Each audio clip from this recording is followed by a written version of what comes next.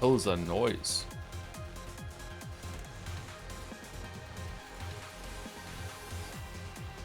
Someone trying to get into the apartment via the ceiling? What the...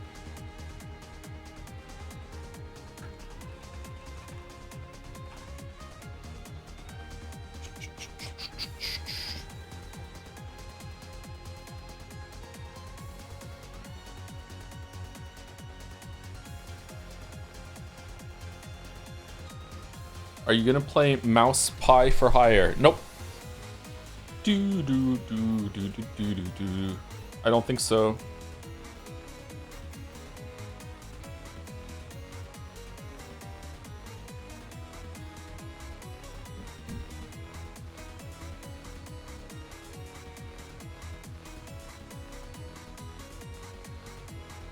Can you still hear the music if I turn it all the way down?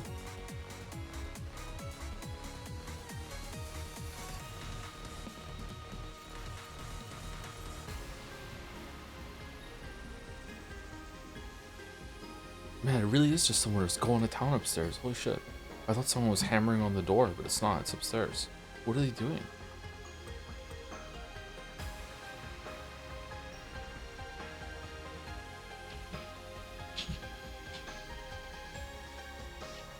Yeah, maybe they're hammering. Okay. Hey, Gatsby. Oh, yeah. Hi. Yes. Hello. Yep. Good boy.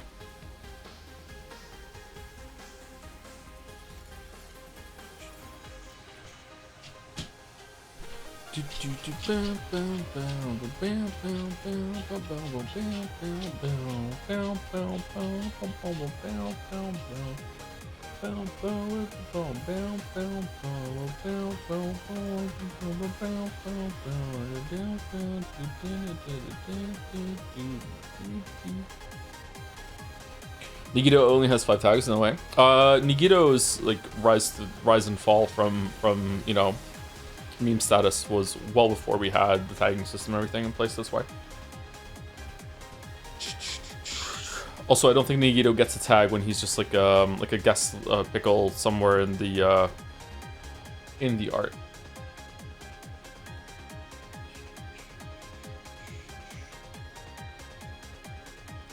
Okay, how is the sound? Are we good? Am I louder than the music? Is the music louder than me? Like, does it need to be turned up?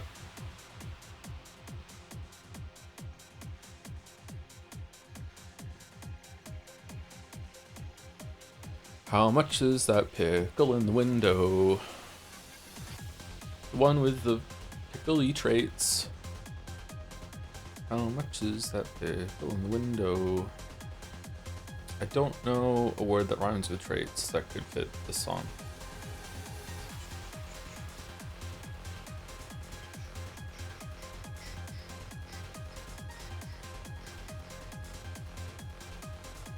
I do hope that pickle is great. There you go.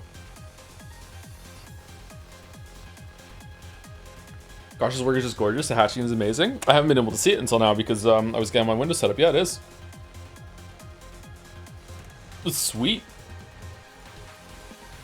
Action pose of the desk too and everything. Or is it a desk? What is it? What is it? That a podium? That a bench? What would it be that lawyer stands on? The bar? Podiums?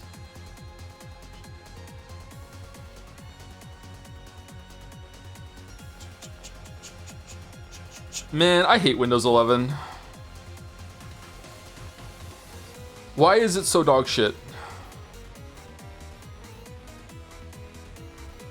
Whose idea was it to have it so that you can start a program and until you like hit Alt Tab and go to the program, it doesn't get a fucking little tab at the bottom of the screen? Fuck you. Like, what do you mean?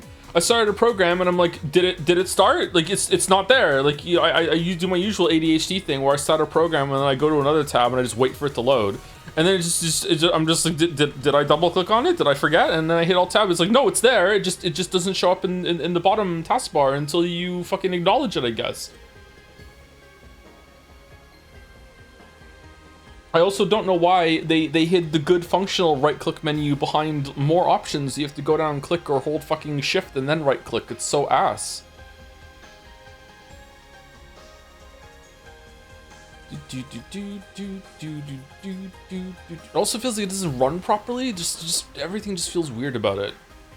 There's like multiple desktops now. You can disable that. Yeah, but you have to like do some reg edit bullshit, and I don't like.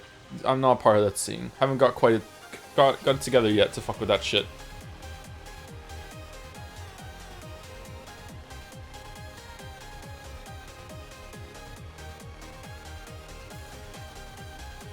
The streamer is truly reliable, unlike Billionaire NL and his Super Cruises. Yeah, and his ostentatious auspices. Yeah, I know.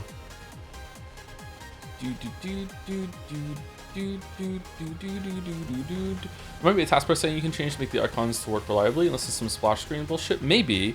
I had to like go in and change a setting for the little, you know, the little thing that happens in the bottom right of your taskbar when you want to safely eject a USB thing, and I it wasn't there, and I'm like, what? And I had to go and fucking go into taskbar settings and turn that functionality on. It feels like that's fucking should be there, man.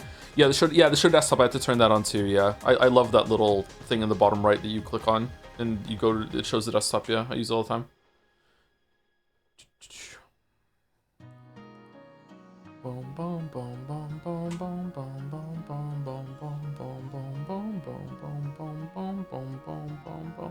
don't know if I built that computer properly. I haven't used it much yet, but whenever I do and I play a game on it, like, my god, it's a jet engine taking off. The fan on that CPU cooler is just so ungodly loud. I also noticed, it's good that I have my headset on right now, I also noticed that on this computer, which is the older computer, whenever I move the mouse, the GPU coils start to whine. It's just, the strain of rendering the mouse at 144 hertz or whatever, just is like, bzzz, it's like...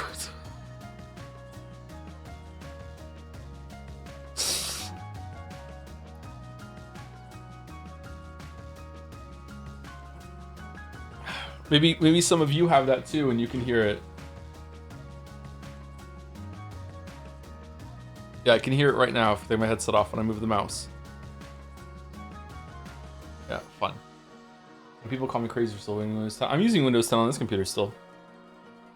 What a beautiful picture. It is a beautiful picture. Thank you, Krombucha? K-Rombucha? Hopefully somewhere close. Happy the Great Ace Attorney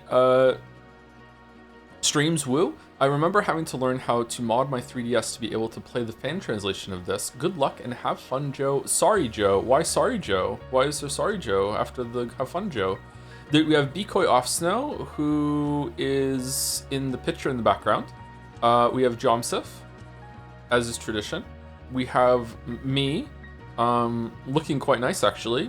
Mouse is here with the flowing bandana. Big Kazuma vibes. We have Nagito Komida, that is his last name, true, and Great Ace Attorney.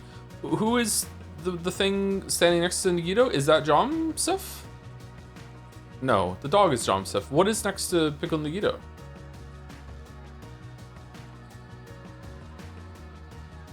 I don't know? Okay, fair enough. Bikoi? This is Bikoi, right? OC? It might be OC. Evil Cap? Evil Cap. Evil Clara.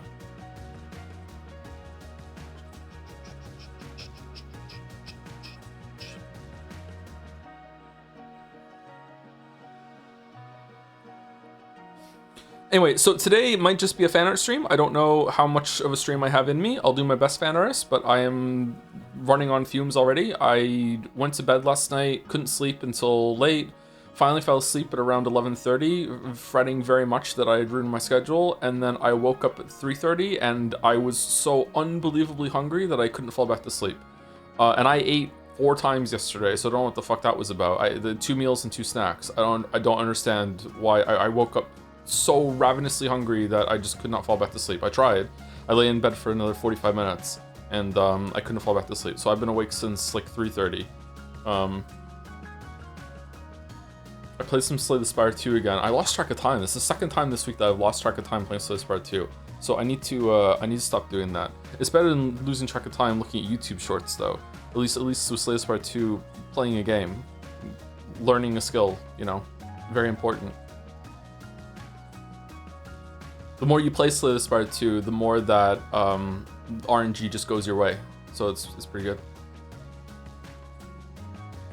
But I thought today was Saturday until I saw the title. It does feel like Saturday, yeah. Opinion on today's patch? I think Ironclad is the worst character in the game. I cannot get Ironclad to work consistently. I don't get it. I feel like Ironclad, you have to go all out offense unless you get like God Draw for defense cards, and even then, like, I don't know. I just can't get it to work. If I do get really good cards, I know that's stupid. If you get good cards, it's easy. But like if you do get good cards, obviously it's a good run. But I just feel like it's harder to get good cards on Ironclad than anyone else. Like just the cards just don't work well together. Or you go all out offense. I had a great run going, and then I just died because I just drew so shittily, and I couldn't have like a way to survive one turn when the enemy was doing a lot of damage or some shit. Like, I don't know. It just doesn't work out all that well. I feel like Burning Blood, I feel like Slay the Spire 2 has a different philosophy about early game, in that in Slay the Spire 1 you can pretty much block everything and you can go through the early fights without taking damage. Maybe that's not true of the higher Ascensions, but it's definitely true earlier on. Whereas in Slay the Spire 2, I feel like you are constantly taking chip damage throughout the whole entirety of the game, especially in Act 1. And now, instead of Burning Blood being this relic that you start with that facilitates you using the skills, the cards that Ironclad has that do self-damage, instead now it's just because your starting deck is so shit that you're just making up for the chip damage that you're getting. So you're starting off at a huge disadvantage. Like, it's so crazy to me how good everyone else's starting kit is compared to Ironclad's. Just like fucking hell, wow. I'm just wishing for literally anybody else other than Ironclad. I feel like everything is balanced in the first fights with either having Osti's carryover block from summoning, or Regents, or Silence, whatchamacallit, the weakness that you can put on. I haven't been fucking with the defect very much, so maybe the defect is worse than Ironclad, I don't know. That's the one I've been playing the least. Did you play new patch? Yeah, I played the new patch this morning. I did a few runs this morning. I beat my first run with Silent. My first time doing Ascension 3 was Silent, I think. Then I did an Ironclad run, and I had a really great thing going with strikes. I had like strike dummy, perfect strikes. I had a really good run going. It was really powerful. And then I just died. Just some random enemy in Act 2 just blew me up. Yeah. And I did a Regent run, and the Regent run was pretty good. Are you playing on Ascension 10? I'm Ascension 10 on Necrobinder.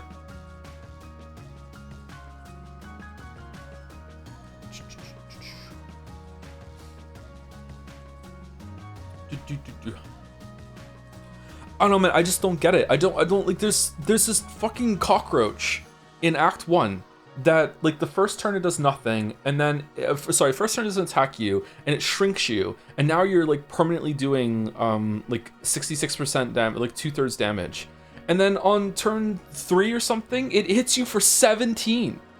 Like, what the fuck are we doing? This might be like the 3rd fight you do, and it's like, fuck you, I'm hitting you for 17 on turn 3. Like, you can't even block it all. Like, I don't get it. I don't understand the design.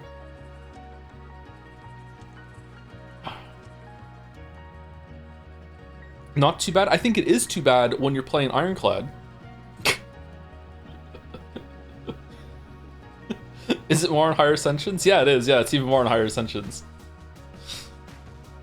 This was on Ascension, I think, 3 or 4, so I wasn't at Ascension 8 or 9 yet when they added more damage.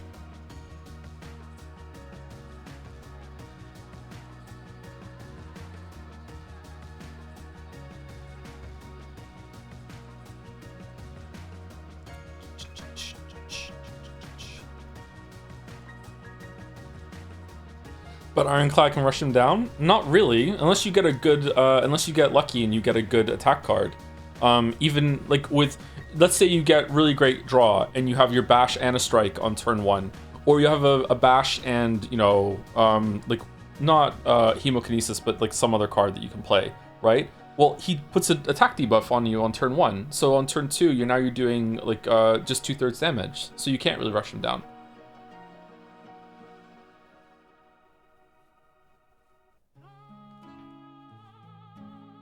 But a lot of people say that Ironclad is really good, so there must be something I'm missing about his cards or something like that. Anyway, sorry for yapping. Anyway, so I think that we might just be doing Fanart today, and that's it. We have 50-something Fanarts today, 54, it's on top left there. It's a double week of Fanart. Usually we try and keep it around max around 30, but we don't have a game to play today unless we do Slay the Spire 2 afterwards. So we're going to be doing Fanart today, and then we might just call it. I'm not streaming tomorrow, although I am tempted to try out that Pragmata game. That's getting really good reviews. It kind of feels like a God of War 2018 situation with it coming out of nowhere, and people are like obviously we knew it was coming out, but some people said that it's surprised that it's good, right? Just like God of War is surprised that it was so good. The fuck is divorced in the name? I was jealous of NL having a bunch of exclamation mark commands in his title, and that's the only one I know, so I thought I'd put it in there.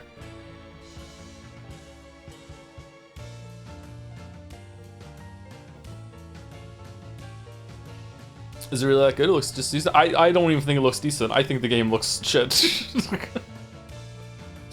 The Pragmata does not look good to me. But apparently it's good.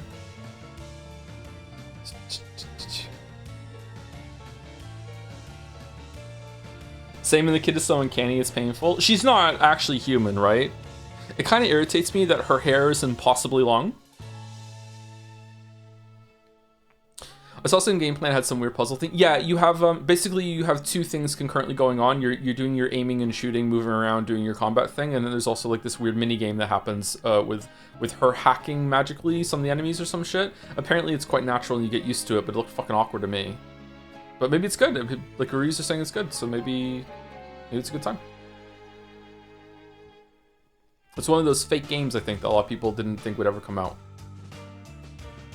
Anyway, let us start moving through the fan art. First of all, thank you to Lemonade Standing for the 36 months, 3 years. It's been a good 35 months. It's 36 actually. They're both here though. Too bad this fan art section will literally kill you. I'm gonna die? Oh shit. All right. Well, I look forward to that. Thank you, Lemonade Standing. And thank you, Krombucha, for starting us off with Ace Attorney themed intro. Objection! I like this pose. It's cool. Thank you. By Crystal, sorry. Sex Warning Chan needed more than a warning. I apologize for the eyes of Jads. I somehow made something worse than a boob window. Sex Warning Chan. It's true. It's true. There was a lot going on in that picture. If you went and saw it, it's 2 weeks ago. If you know, you know. She's ashamed.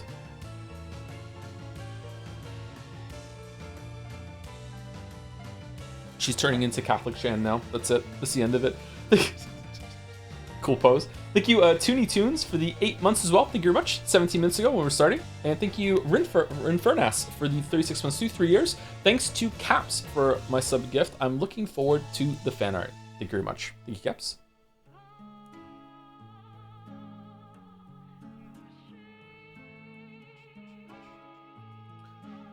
Back to nuns. They're so gross.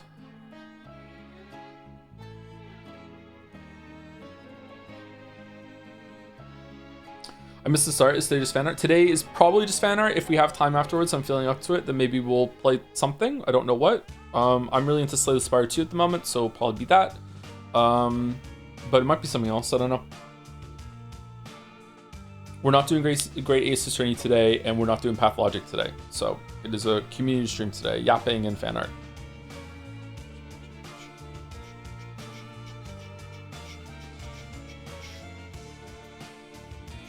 Golden Idol DLC? I did not sleep enough to do Golden Idol DLC, sorry. There's no way. There's no way. I hope you hate the defect as much as I do. I have already done some runs with the defect, but the fewest of all the characters, and I don't really like the defect. Kind of clunky.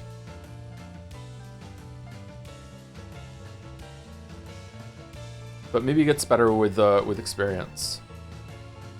I think that the dark orbs suck, and I think that the glass orbs suck. And with 2 of the orbs that you can get being kind of meh, it's irritating. The plasma orbs are take a while to get going too.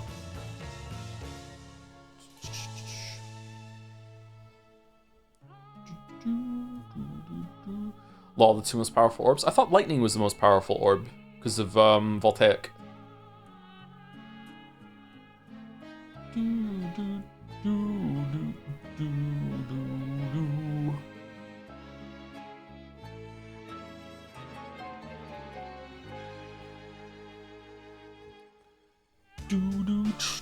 Thank you, Crystal. By Ash Eshir, Safeish move along, getting a little spicy there. Fan space, whoa, Awooga, you might want to check this in another tab first. After the sex warning fiasco from the Clown Gallery, I feel we may need a more nuanced warning system. Alright, okay. They look like Boy Scout badges to put on your sash. We have a 3-tier warning system, alright. What would this one be? Safeish move along? Yeah, probably, right? Like there's implied problems underneath the towel blanket, but you know, there's nothing there. Definitely Safeish, yeah. All the different colored whistles that go along with it too, that's neat. I like that. For me, my imagination does too much. Well, that can't be helped. Thank you, Hugs and Misses, for the 63 months. Hey Joe, I'm still on the egg talk from last week's Pathologic. I tried your so-called egg trick, and there's egg everywhere. The kid's crying out, thanks a brunch. I don't believe you. I don't believe you. I've cracked... Is it just that Canadian eggs have thicker shells or something? I have cracked so many eggs with this method, and it has never done me harm.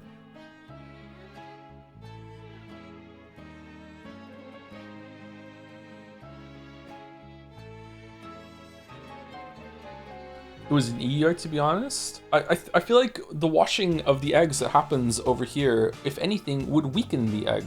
It wouldn't make the egg stronger, right? So, wouldn't European eggs do better with this method? Oh no.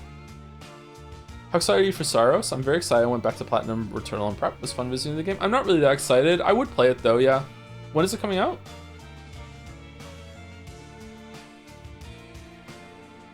Fell asleep during the yesterday stream, woke up at midnight. I caught up at work stuff, joined morning call, and then fell asleep for an entire workday. Are you proud of me? Narcolepsy, older bro. Very proud. It seems like you're getting a lot of stuff done despite the sleeping problems. That's good. End of the month? Oh, that's soon. Shit.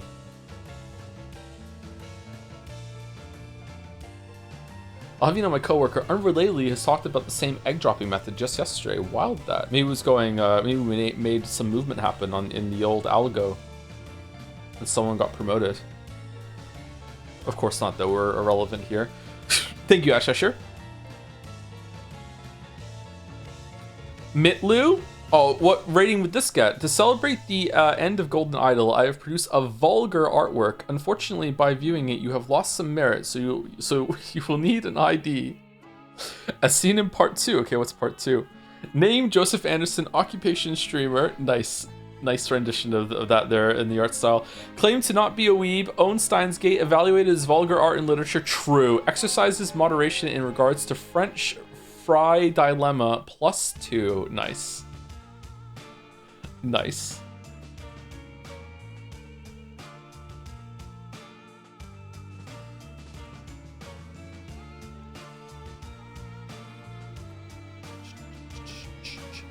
I tried this 2 days ago. It works, but it was really uncomfortable hearing my dad say, why are you not breaking the eggs the normal way? What is normal, really?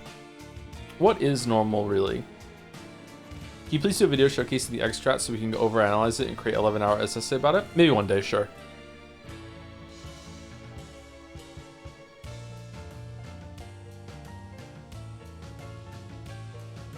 Oh, Dark Souls update. Finn has beat Fume Knight. He can't beat Sin because his weapon keeps breaking and he doesn't know why.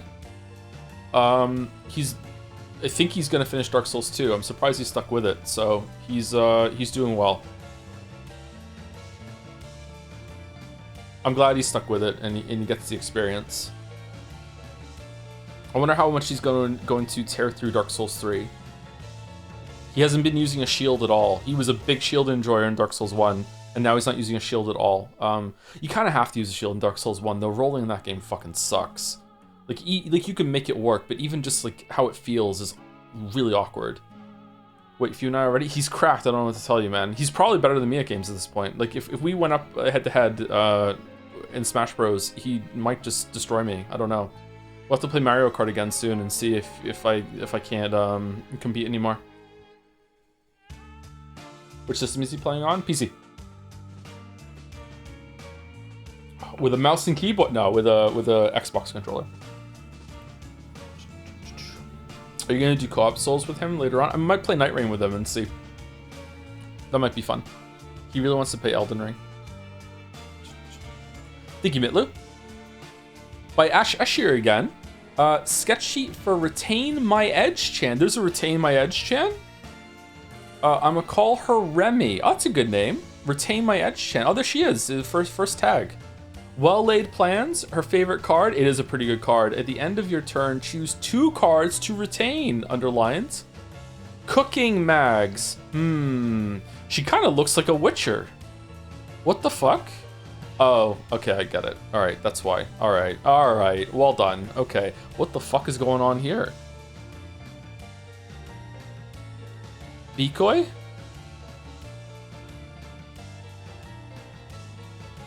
Spiritually similar.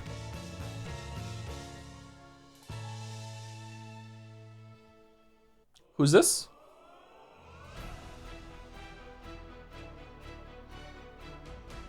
Hundred-line character. Oh.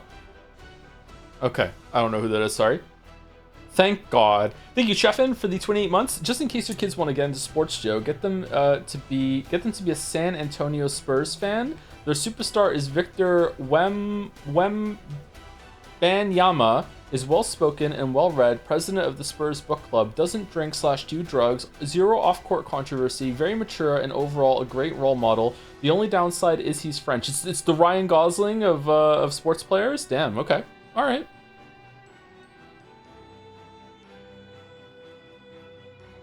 Speaking of Witcher 3, it's a pretty good video game, huh? Thank you, Chefin. Thank you, Ashir. Sounds like a boring person, to be honest. It's me. I'm this boring too.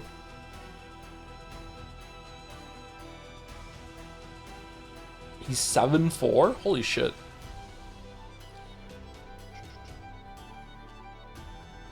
I can't believe the Uchikoshi Hunterline cruise was cancelled.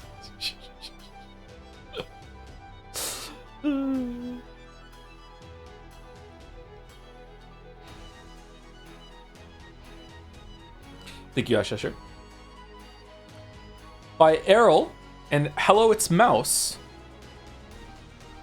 One, really? This is the... After the singing, too? Mouse didn't get a credit for that one? In celebration of Joe's reaction to prosecutor Barak Van Zeeks. Is that his name, Barak? Lord Barak? It's not Baron? I submit my fanfiction for The Great Ace Attorney 1-4 to the Stream Art Museum. 1-4. Yes, I have been writing them for every episode, but they will continue to the end, but likely not to be submitted here. Incredible illustrations by Errol, whose dedication to these men inspired me to write my first fanfiction in 20 years. And my first yaoi fanfiction ever. That's not true. I love men yearning.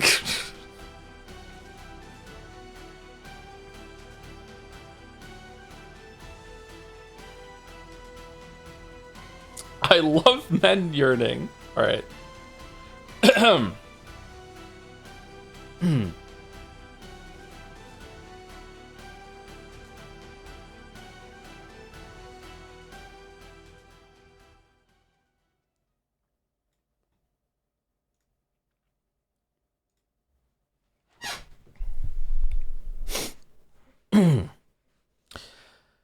Ryu was standing in the pub studying the wood and stone of the walls, so different from home.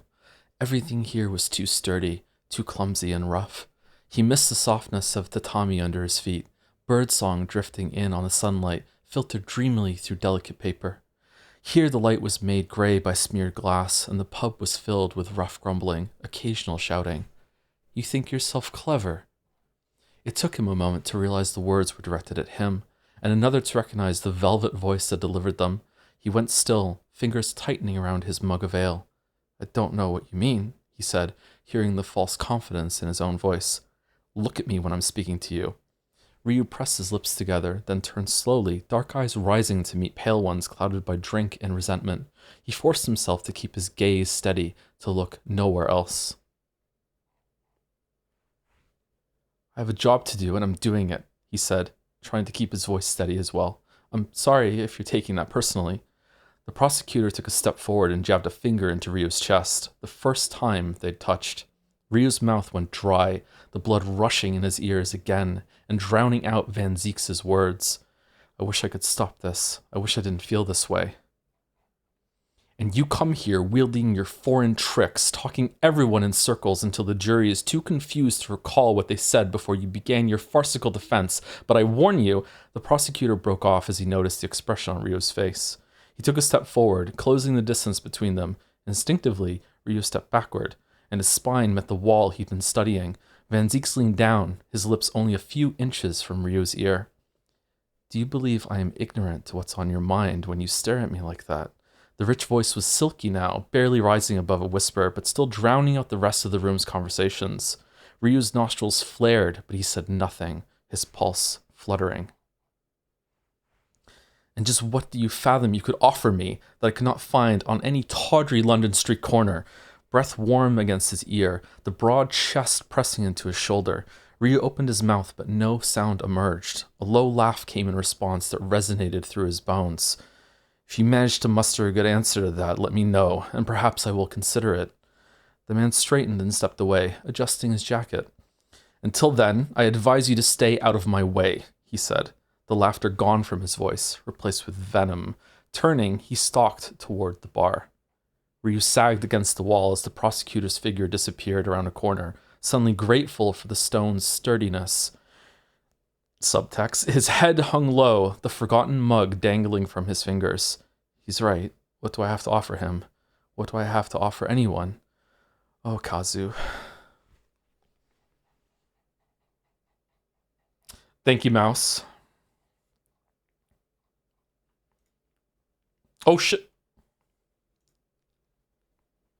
All right, there we go. Is there a part 2, or is there going to be no part 2? Okay, music can come back on. You go open a window, I think. Holy shit, it's a little hot in here now. Holy fuck. Okay, up to 60 something. And then play. There you go.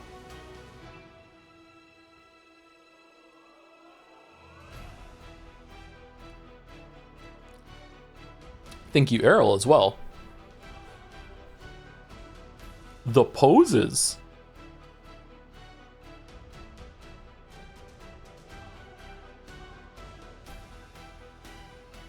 Thank you, Hudson Savage, too, for the 2 months as well. I subbed for the voice acting. That old man voice was particularly impressive. Was it? It's amazing you were able to stay in character for over 5 hours. Oh, I see. Okay.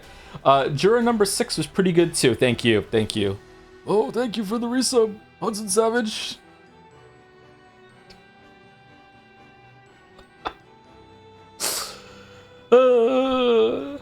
Thank you, Errol. Thank you, Mouse. Thank you, Clive. Thank you, Jill. Thank you, Ben Star. Thank you, Thor. I'm disappointed. Ryu knows. Do you think I won't be able to get you off? Oh my gosh, he has a nickname for me. Yep. Yep. That's what we're that's what we're all pog champing about. Yep.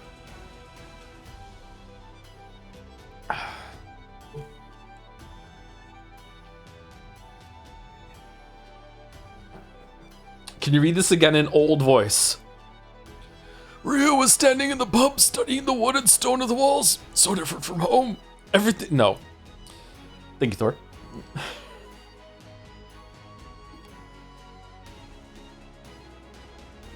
It's actually a fairly difficult voice to do. It's not as hard as the hardest voice that we've done so far has been the first prosecutor's voice. His like screech, it ruins my voice a little bit. Can't do it. I could probably do the slightly deeper voice I have for Von Zeke's forever. Judge I could do forever too.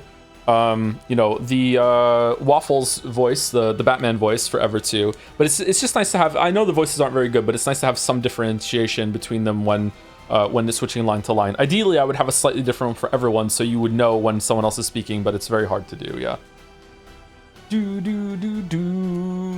you, Coppany999 for the 16 months. Resisting the urge to recommend Linux. Yeah, Windows 11 sure sucks. Maybe one day I can get to Linux. Is there any video editing software that works well with Linux or no?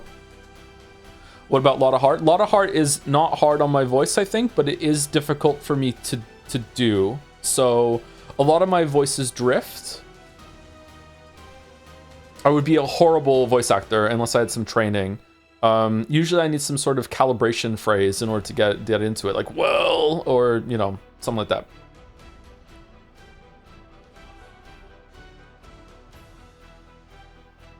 I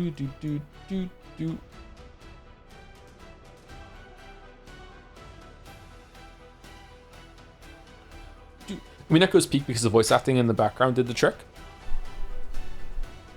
Yeah, that did help, didn't it? Yeah, you could tell when someone else is speaking, even if it was just me doing a solo session. Yeah.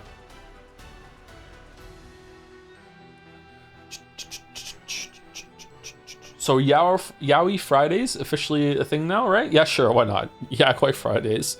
Thank you, Thor. By Oko, Efe Oko. Happy the great Ace Attorney streams. I'm sadly banished to VODland, but I am watching closely from another time zone. The tutorializing where characters bring up gamepad inputs is always endearing to me, as is Joe's Ryo Nosuke fumbling simple answers at the beginning. Looking forward to watching the next VOD. Did I say his name right? Ryo Nosuke? Ryo Nosuke? Just Ryo. Man, you could just tell, like, Oko's characters, huh? Okay, Ryo, you take the murder weapon and you put it into the murder weapon shaped hole. Very nice. There's a decoy there too.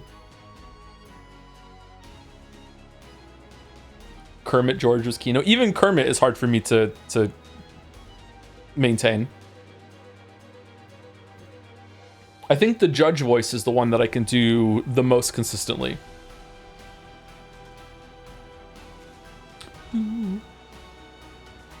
That's right, the square hole. Did you see the follow-up of that where they did it right? End of an era, man.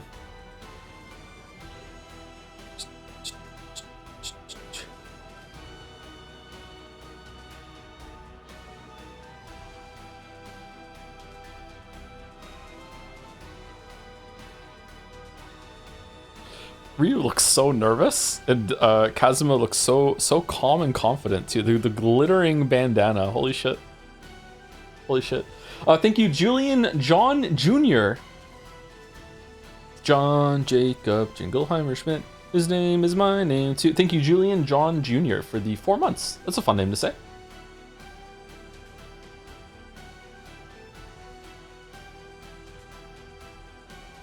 Your old man voice reminded me of this absolutely nonsense bit in South Park where they put the singer Rod Stewart on stage and he's so old, all he says is, pooped them. Okay. I can't believe South Park is still going all these years later. Are they all still going? The big cartoons that I knew when I was growing up were Simpsons, South Park, and Family Guy. Are all three of them still going? I think they are, aren't they? Is Family Guy done? Simpsons is still going along. What's playing right now? This is Enter the Dragon's Den by Kasoro. All the music that's been playing today is from the community. They were commissions by 2 artists, Teef and Kasoro. The ones that we've been playing so far are from Teef, and the one that's playing right now is Kasoro. You can find links to them, someone will post them in chat, or you can find them on Jads on our Discord server.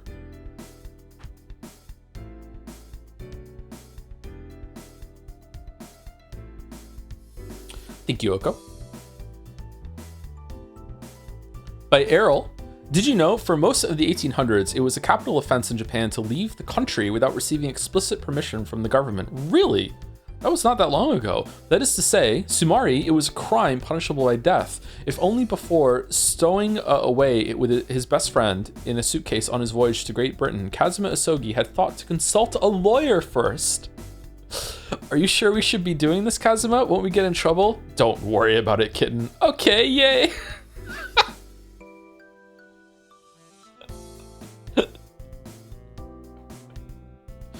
And then he hid in the closet for the rest of the journey. What could the Ace Attorney writers have possibly meant by this?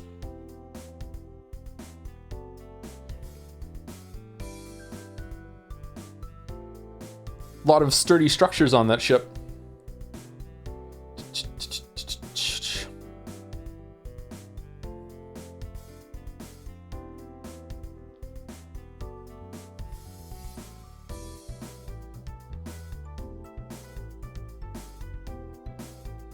What's better, chat? Pretty boys or handsome boys? What flavor yaoi do we like?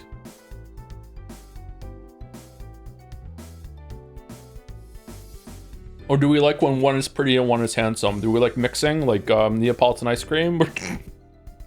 Sorry. Thank you, Kiro's Pick Naturals for the 11-month resub. With the 6-7 dance next to a walrus. Thank you very much.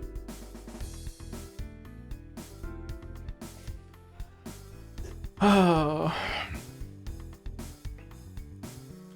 Pretty handsome. Pretty and handsome mean different things to me. Are they mean the same thing to some people in chat? I can get on board with that. I think that's fine. Like they're both just mean attractive, right? Like, but I think pretty and handsome mean different things.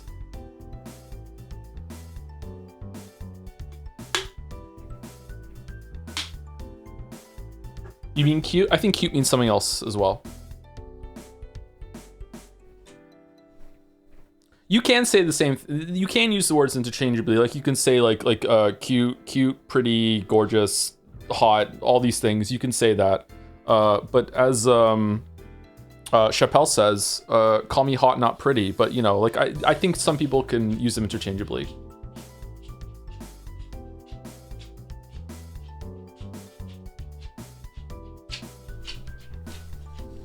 Speaking of handsome, hello.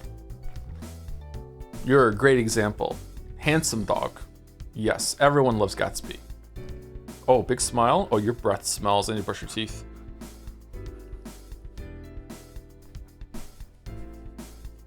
Are you gonna burp into the microphone? No?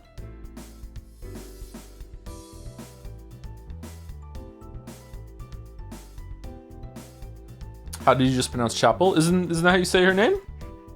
Doesn't in one of the songs she says, "Hi, it's Chapel. I'm in New York or whatever. I just landed or something." That's how she says her name, isn't it?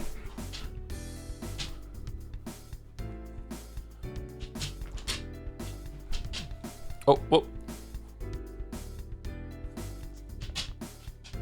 You didn't say it. Oh, did I mispronounce it the first time? I'm sorry. Sometimes I say words wrong. You can bully me for it. It's fine.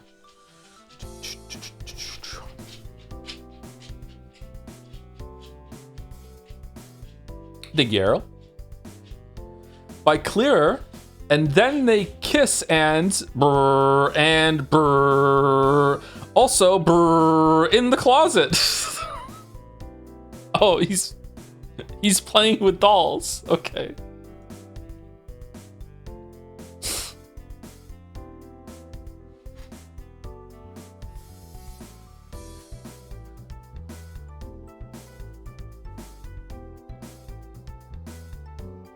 Clearer is back, baby. Someone found Clearer living in a cabin out in the woods up in the mountains. Don't understand, I'm retired. You have to come back just for one job. Getting too old for this shit. Alright, what is it? You have to draw Joe playing with dolls. Alright. They released the smoke signal, yeah. Thank you, Chishari MMA, for the bits. Hey, Joe, thank you for fan art stream today. It's my second time I did my fan art for you. Hope you like it. Kinda, oots. Have you got...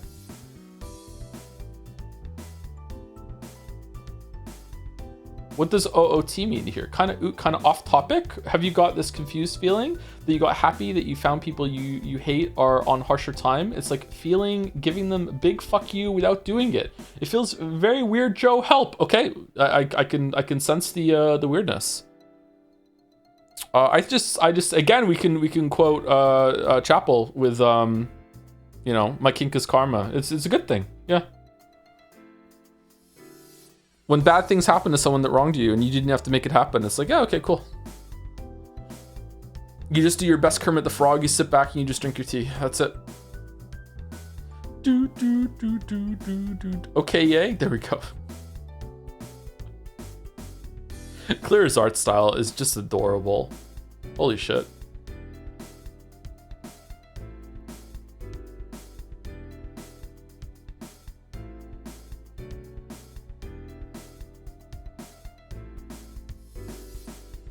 Thank you. Oh, Clear's in chat. Hey, how's it going, Clear? Hope you're having a good day.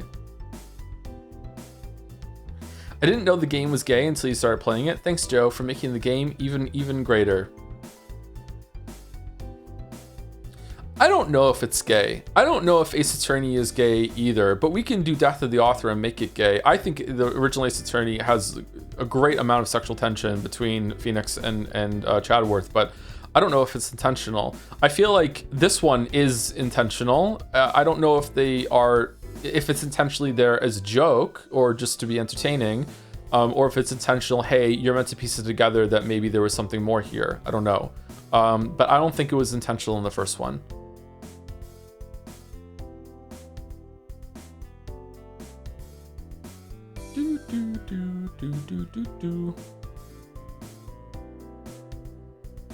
Is there like a known tier list anywhere of anything like that? Like, what is there like a go-to, this piece of media, this movie, this game, this book is absolutely completely gay and it wasn't meant to be?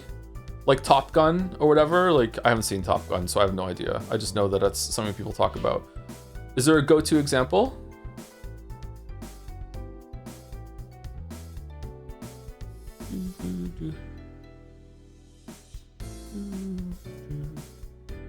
The anti-woke Steam creator groups. Oh, fuck. It's like they have their own demerit list, yeah.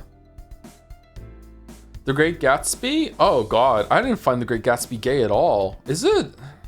I need to reread it again. I read The Great Gatsby when I was like 20. And I don't mean in my 20s. I mean, like, fucking 20. So maybe that was lost on me. I don't know. I didn't find Great Gatsby gay at all.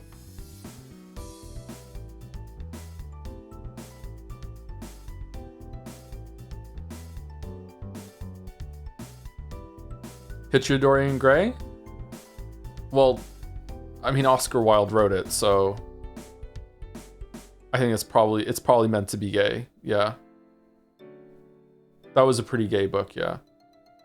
I love that book. That's a really cool book. I like that book a lot. I read that when I was 20 as well, yeah. Is Gatsby gay? The character or the dog?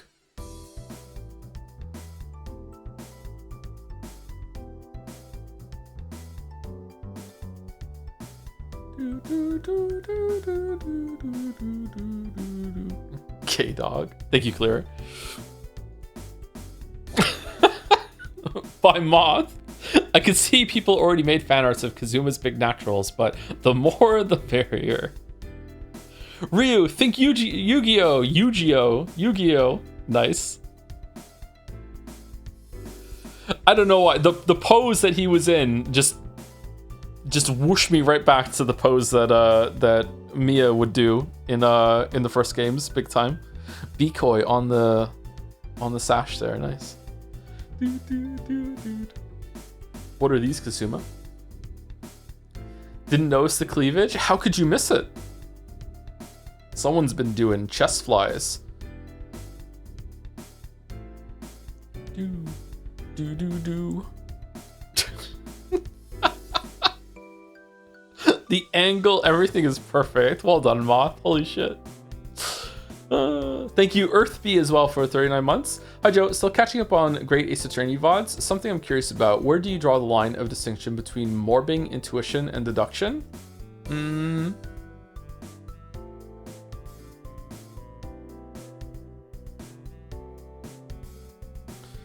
I don't know.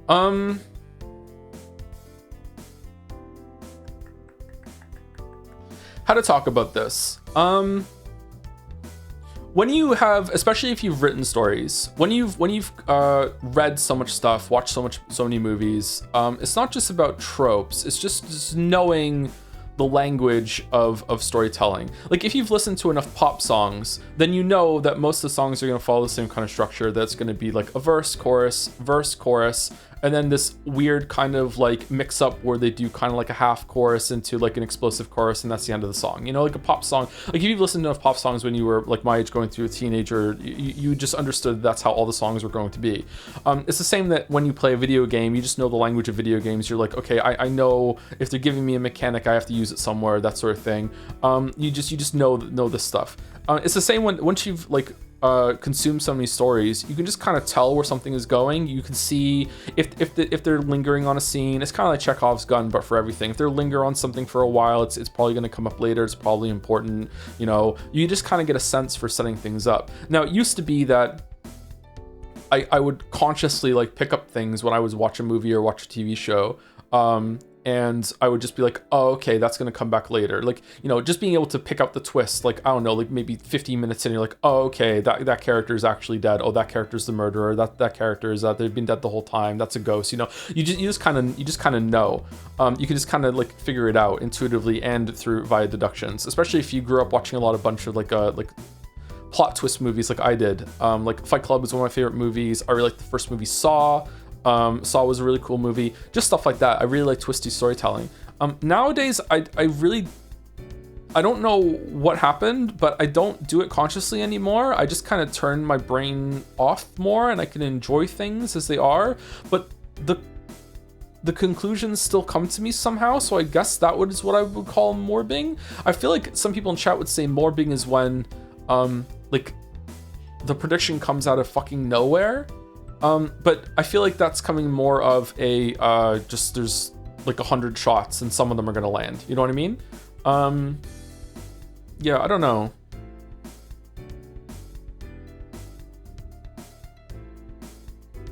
You just kind of see the Matrix.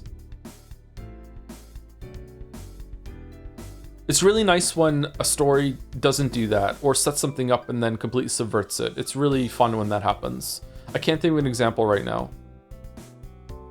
Pathologic is a great example of just them following none of that at all, and you're just like, I have no idea what the fuck's going on. I have no idea what's important. I have no idea if someone's gonna come back. You know, that sort of thing. Spends a lot of time setting up characters, and then they're just irrelevant for the rest of the playthrough. That might just be bad writing. I don't know, but like, yeah, in that respect, anyway.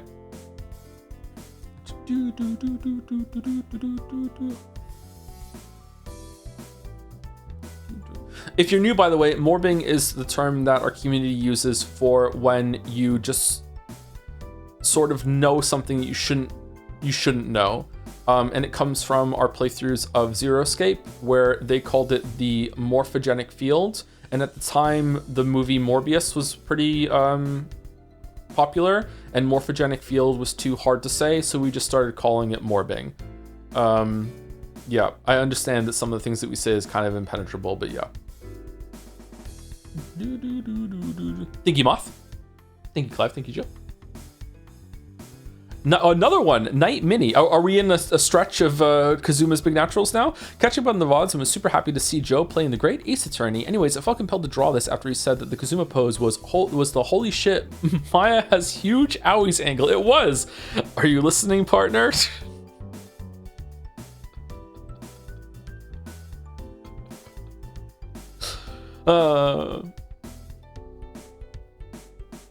Kazuma seems like the kind of bro that would just meet you dead in the eye and be like, what are you doing? My tits are down here, right? Like, absolutely. Yeah, absolutely. Thank you, the Can Karma, for the 17 months as well. No, 35 months. Thank you for the streams, Joe. You're very welcome, the Can Karma. Hope you're enjoying them. This is your first one night mini? What?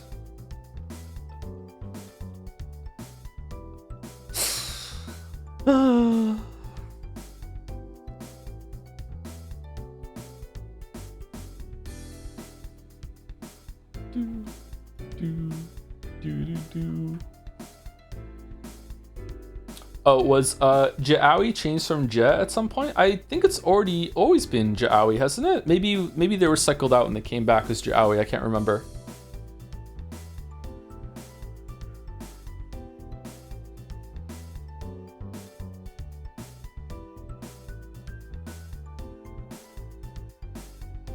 What is Ja? It's meant to be Jabated. I think it was always like that because the pose is kind of like the Jabated pose. I think that's where it's coming from.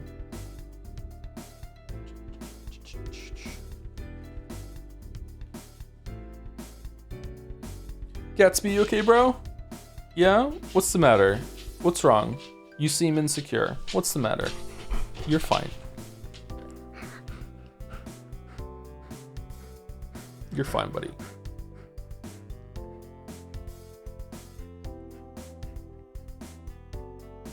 You're fine. You're okay. Yep, okay. Alright. Breathing dot, yeah, I know. Mm-hmm. Please don't lick me. Please don't lick me. I don't like that. No, it's okay.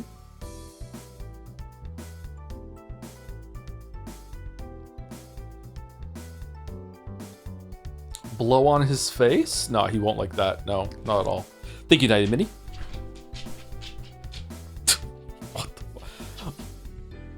Another from Errol. I don't know what to say about this one other than Joe's initial reaction to Van Zeek's was so funny it made me choke on my drink. What was my initial reaction? My dialogue box is down here. Wow.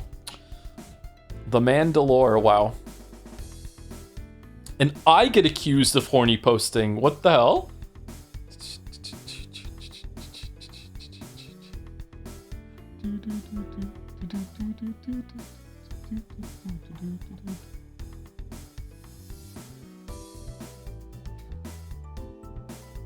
Morbed in real time. What did I morb? What did I morb?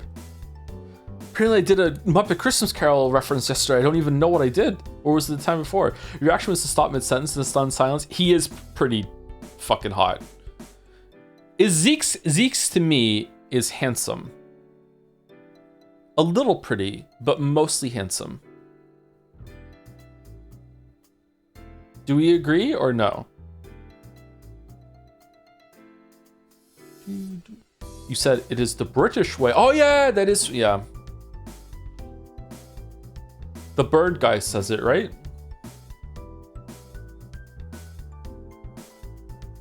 You just made the "my tits are down here" joke on the very last Fanart. Oh, okay, all right.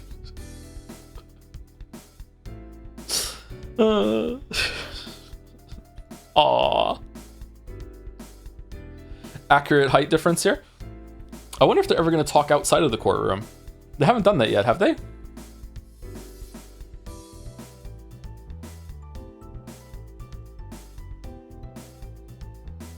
They have not.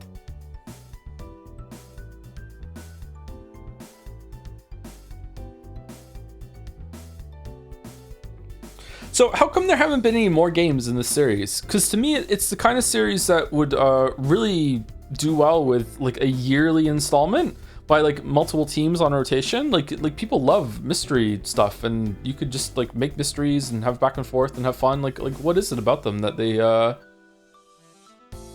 do they not sell well?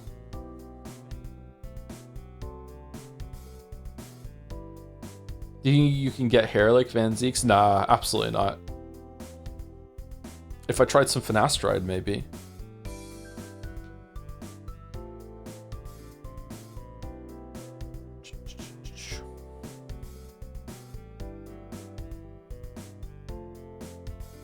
My hair is way longer than his right now, but not as glorious.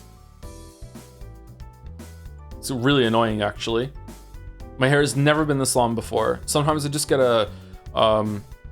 This is going to sound really simple to people that have long hair for most of their life, but sometimes I get a hair stuck in my mouth just out of nowhere. It's blown in the wind or something, and I reach up and I try to swipe it on my mouth, and I just can't get it for like 3 attempts, and then I realize it's actually coming from the very top of my head.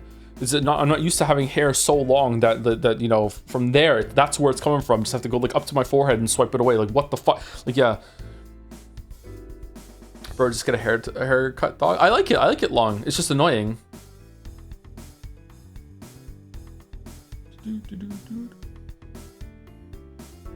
Like, I like the look, but I don't like the functionality of it, I guess.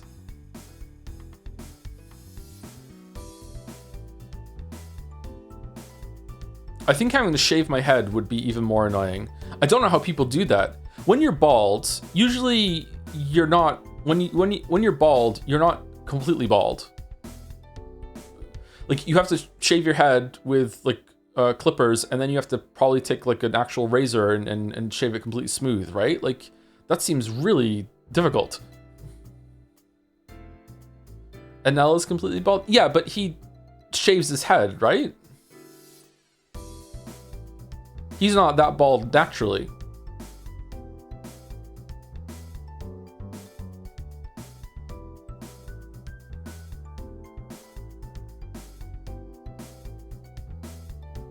Just takes practice, but I find shaving head fun. Is it? Okay. I would be afraid of cutting myself.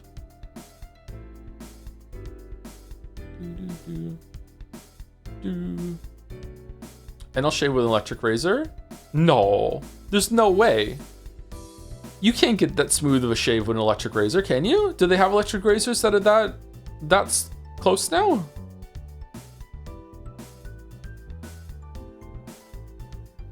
Yeah, really? Oh shit, I'm behind on my razor game. Okay. How can you get that close to an electric razor without the risk of cutting yourself? A little less near than a razor, but barely. Okay, so there's still a tiny little bit. It's not exactly like a straight razor shave. Okay. They always have? No, they haven't. I'm talking about that there's no visible hair whatsoever. Like you're completely smooth. Like you can put your fingers on it and just any other part of like a baby's butt is what they say. Like that fucking smooth. Like I don't. Like when I would shave more often, I don't think there was an electric razor that could get that close. It could get pretty close, but like you would still have a little bit of stubble. You would still your hair would feel a bit like sandpaper. You know what I mean?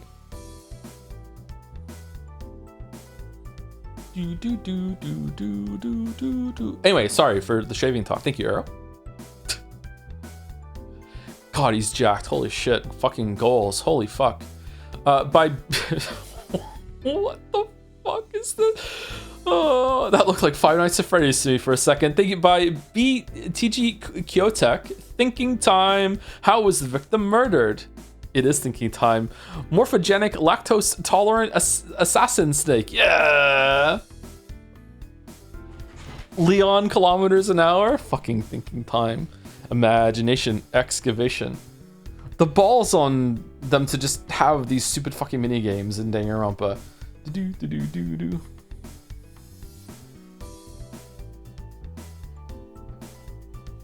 Actually, it's Lowen. It is Lowen. Lowen.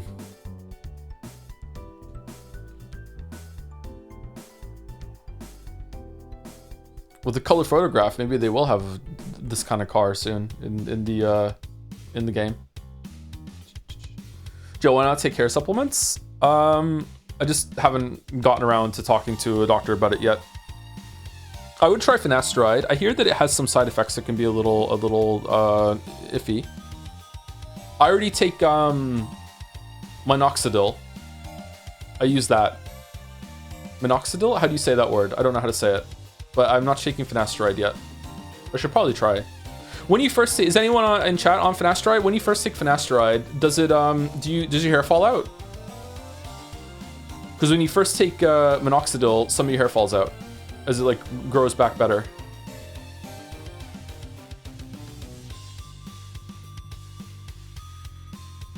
Funniest part of the Rompa mini games are the tutorials are just walls of text with no visual aid and a bunch of small text. Are they really? I can't remember them.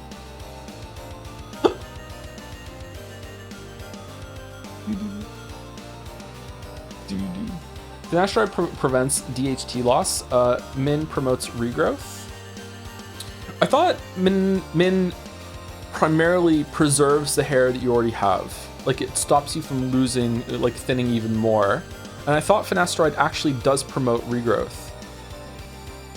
What is this about? Like hair loss typically happens because of I'm gonna get the hormone wrong. Is it just testosterone? Is something about testosterone changes as you get older and you start your hair starts going on the top of your head, but you start having more hair like on your body and also your face, right? And it kind of reverses that a little bit, and you lose hair in other areas and you gain it back on your head. Isn't that how it works? I haven't really looked into it all that much, to be honest, but I heard it's pretty good. Too much testosterone? Like, I don't know if I would want to I think I would rather be bald with a better beard than full head of hair and shitty facial hair. I don't know. That would be a difficult decision for me, actually. I like having a beard. I don't like having a big beard, but I like having a beard. I had a big beard for a while, and I'm not part of that scene anymore. Even I need to trim it right now, actually. It's a bit too long. I just shaved my beard. Yeah, but some of us have really weak jawlines, chatter, and we need the beard to hide it, okay? Some of us need this crutch, all right?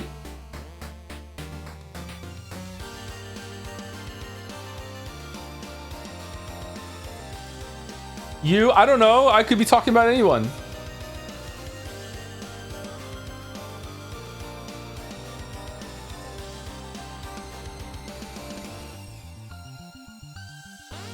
Some of us a permanent 5 o'clock shadow and the beard isn't gonna go away. Man, I wish. I think my beard is okay. I don't think it's great. I think it's okay. I'm content with my beard. I wish it was thicker, but it's okay. Maybe it's gonna continue to get thicker as I get older. I don't know.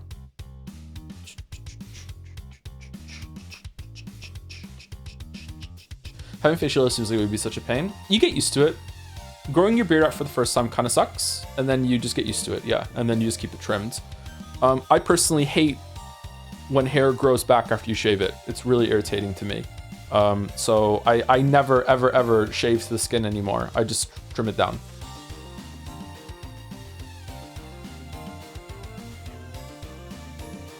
I have a jawline that goes like the fucking Nike logo. What? The beard saves me from going insane every time I look in the mirror. What do you mean? Isn't that a good thing? What?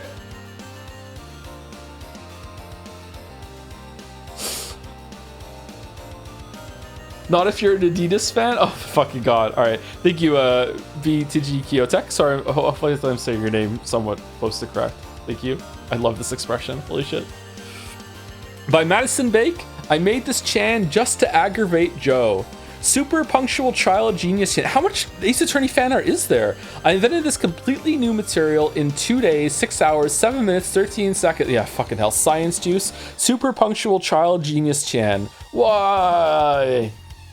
To be clear, it is not the super punctuality that irritates me. It is the constant looking at the time sort of thing. Although I still do like the character. I can't remember his name.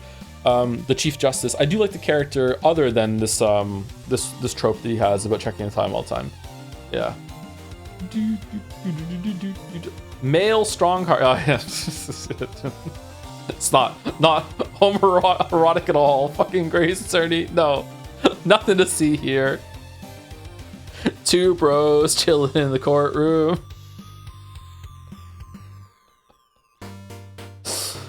Oh, do.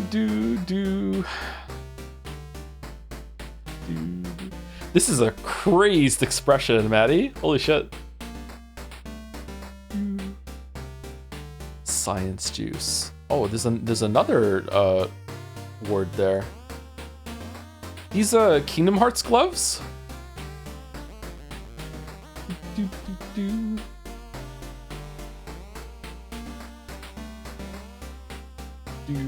to be fair, the original name is Vortex Center or something like that. Oh, is it? So I think they're doing like a Maelstrom Heart thing, but your idea is pretty good too. Okay, all right. It's interpretation. Do you work out? Me? Oh, I don't shut up about it, yeah.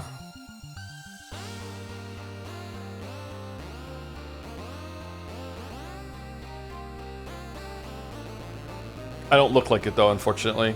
I have a hard time putting on muscle.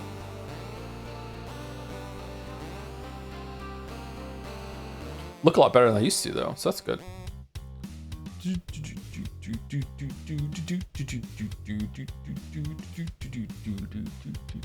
The lot of heart vortex sounds scary. Still bracing for her to show up, or some lot of heart ancestor.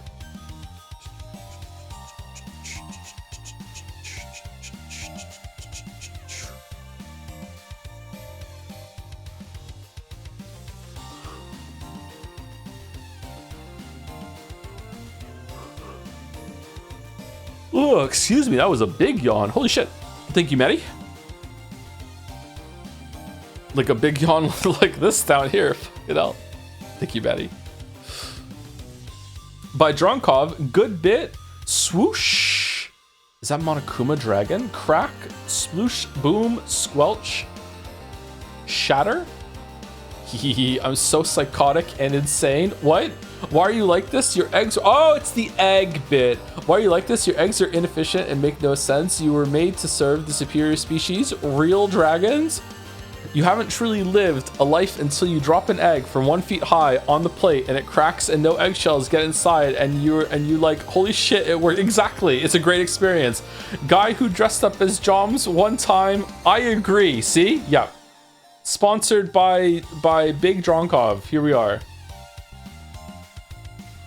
It's a great experience. Maybe go a little lower than 1 foot the first time and see.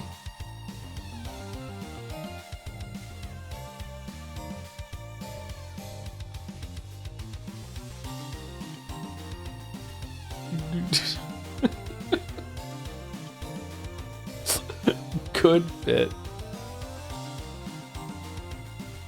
Putting the picture of the egg on the screen and having the JPH point show up as the cursor is one of my favorite bits in recent memory.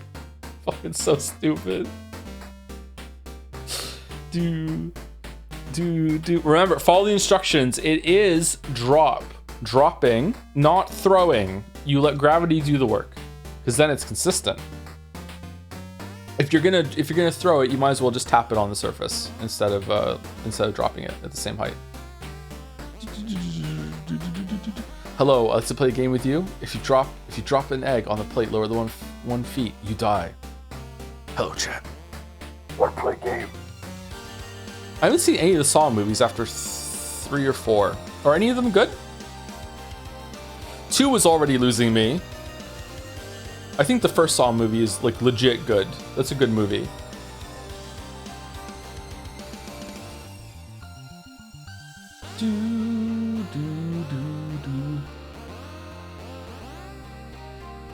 Can you still change cursor graphics in Windows? Time to have JPH constantly on screen. You can on Windows 11, he just said, with no idea if that's true or not.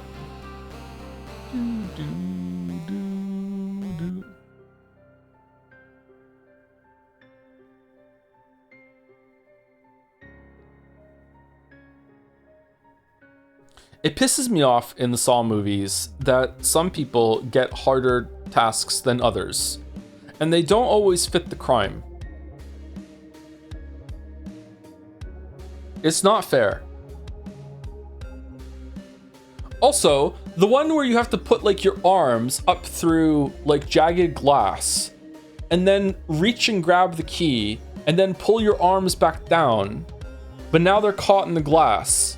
How are you meant to do that one?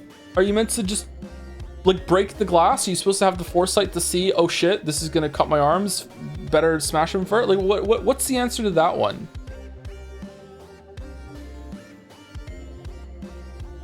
One arm at a time? What would that do? Do you put both arms in the same slot to move the glass or something like that? What do you do? Summon the point of suffering? Joe, I understand that you are meant to sacrifice something, but like usually it's meant to be like, okay, like the key is behind your eye, cut open your eye and get it, but you can do it. Whereas like once your arms are trapped in the glass thing, how do you get them out? It seems like you're fucked. Doesn't seem like there's a solution there. What was the unconscious guy supposed to do? Just wake up Lamia? That's true. Maybe his crime was so big that he doesn't get to have a chance.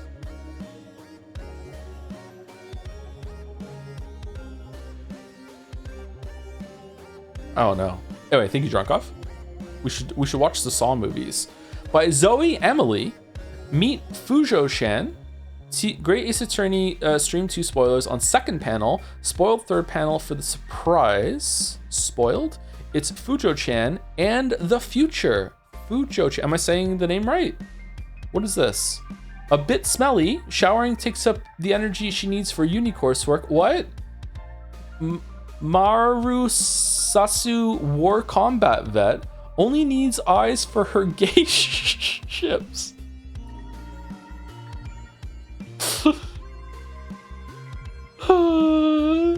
She made the shirt herself and cut it into a crop top. Pocket 3DS, the most yaoi full system. Is that true? Thrifted these when she was a teenager, and she's worn them almost every day since. Wow. Fujo-chan is happy today. She is watching the Great Ace Attorney VODs. Having never played the game, she loves Ryo and Kazuma's romance so far. She's about 2 hours deep into the second stream and excited to learn why Ryo is handcuffed.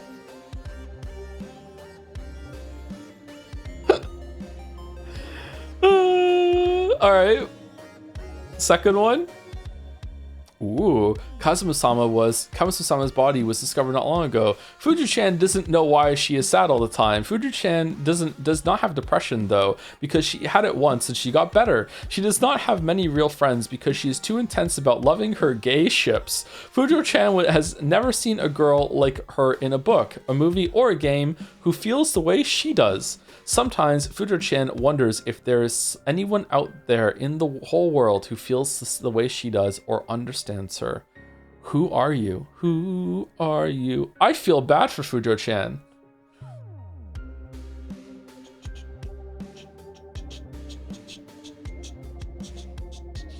Why do you not consider yourself a Japanophile when everything you interact with on stream is from Glorious Nippon or Weeb coded? Well, not everything. And secondly, it's like, you know, it's the job, man. It's the job. It's how we do as a community. Okay, what's the third panel gonna be? Meet Fujo-kun. Cut his hair, spends hundreds on gel to look like his favorite anime boy. Narusasu war combat veteran, the same. Are you going to a convention? No, why do you ask? Right to bear arms? Wow, wow. Same crop top, he just works out now. Still a bit smelly. Oh, I see. Okay. There was a twist. There was a twist. The Yaguai paddle. Is it the same shoes though?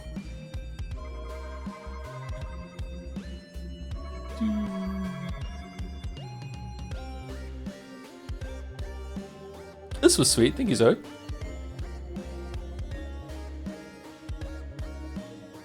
It's left open to interpretation. Exercise for the reader.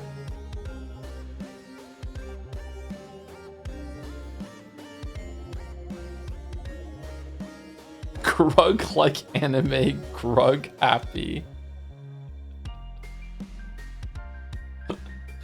Are you going to a convention? No, why do you ask? Goes so hard.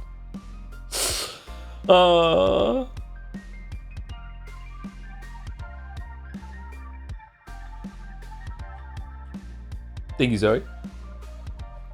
By Bucket, the amazing Clara. No way. Pathologic stream bits plus a Giselle Brett portrait. Okay. No way. The turning on the fly glitch resulted in this? Fucking hell. Look at the boys down there, just so upset. How have you got their arms crossed when they don't have arms? That's crazy.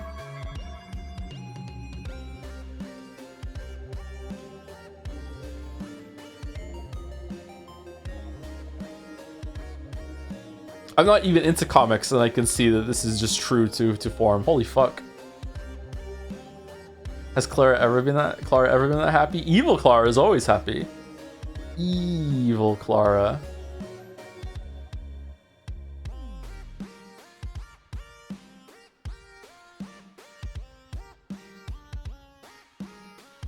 Speaking of, Pathologic 2 is starting on Tuesday, and it is Haru's run, right? Because Bachelor is Pathologic 3. Clara does not have her own game yet.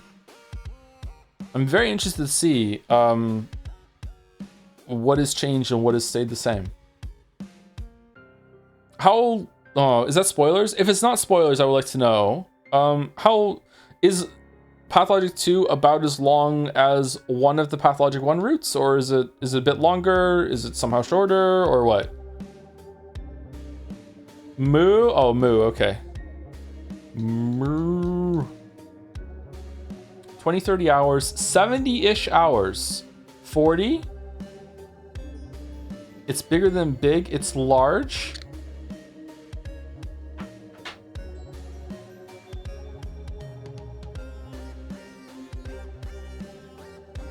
It's better than bad, it's good.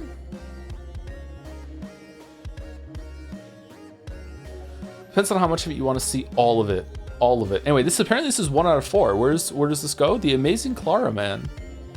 Are you an idiot? You'll end up with a mess. You should leave this task to hands with precision, unless you want to pick up the shards left behind. Well, unlike you two, I can perform miracles. Clever Clog's line? Is it gonna happen? Now watch me crack this egg open without a drop left behind. Clara really can do miracles. Oh, damn. And bred out of nowhere. Holy shit.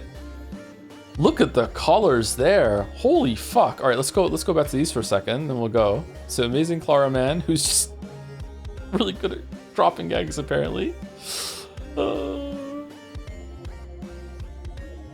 Wonder how long Pathologic is gonna stay in my mind for. Thinking about it, huh? And then we have Brett. Holy shit! Even got like the top half of her face in shade, like she was in the trial. I wonder if that's like she's gonna come back later. Obviously, is she gonna take the hat off at some point? Are we finally gonna see her face? What's that all about?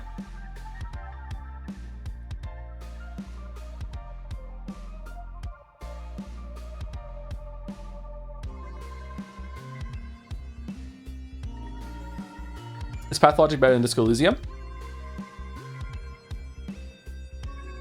No, I prefer Disco Elysium. But if Pathologic was structured like Disco Elysium in that it cut down on the walking and it was like time passing when you do something instead of time passing as you're just wandering around, it might win. I'm not sure, but I prefer Disco Elysium overall. Maybe Pathologic 2 will overtake it, I'm not sure.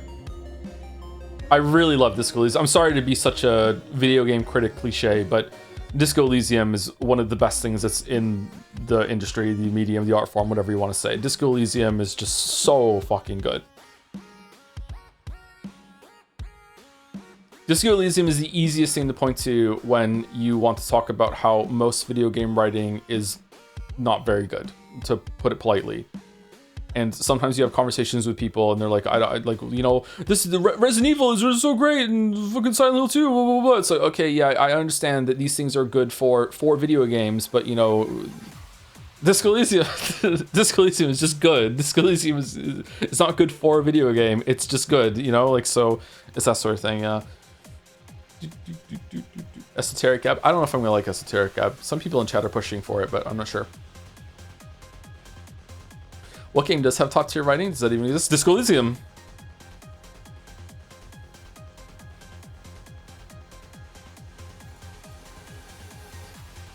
If you like Disco Elysium, you should try Vampire the Masquerade Bloodlines. We streamed that. Planescape Torment. I've played that already. And Alpha Protocol. I tried to play Alpha Protocol and I gave up after the prologue.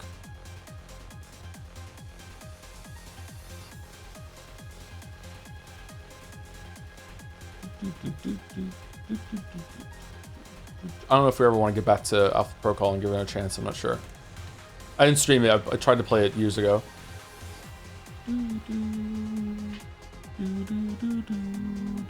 Thank you, Bucket. This is gorgeous. And after, like, this also gorgeous. And then just a great setup joke with the panels, too. Thank you, Bucket. Did you ever get around to Sit and Sleep with 2? I didn't know. I would like to get to that. Yeah, I enjoyed the first one. I didn't love it, but I enjoyed it. It made me want to have like a life sim on a space station that actually has some like gameplay you can go around, kind of like a, not like a farming sim, but something like Stardew Valley, you know? Yeah. By Raycanic, wish you were here. B-Chan, C-Star, P-Chan, all the Chans, different sort of boat.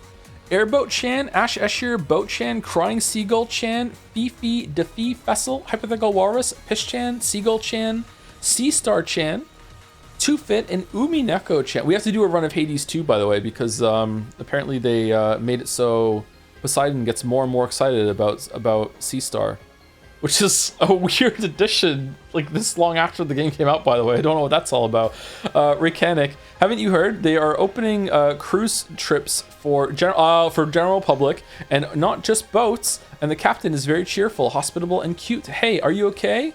Bullshit.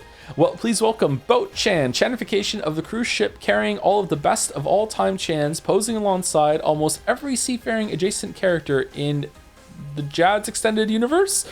She is the younger sister of Airboat Chan. She is not the boat, is not on the boat. She is the boat herself. She's her own captain, loves to ponder various paradoxes. She also works for Bike and Trolley's shipping company as a cargo unit.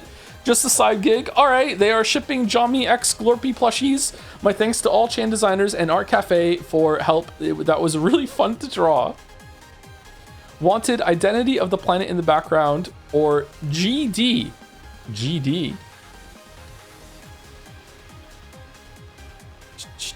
So is Two Fit the one that is burning the picture with the cigar? Is that what's going on here?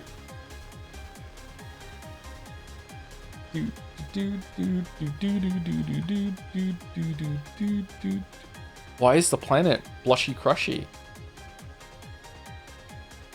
Two Fit tag is 6'7", by the way. 6'7". Giants Deep from Outer Wilds. Ah, the scariest planet.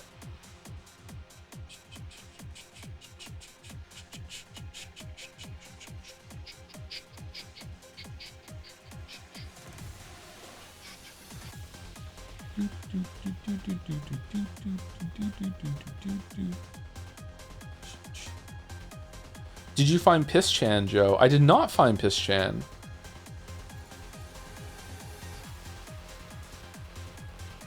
Is she down here? Is it not a life ring? It's Piss Chan. Haha.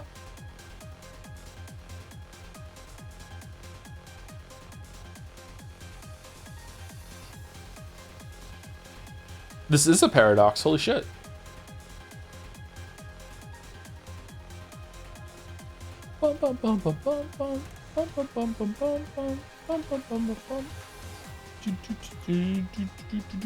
Is she like Giant Steep? Is that what it is?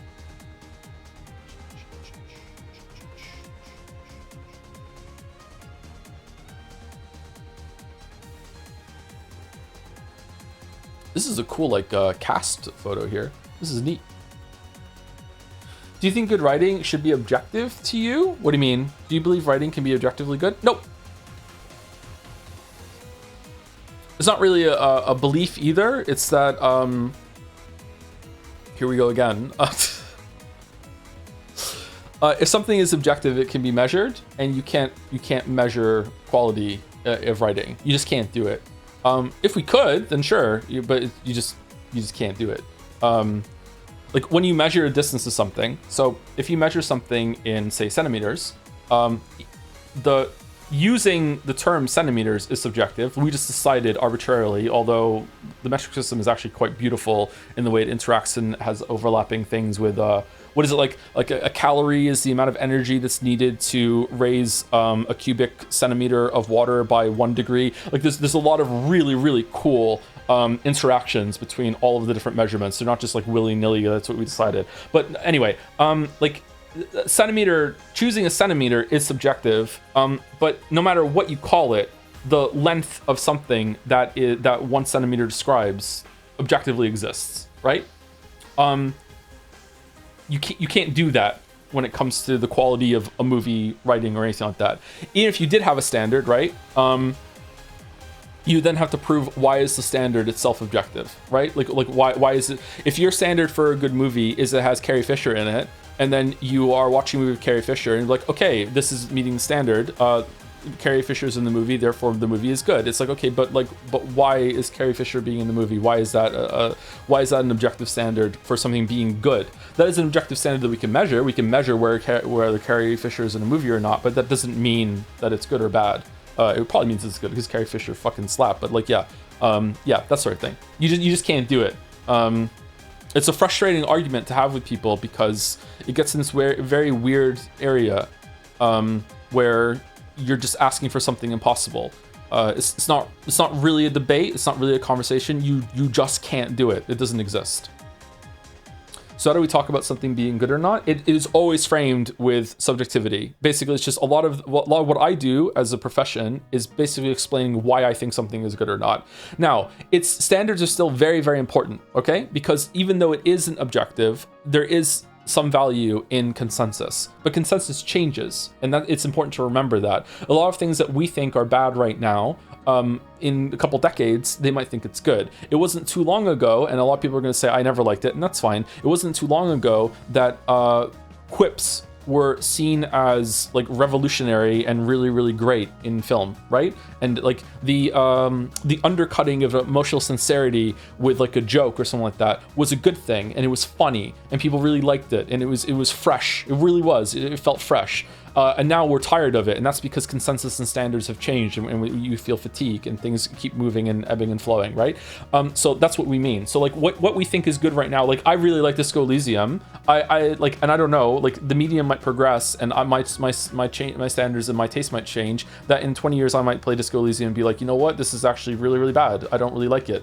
You know, like I'm sick of this kind of thing. You know, this is the same kind of experience. A really easy one to point to is Seinfeld. There's a whole phenomenon called Seinfeld is not funny, and the reason why is because Seinfeld was just so like such a huge breakout hit and was so influential that so many things followed in Seinfeld and arguably did it better, that when you go back to like the first thing that did it, arguably it wasn't, but whatever, just, you know, go along with it for now. The first thing that did it, it doesn't land as well. It's not funny anymore. It feels kind of tired. It feels very old-fashioned, blah, blah, blah, blah. Yeah, that's why. So you just, there is no objective standard. So a lot of what you're talking about is just when it comes to judging art and stuff like that, it's just basically like, I like this, here's why.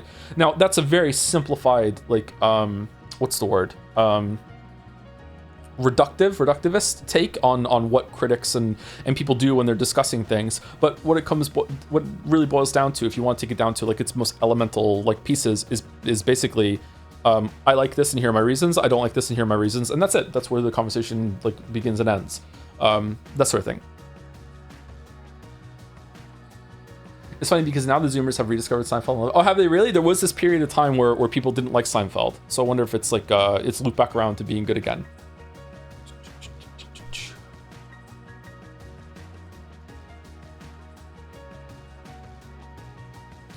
What you're describing is still a philosophy, not the philosophy. You just assume it's the foundation of truth because it's the one that seems the most normative, but ultimately there's many philosophies. The interphilosophy judgment is not a solved field. For example, some philosophies seem subjective. They're correlated with more success and better output. This, I don't know, like, once you get into philosophy, it can get really weird, but there just isn't an instrument that we can use to measure whether art is good or not. It just doesn't exist. Now, whether you can talk about it more and you can get into like more of an intersubjective area, that's fine. But when it comes to something being objectively good, you just simply cannot do it. If you know a way, then please share with the world, because it will revolutionize like how we view stories, art, everything.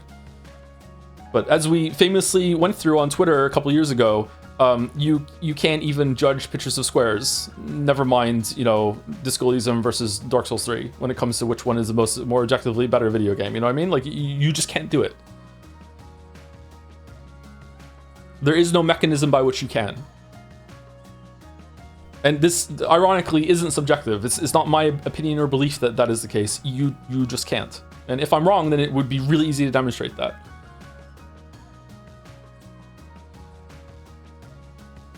In the same way that if it was objective, in the same way that you could put like a thermometer in water to see what temperature it is, you would have an instrument that exists to like insert, for lack of a better term, a thermometer into a video game and like beep, beep, beep, this is objective level fucking 79 good. You know what I mean? That doesn't exist. And that's why it's subjective. Does that make sense? Do you think the collective standard of the average person today is worse than it used to be? You mentioned concern about it a few times. Metaphor winning best narrative, for example. Yeah, when I'm feeling kind of like, you know, depressed and down, maybe, but not really. I think it's fine.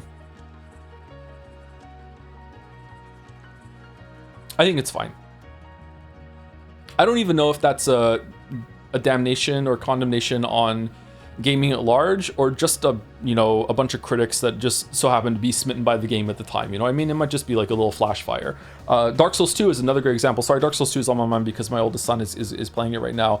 When Dark Souls 2 came out, it has a higher Metacritic score than Dark Souls 1. I think it has a higher Metacritic score than Dark Souls 3, doesn't it? Like critics and video game reviewers love Dark Souls 2, and the reason why they loved it so much was because they were afraid to criticize it because Dark Souls 1 was such a big thing, and a lot of them didn't realize it was going to be such a big hit, and they didn't want to look like idiots again. And this is a fine thing. This is not me criticizing reviewers and stuff. Usually, what happens is that it's with sales figures too, right?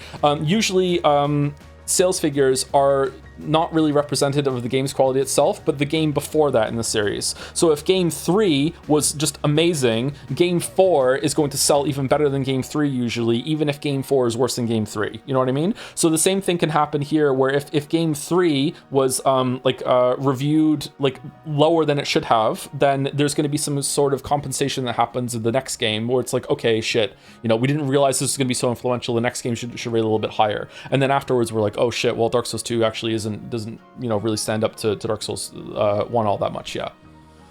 Anyway, sorry for yapping. Thank you, Reykjavik. Oko again. Oh shit. Sorry. What the fuck? Okay. Sorry. Even after all these years, even now, when I'm loved by so many, you're still so easily distracted by a pretty Oh, I just got owned. I just fell for that. Holy shit. The streamer has fallen for the waifu bait. Tisk Joe, how hopeless. Well, if that's what it takes, I know what I must do. 1 of 3 is terrifying. Why is the tail wagging? What the fuck, Oko?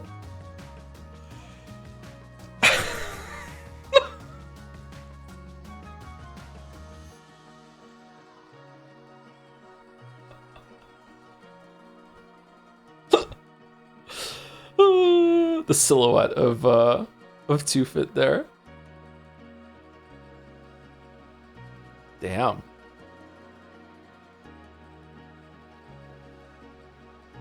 All right, where's this going? Sometime later. Metamorphosis, Chrysalis, holy shit. Two-Fit Chan has awakened a new form, Two-Fit Imago. Imago? Am I saying that right? I don't know this word, sorry.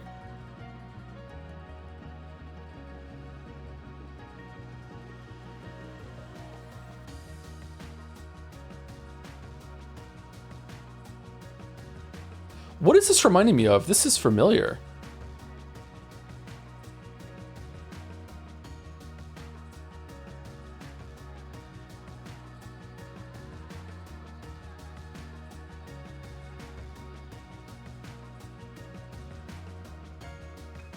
Damn, it's Two-Fit Sama to you.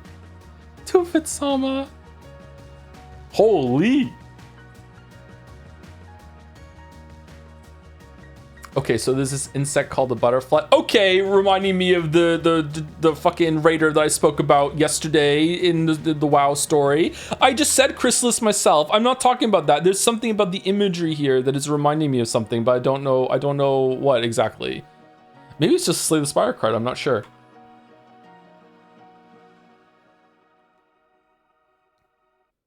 God, she's terrifying. I'ma steer that fucking boat.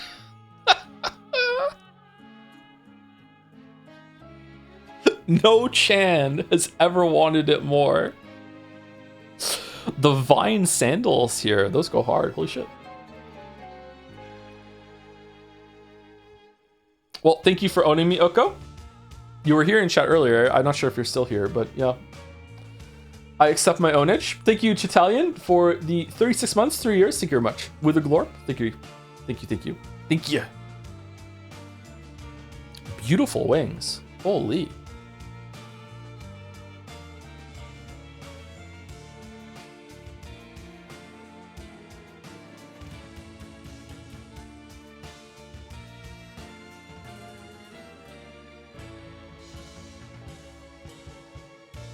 Objectively great art. You know what? Just this once?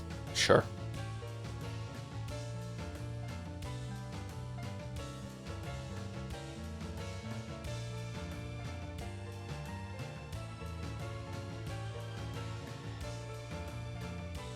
The boat vote is going to be a bloodbath this year. Holy fuck.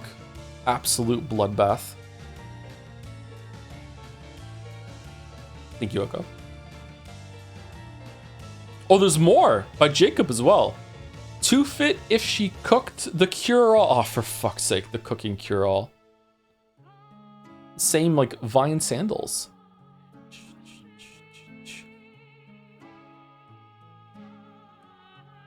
Is this a 3D model or is it just the lighting that is giving that impression?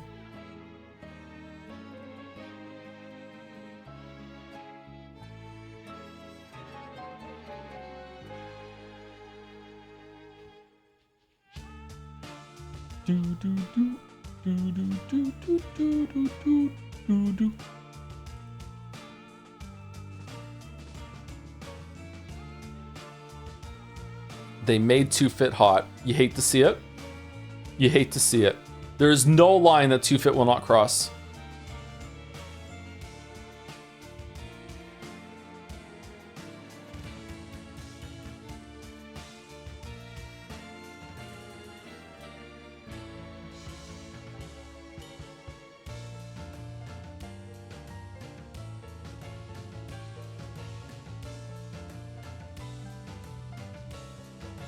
Too feet? Oh god, no, don't go there. Too fit, just 2 fit. We don't need to go to 2 feet. We don't need to go to 2 feet.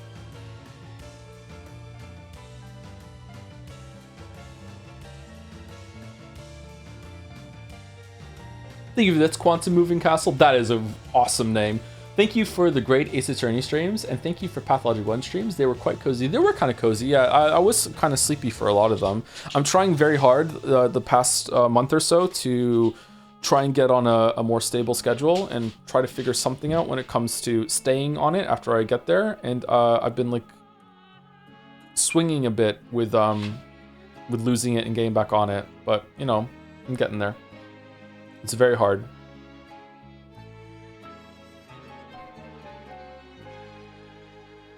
What is this? Is this above her or is it in the sky far behind? God, she's so menacing. Holy fuck. Thank you, Jacob. She's back. I'm joining the war on the winning side. What? Wait. 2 fit? No. No. No. Okay. All right. Phew. Phew. White Rabbit Chan. She'd be fine. Kafka on the shore.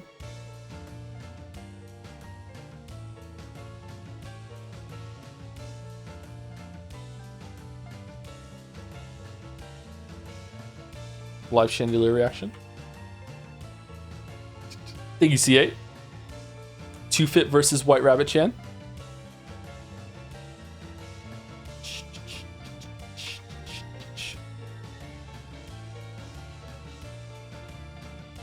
For no reason at all. Is it time for break? No, it's not. Oh, would have made a good thumbnail.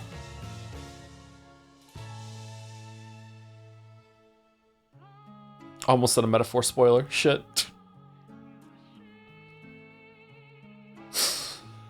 Oh.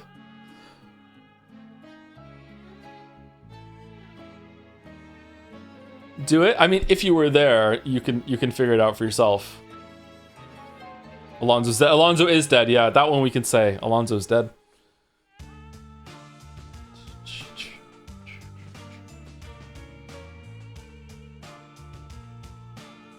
Slay Spire devs know there's a community of insanely skilled artists just non-stop churning out quality artwork based on the fucking green fairy flask from the game? No, I don't think so, no. I wonder how they would feel about that. I got a fairy in the bottle when I was playing today, and I was like, oh, hey, 2-fit, just in my head. Not even streaming. I'm like, oh yeah, 2-fit's here, okay. Good thing I got it wasn't a fairy in a bottle, it was I got a 2-fit. Hopefully I won't need this, but it's good to have it.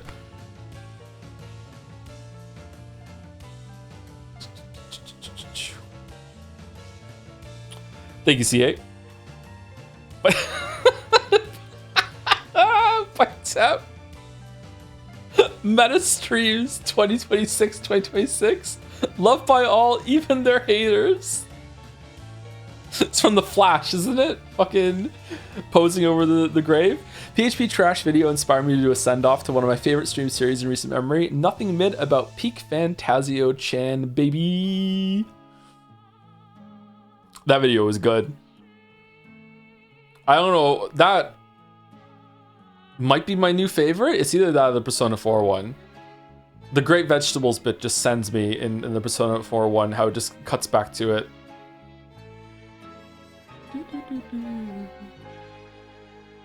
Just wait till the next Slay Spire update has White Rabbit. Hey, if the Slay Spire devs are here, you know, we can derail this real fast. Speaking of Seinfeld, I have a lot of grievances with you motherfuckers, and you're gonna hear about them. All right, 3 hours talking about Ironclad. Here we go. What the fuck? Snakebite. What is Snakebite for? Yeah. Howl from Beyond. What were you thinking?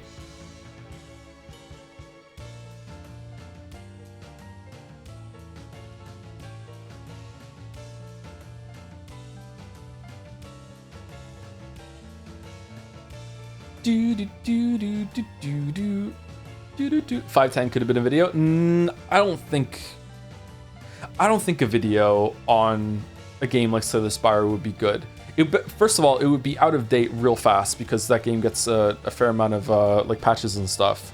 But it would just be like, you know, like, hey, it works really well with like, you know, all the different ways you can approach different decks and kind of settling in and finding out synergies and blah blah blah blah blah and talking about the balance, everything like that. But after that, it would just be like just bitching about like little problems with the RNG and everything, and that a lot of people that know life of the game would be like, you don't understand, there's no RNG in Slay the Spire 2. It's completely fine because you can control all the variable, which is just wrong. But like once you're a god of the game, sure, like you can get like definitely above 50% win rate, but that's so rare. It's the same kind of frustration you get when you say, hey, like for most people this is going to be an issue, and then someone like coughs up with speedrunners, and it's like, okay, speedrunners devote themselves to the game, like you can't compare yourself to a speedrunner, like that's not valid.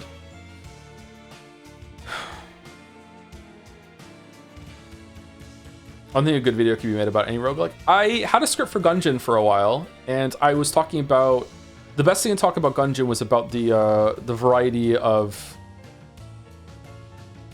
like enemy palettes. Palettes being like or enemy is it still a palette? What's that thing that that painters have? And they have like the easel is what they paint on, right? But what is it that they have on their arm and they dip their paint in? Is that a palette? Do I have the right word? It's a palette. Oh, it is. Okay, cool. Thank you.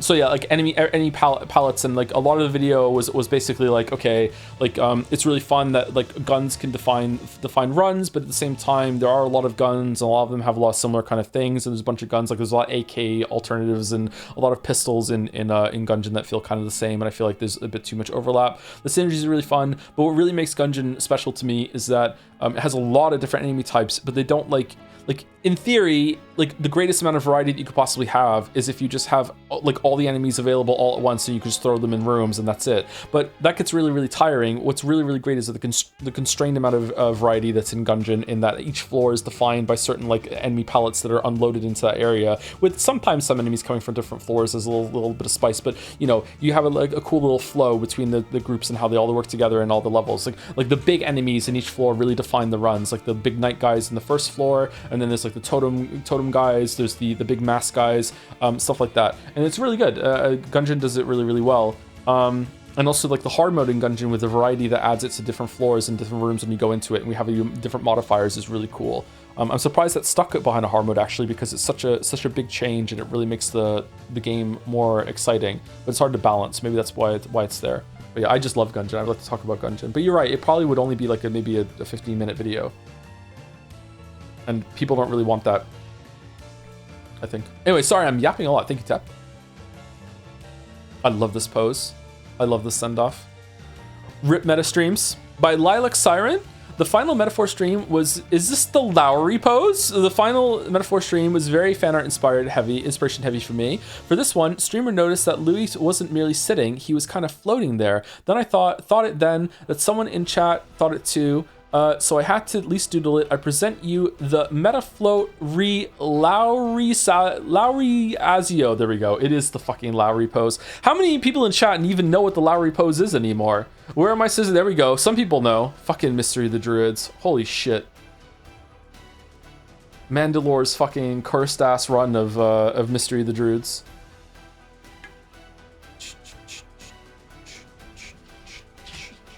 One is most popular video. Oh yeah, it is a video now, isn't it? Yeah, sorry. In my mind, it was a stream first, so my mind always goes to the streams. Yeah. Fucking Lowry. Ever thought about playing more Bullet Hell games on stream? Not really. Are there any really good Bullet Hells I haven't played? Probably, yeah. I don't know. Bullet Hells are kind of fun. I don't want to play the ones that just fill the screen up with crazy shit, like one of the Toho games or whatever. Just fucking hell, it's just too much shit. Fucking Lowry. I don't know why, but there's this thing that happens in Metaphor that just kills me whenever I think about it, is when they're confronting Luis near the end of the game, and like they're all doing their speeches, and Luis said his bit, and then I think Hulkenberg starts talking, and I don't know why, it just sends me that Luis actually like turns his head to look at her while she's talking, like he's considering it, like he's actually paying attention. I don't know why. It's just like this. Just something about him staring forward so doggedly, and then she starts talking, and he's like, "Huh? Okay, I will look at you while you're talking." That just fucking just. It's such a little thing, but it's so funny to me. Rabby Ribby 2. Oh yeah, there was the Rabby Ribby 2 that looked like it wasn't like overly sexual anymore, in the way that I don't want to talk about. What was it called again? Tevi? The Elder Scrolls 6? Tevi, yeah. I don't know if we want to stream Tevi. Would that be a good stream? I don't know. Man, I think Finn would love the gameplay of Rabby Ribby, but I don't want him to play that. They're making a Rabby Ribby 2? Fucking hell.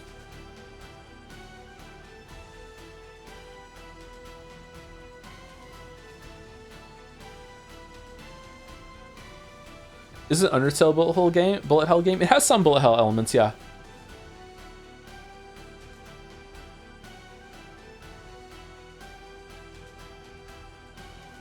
It's a gameplay game, so we bring some variety. We do need to play more gameplay games, yeah. I'm kind of jonesing for a gameplay game on stream. I was hoping Super Meat Boy 3D would be it for a bit, and then I played it on my own, and I don't know, maybe I was tired, I should give it another chance, but I wasn't really feeling it after I did like, I don't know how many levels I did. I played for like half an hour, I think. And just like I was like, oh, I don't know about this, man.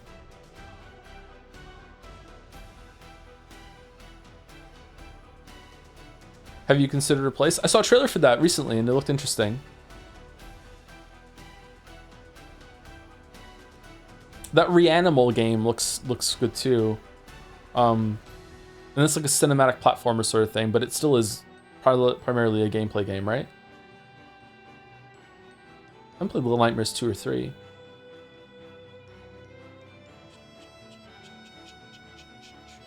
They're making a new game where you convert bunnies to Jewish faith. They're calling it Rabbi Ribby. Fucking hell. Thank you, Lexar. By Dronkov, Two Fit, The Great Ace Attorney. What's that? Wide Joms. Wide Joms is here. Oh, I like Wide Joms.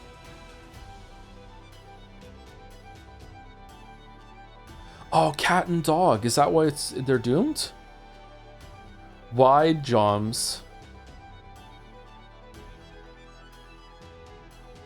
Once again, I love stupid bullshit like this. I need to get a couple lava lamps. I like lava lamps. I know they're kind of tacky, but I don't give a shit. I like lava lamps. You get a lightning ball too.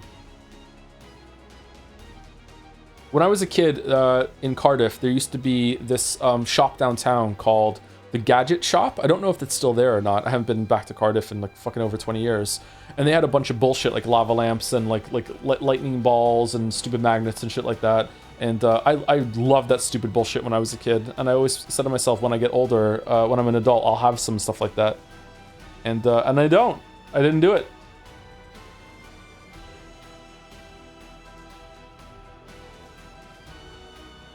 I don't like that they're doomed. Can we undo them? They aren't doomed. Joe's just saying shit. No, the doomed is implied. Does lava lamp smell like oil? I had a lava lamp when I was a kid. And it didn't smell like anything that I remember. It's basically just, it's wax and... Is it wax and water or is it oil? I'm not sure.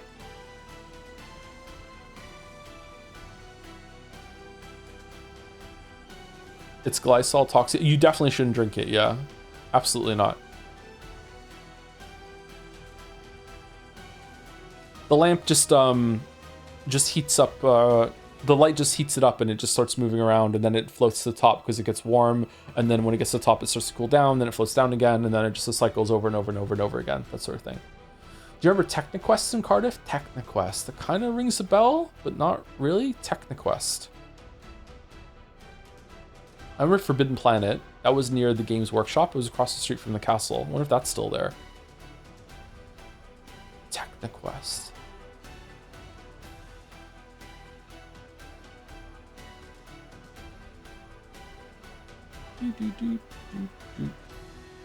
Remember, there was no good swimming pool in Cardiff, so whenever me and my friend wanted to go swimming, we have to go to Swansea. Or close to Swansea. Fucking stupid.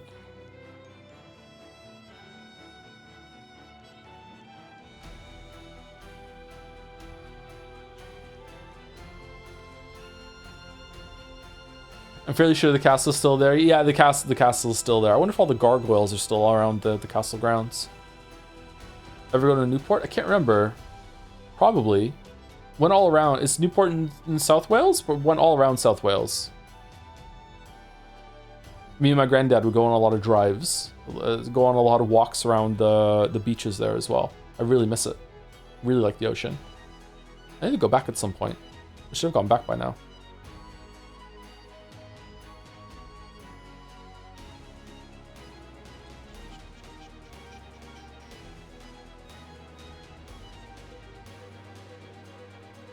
Thank you, Drunkov. I really like wide jumps. Glorp is unimpressed. Wait, what the hell's that? The horrific Chan is here secretly? Not even a tag. Holy shit. Oh, the horror Chan. Holy fuck.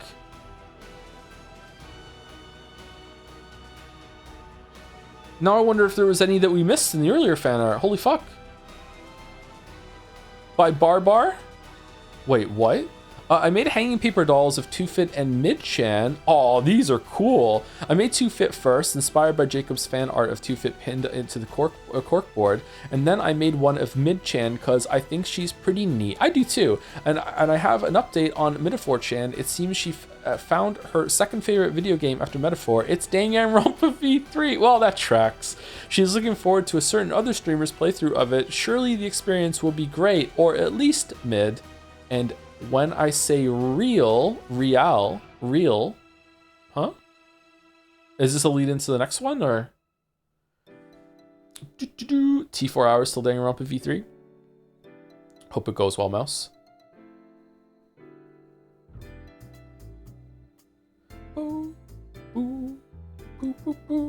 That means 100 line has to happen next, right?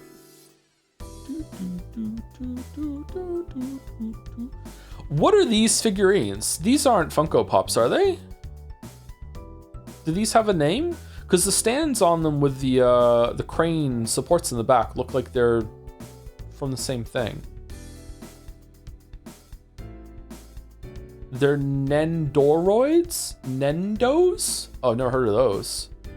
Are they vinyl? Like, or what? I got some vinyl toys for Hollow Knight for the kids for Christmas, and like, man, they broke.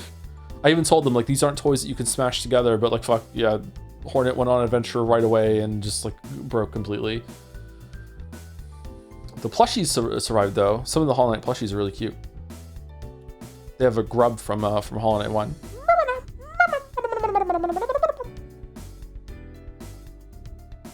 They have different faces you can change out. Oh, they're customizable, are they? That's cool.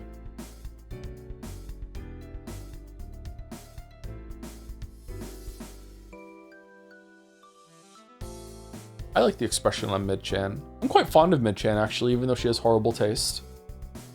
Seems like she knows. Oh, that's neat that you have they're dangling with some paper there. That's a good detail. I like that a lot. That's cool. I didn't see that before. Is the Horror Chan somewhere in the background? That's really good, Barbar. Thank you.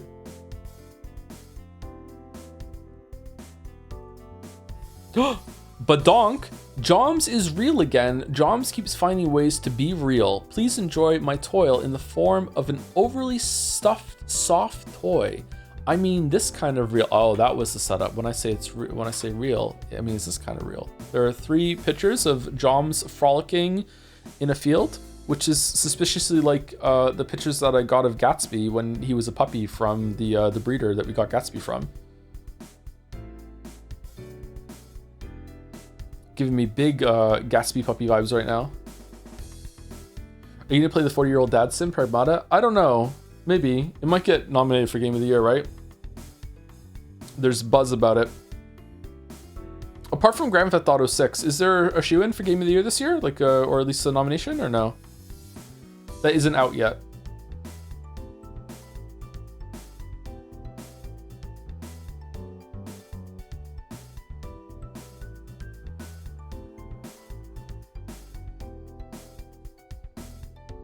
Does Gatsby still think he's a puppy? Yes. I do too. Phantom Blade Zero? I don't know what that is. Witcher 4. Is Witcher 4 this year? Wolverine's a good guess for that. Wolverine might be a big deal, yeah. A Wolverine game could go hard, yeah. I hope it's good, as always. Whatever Mario Zelda game Nintendo released this year. Do we think we're getting another Mario game this year? That would be nice. Like, it would make sense that they would have a game out in the year that the movie came out, but they don't. Why are they so slow making fucking 3D Mario games? 007 First Light has a chance? Yeah, if it's good, yeah. Let's see. Badonk. Oh, another angle. Oh, this is a very chubby Joms. I like this Joms.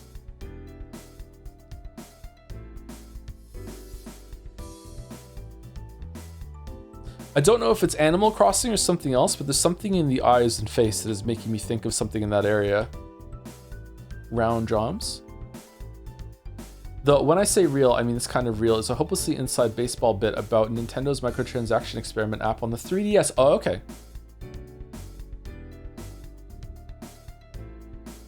Super Mario RPG. Something something Donkey Kong 3. Do do do do do do do. The rare front-facing Joms. Joms to be a juror in one of the Ace Attorney trials for sure. Has cat eyes. Thank you, Badonk. We are over 2 hours. We usually take break at 2.5 hours now. We are at 37 out of 54, 38 when we get to the next one.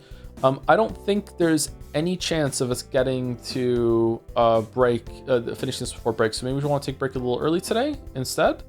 What do we want on the screen? Do we want Joms with real on the screen?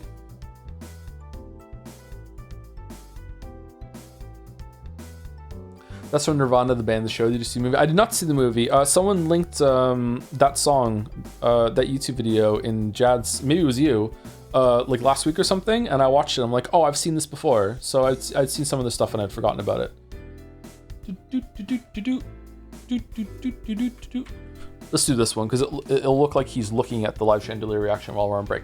Okay, I'm gonna go to the bathroom. I'm gonna get some water. I'm gonna have a cookie, and I will be back. And I'm feeling pretty good actually, even though I'm on like 4 hours sleep. So let's see. It bodes well for doing like some roguelike run after this. But yeah, be right back, and we'll continue fan art.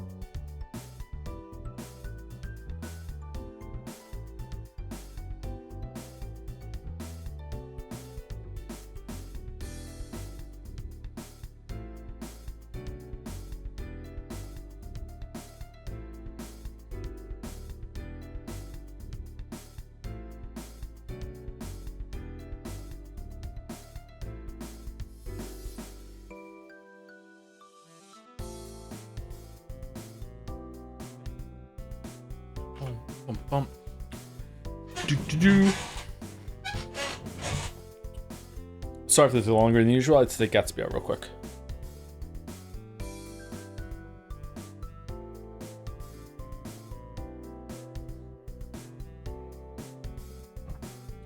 Do. Okay, let me check my sound levels. Seems okay. Friday Scrandle is a treat. We could do Scrandle as a break during Fanart. Sure, let's go do Scrandle.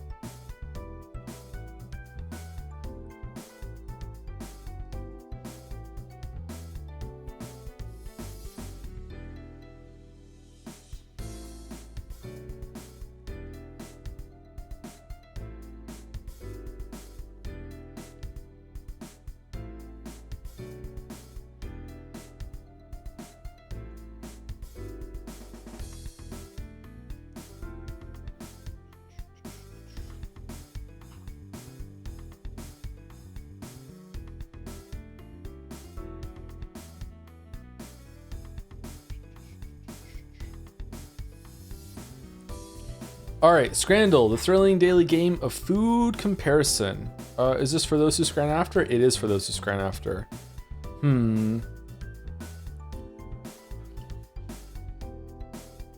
Chili dog versus chicken dog, both the same price. Chicken dog with pulled pork. I'm not a big fan of pork. With cheese, jalapenos, and nachos. Okay, I think right, but right is just the better photograph. Left could be tastier. I'm going right. Okay, so Scrandle is the game where you have to pick which one of the two foods got the I would eat that vote on Twitter when they were shown. These pictures have never been shown together, or at least they weren't shown together when the voting was happening. And they were shown individually on Twitter, and people said, I would eat that, yes, I would, or no, I wouldn't. And now we're trying to figure out independently which one was higher. So, Biscoff donut for $2.95 versus donuts, $5 for £5 for each.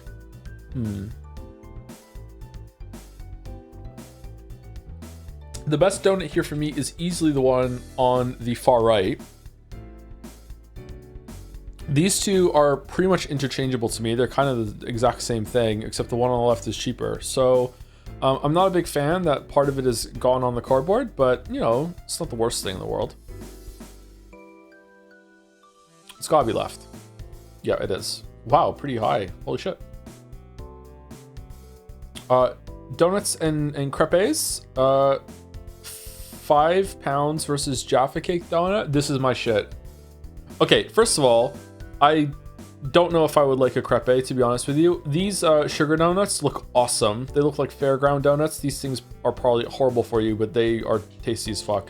But this kind of like eclair adjacent sort of donut, I love cream filled donuts. This thing on the right looks fucking awesome to me. We have seen this before though. I remember seeing the Jaffa Cake donut before, and I remember getting angry that it was lower than I thought it should be. So I'm wondering if the thing on the left is going to be higher. The thing on the left is a little more than double the price, and you are getting way more than double the food. So it looks like 3 of the sugar donuts and 2 crepes that are stacked on top of each other. So I'm gonna guess it's left. Wow, holy shit, times have changed. Fuck me. Kinder Bueno donut versus Oreo donut. People love their Oreos over here. Are Oreos popular in the UK?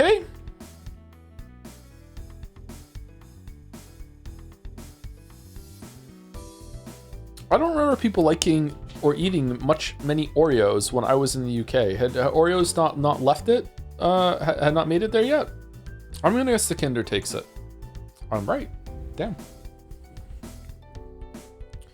Sorry, upstairs neighbors are being extremely loud today. It doesn't bother me personally, but like if it's coming through the stream, then I apologize. Nutella donuts. I don't like Nutella.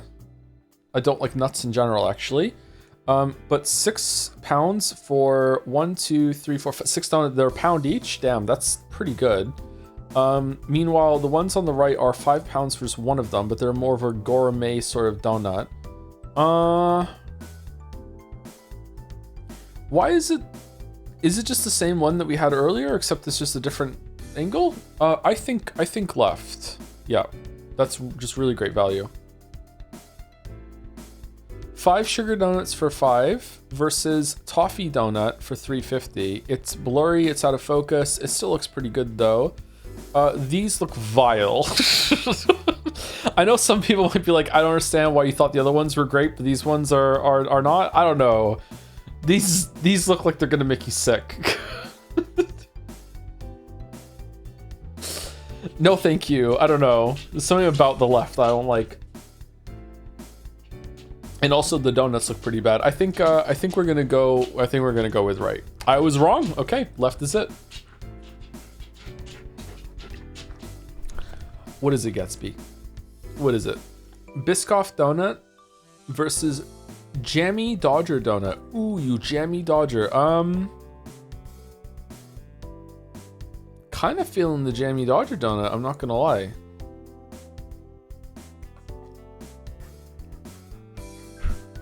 It's a little cheaper. I'm feeling it. I shouldn't have felt it. No. Okay. Donuts with Nutella, marshmallows, and cream. This is cute as hell. I like this. I like the presentation here very much. Versus dairy milk chocolate. Oh, it's a dairy milk chocolate donut though. Oh man.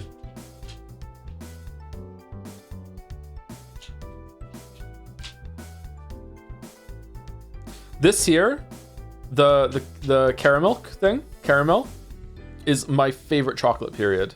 They don't have it over here, and I don't know if it's gluten-free. I haven't tried it in years. This is my favorite chocolate. I love a fucking caramel bar. Galaxy's better. Galaxy's really good too, but overall I like the caramel way better than anything else. Just, I don't know, I could just eat it forever.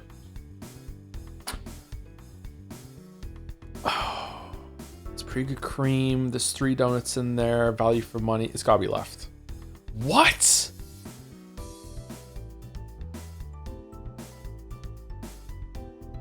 Gotta be left.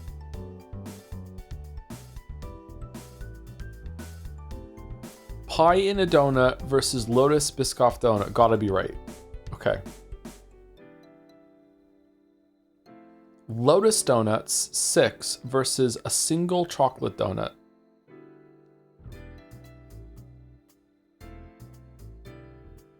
This is a shit donut. I don't know if I can explain my argument. I can't show my work. This is not a good donut. This is gonna taste really bad. The chocolate is just gonna crumble and flake as you bite into it. It's gonna ruin the whole vibe. This is a bad donut. Left look also like they're bad donuts though, to be honest with you. I don't know what a Lotus is. Like, what kind of flavoring is this meant to be? I don't know.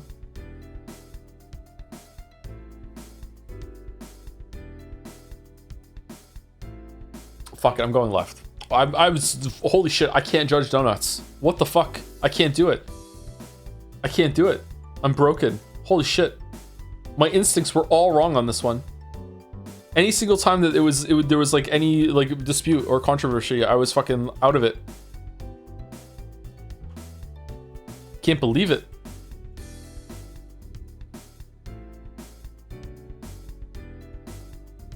It's a Friday scran. I'm kind of lightheaded all of a sudden, actually. Holy fuck.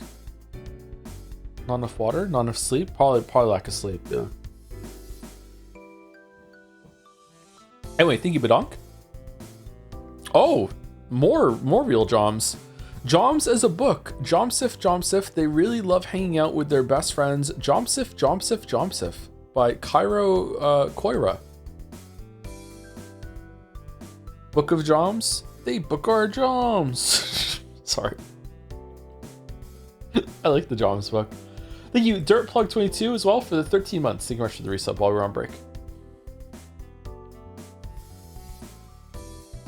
What is the second one? Oh.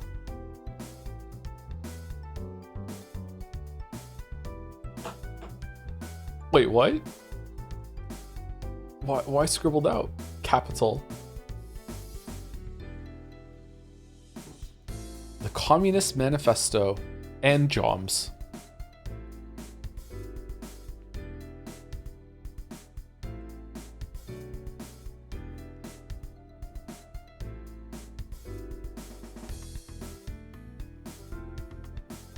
Marxist Joms.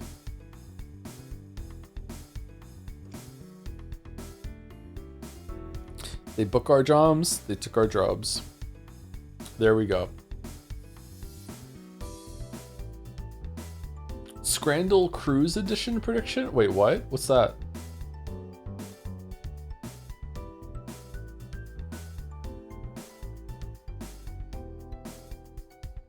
What is going outside? On outside? It's not like someone's mowing their lawn. That's not possible. The grass hasn't grown yet. Spring is barely here. What the fuck is that noise?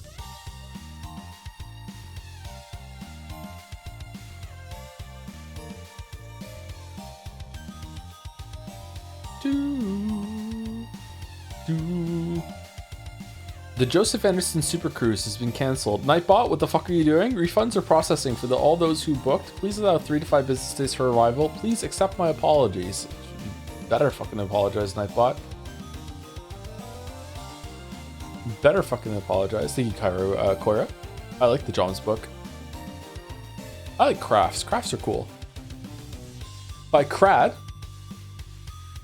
Nikito. I had a dream where Joe played this after Metaphor and was really disappointed when I woke up, so I said fuck it and made propaganda. Nominate Of the Devil for most anticipated game in Jad Say 2026 for the best Ace Attorney / Danganronpa style experience there is, even incomplete as it is. Yeah, it's not finished yet, is it? Is it gonna be finished, or is it might be in development hell?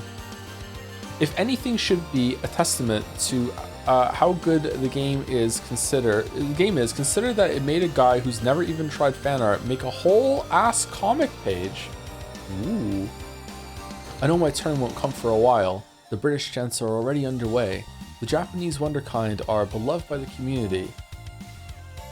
And my own game isn't even finished, but don't fret, I am patient. After all, in every shadow, the devil flickers, waiting for his cue. Ooh. I like it. Nice. The candle being blown out too. This is a character from the game, I'm assuming. You have my attention.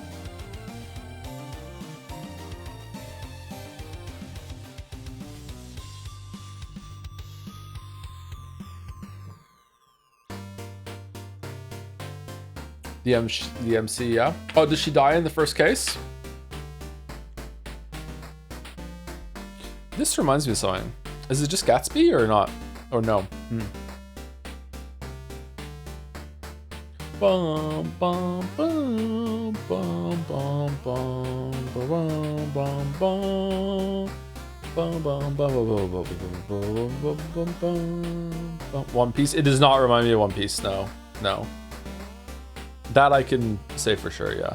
The first tag of the Devil. Well, I don't think I would like to play it until it's done. I don't like playing games. I don't even like watching TV shows until they're all the way done. I'm really interested in that, is it Pluribus? I'm really interested in that show. I'm really interested in Severance. But I've been burned so many times with starting shows and then they get canceled. So I don't really like watching things until they're all done. I don't really like playing games until they're finished either. I will make some exceptions if it's like a gameplay heavy game, but even then sometimes like some of the survival crafted games that are perpetually in early access, like I don't know, like I tried to play Project Zomboid once and I played it for like maybe two days and I was like, fuck it, I'll just wait for it to be out of early access, and I'm still waiting the whole entire time later. So yeah, I don't know, just some of them I just don't enjoy.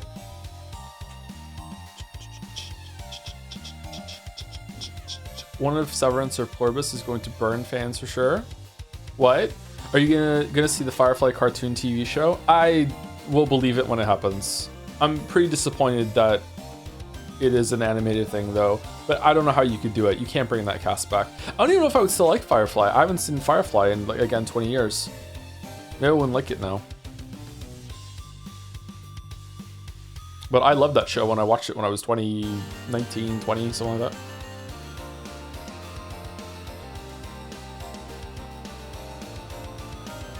Burn fans by either having a Lost ending or just getting canceled and making everyone. Oh, that sort of burn, yeah. I heard that Lost is actually not too bad to watch now. Once you can watch it all at the same time, you don't have to speculate and wonder week to week. What do you mean all done? Do all games in the series need to be released, or all seasons released just to play watch? I don't mind playing like game 1 of like a planned trilogy. I can play those as they come out. When it comes to TV shows though, I don't like. Maybe I'll watch like the first season and then I won't watch any more until they're all done. But typically I prefer to all the seasons of TV shows to be done before I start watching a show. But I don't really watch a lot of TV or movies anymore, so it's really easy for me to do this.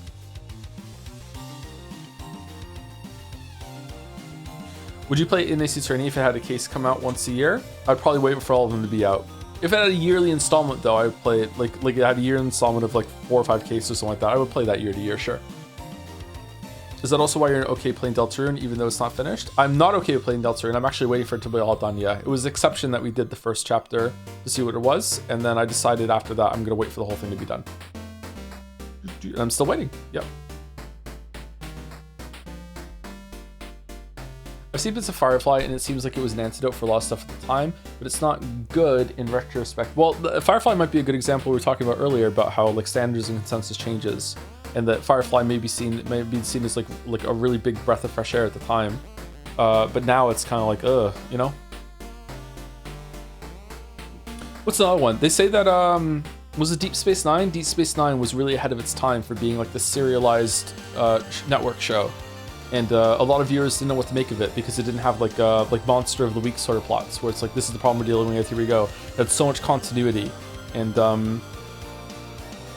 like an unraveling storyline as it went on. I know that when I was a kid, I really liked Star Trek Next Generation. I didn't watch a lot of it. I mostly watched Voyager. I've probably seen like a couple dozen episodes of Next Gen when I was a kid. I watched Voyager the most part, and I tried to watch Deep Space Nine so many times, and just just impenetrable. Also kind of boring for a kid.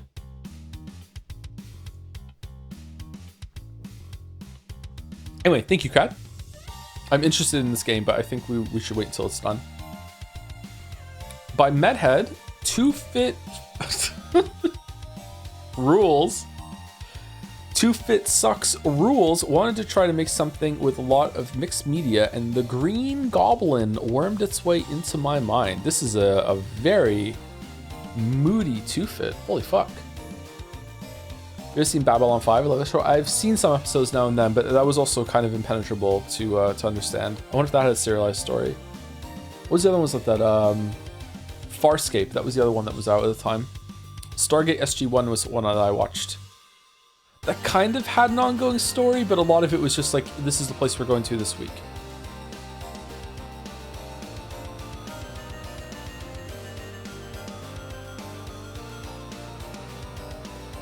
Is it fucks or sucks? It sucks. Yeah, it's up here. Clarified. It's one of 2 as well. What's the second one? Oh! The rabbit. Holy shit. Wow.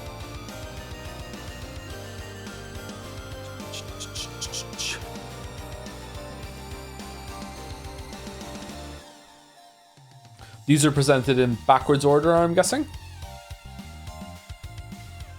Leave?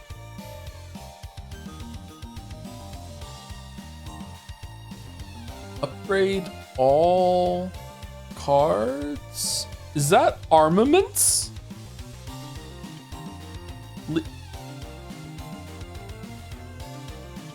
Damn. She really is coming from Slay Spire. It's apotheosis. Sorry, hard for me to say that word. I don't like that card. It's powerful, but I don't like that card.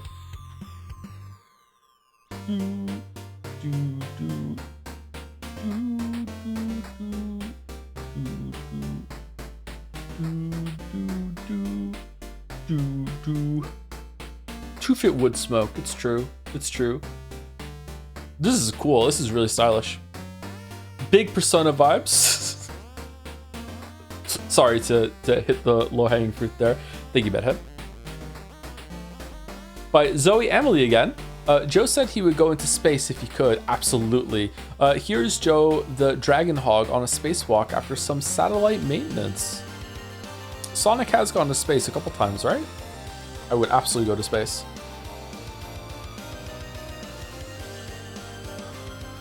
Some of those new moon pictures they have are really cool, huh? It is established Sonic characters can breathe in space. In general, a lot of characters that you wouldn't think would be able to breathe in space can breathe in space. Mario can also breathe in space.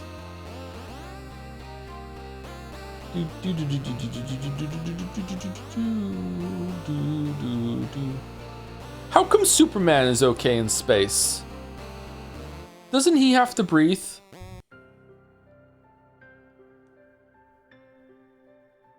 He can hold his breath?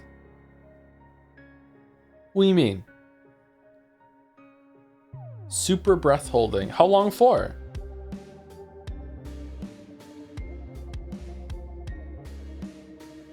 Why does he have to breathe? Is he just faking breathing? Because he breathes. Is it just that the actor has to breathe and we just have to accept that, or what?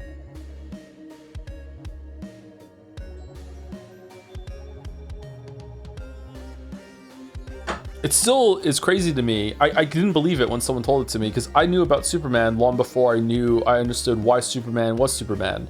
I thought he just was like that, and then someone tried to explain it to me that it's because like the sun is different and our sun makes him more powerful. I'm like, wait, what? He's solar powered? Like, what are you talking about? I didn't believe them. This is fucking like I was 15 years old being told the lore of Superman and being like, what the fuck are you talking about?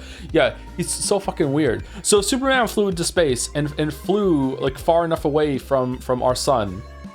Eventually he would just die, right? Well, once he's far enough away that the light isn't reaching him and empowering him. What, hold on, why is he okay at night then? He's charged though? How long for?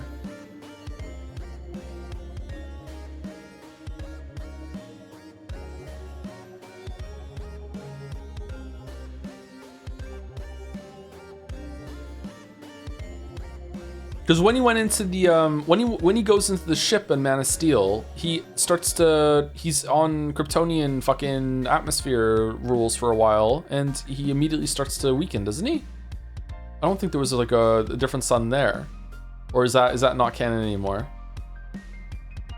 He would die on one of the poles, huh? Yeah, good thing he doesn't have his base up there.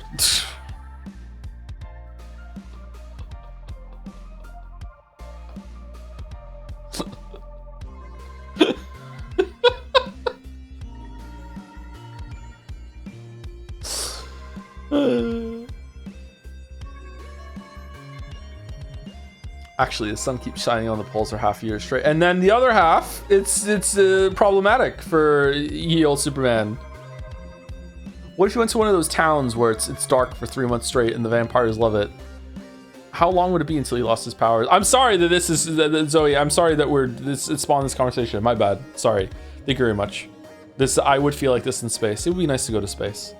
I think I would freak out though. I don't think I would be too anxious on the trip up there, I think. There's the Earth, sweet looking Earth. She's back. Mischievous Two-Fit. Hama missed, get fucked, Joe. Twins in another universe. No, don't ruin Gallica. It's a bit too late for a Metaphor hype fan art train, but I keep thinking about Gallica and Two-Fit as twin fairies in other universe. Metaphorically speaking, of course. The pose reference from Gallica, official visual art. And she's cheering you up to rewind the battle after a missed 1-1 Hama attack. So true. And I mean, it sounds kind of different coming from Two-Fit. You gotta say, Hama miss, get fucked, Joe. This is making Gallica good. You don't like Gallica, Nagus?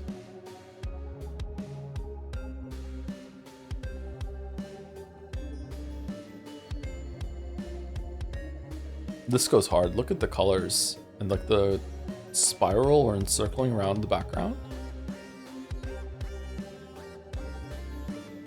Yeah, I don't remember seeing this pose in the game. Yeah, this is from official art. She has a backup bat.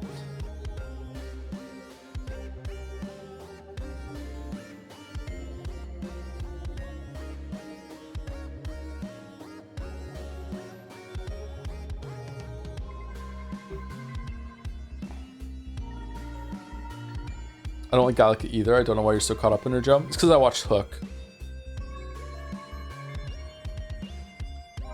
2 bats for 2 fit. Back for blood. Rufio, Rufy. Oh.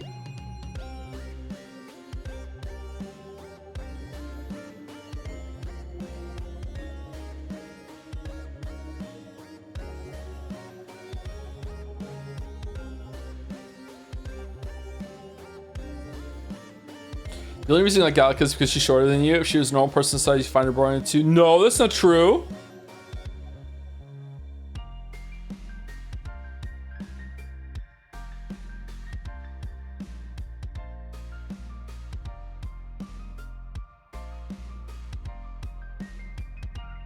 If she was taller than you'd hate her. That one's true. That one's true.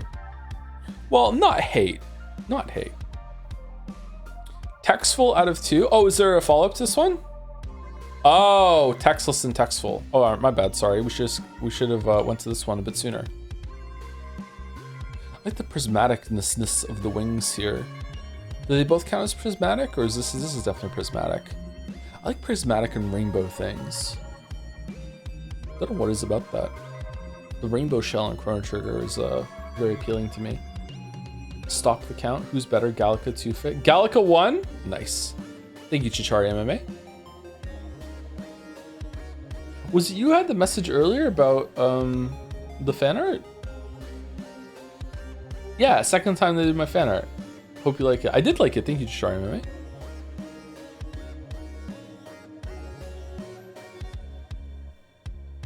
Jelly Fighter Championship Edition. Errol, C8, Lurf, Madison Bake, Meeple, Summer Blue, Comet Otter. The fuck? Massive collaboration art done for Jelly's birthday. It's a box art design for an arcade stick. I just had to share it here. Project overseen by PubSub. Art made by Errol, C8, Cyclops Chan. Sorry, there's Chans there. Errol, Saito Chan, C8, Cyclops Chan, and Jammy, as well as the backdrop, and Giant Evil Jelly. Evil? I'm getting some like Ace Attorney vibes from Jelly there, actually. Madison Bake. It's a new kind of bake there. Fia and Purple Tractor Chan. Meeple, Card Chan, and their Seeing Thai Corgi Diamond. Lurf with Somnium Chan, Summer Blue, Hex Chan, and the logo, and Comet Otter, myself, Fido Chan. Huge thanks to everyone who worked on this, and happy birthday, Jelly Ayaya. Full image link here with all of the individual Chan designs so you can see the entire art made by each contributor. Jelly's birthday and crossover block. Crossover block? There's a crossover block? Card Chan, Fido Chan, Fia Chan, Jambred Chan, Jelly Chan, Saito Chan, and Somnium Chan. Can I get a stream artist role in Discord? You can, but I think you'd have trouble posting in there, unfortunately.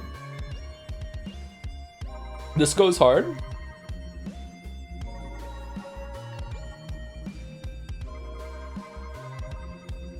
$983?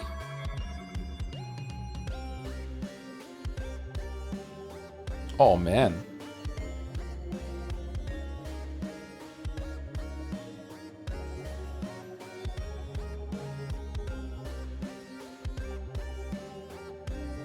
Right. Who would be meta? This one. Meta.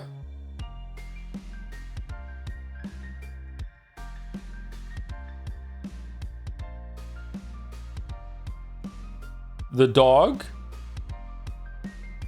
Are these two a pair? Or like some of the attacks incorporate the dog? Or is the dog just full character pick?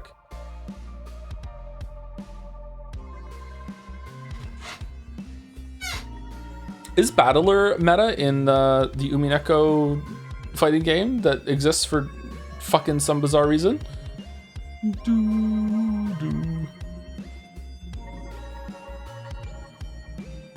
I like that Saito is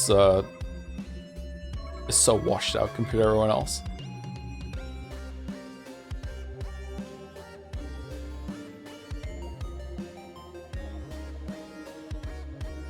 We need a stream of that. No, we don't.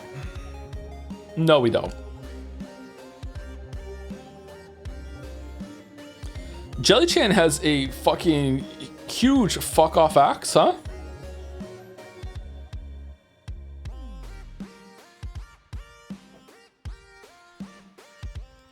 Somnium, somnium, somnium. What is this? This looks familiar.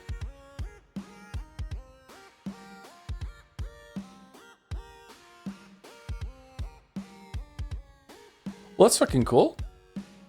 Belated happy birthday, Jelly. I think I said happy birthday when it happened, but maybe I didn't. I remember knowing it was your birthday before right now, so...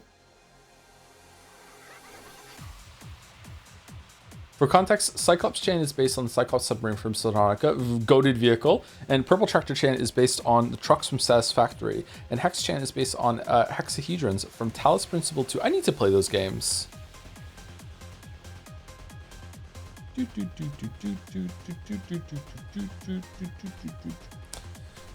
Jelly Fighter by Meeple, Afia from Jelly's The Great Ace Attorney streams, which you should all go watch. They do great voices. Is Jelly still streaming, or is Great Ace Attorney, or is that been done for a while? Oh, it's a shark tie. Fia has a shark tie. I love Fia.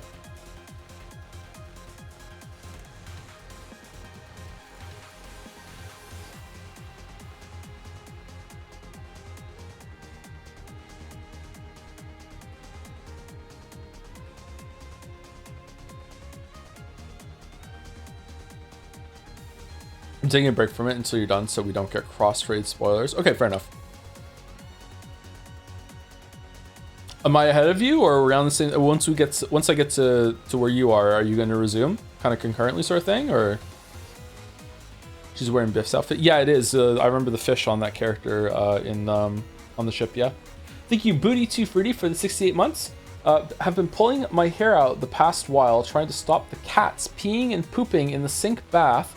Only thing that sorted out was stopping them from listening to your streams. Oh, okay, cool. All right. Is that sounds like a problem that you've been having, and you thought you'd make the connection for a joke?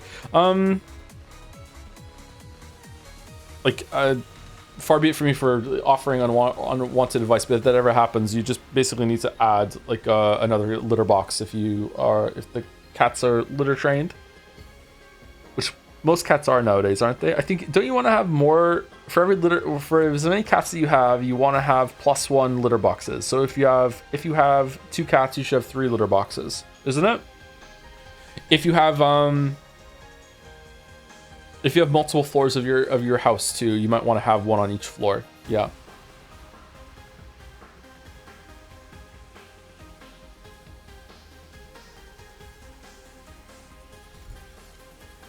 That's cute, Meeple. Thank you. Late drawing, but happy birth to Jelly. Jambread Chan. Presenting some Jambread.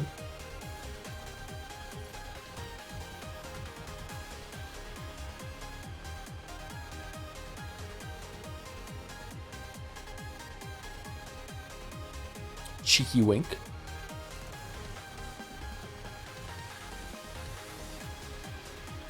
Does this count with the Joms? I'm not sure. I got so much Jammy art for my birthday. It was awesome. Oh, that's good. I like the bread on the outfit. I didn't notice that until now. Holy shit.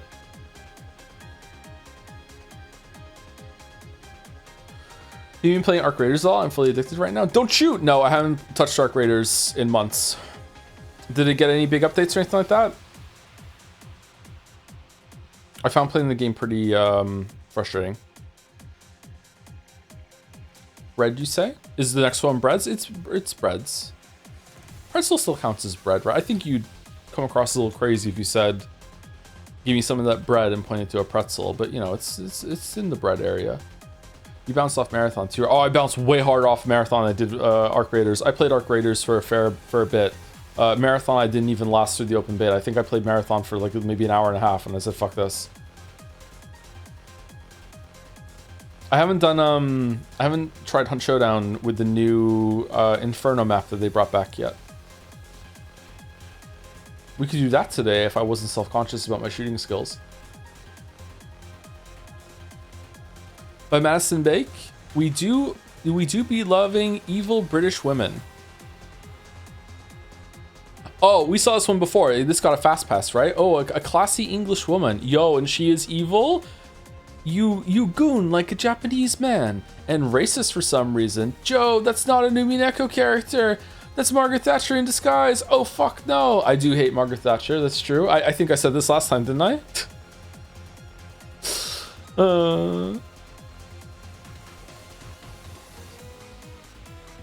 For historical purposes, this is being included in the Fanart showcase after the Fast Pass 2. I think you actually called Eric for the 51 months. I keep adding the FML to the end of this, even though it's gone. Thank you very much, Eric, for the 51 months.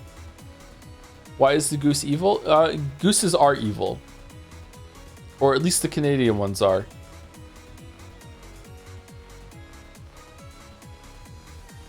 Brutal fucking creatures, let me tell you.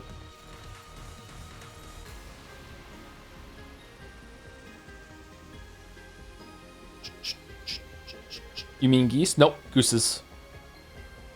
We say gooses here. Just like fishes.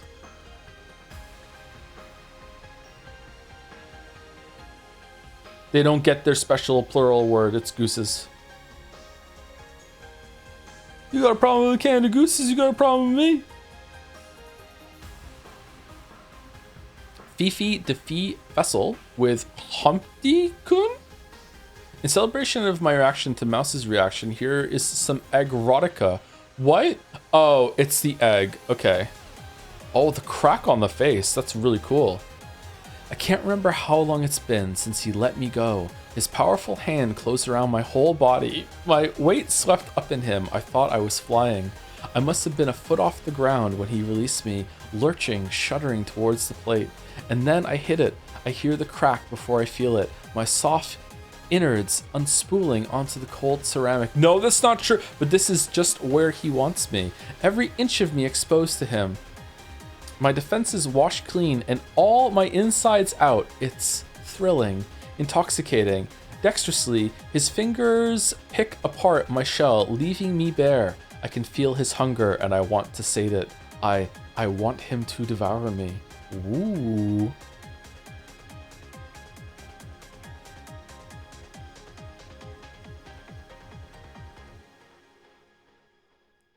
This is reminding me of a late Umineko character for some reason.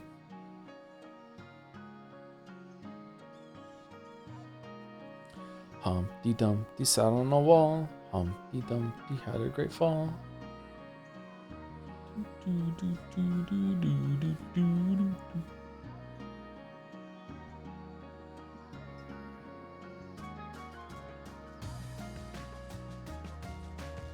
Late as in came into the story late, not as in dead. Episode 7? Episode 8?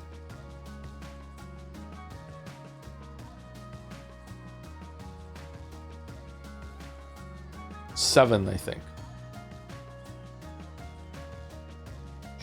That course was in Patho. No, yes, it was in Patho.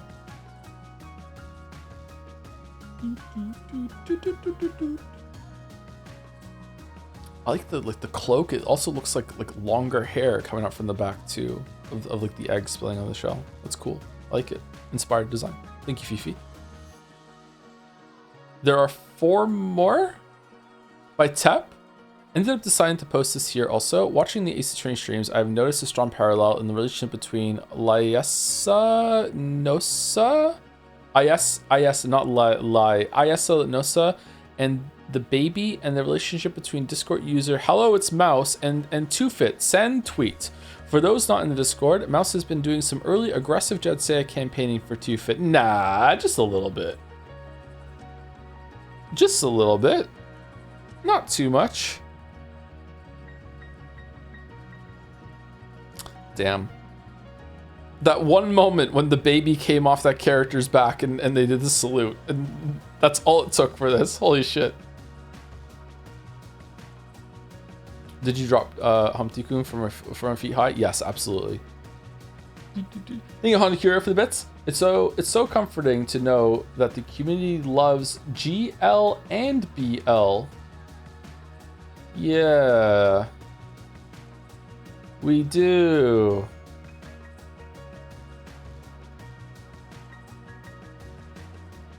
Girls love and boys love. Hope this helps. It does help. I didn't know what the terms meant. Okay. Yagwai and Yuri.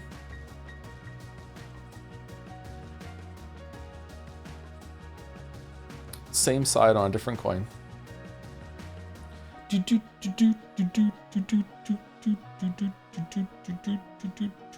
This is also a Metal Gear Solid reference. Hope you enjoy.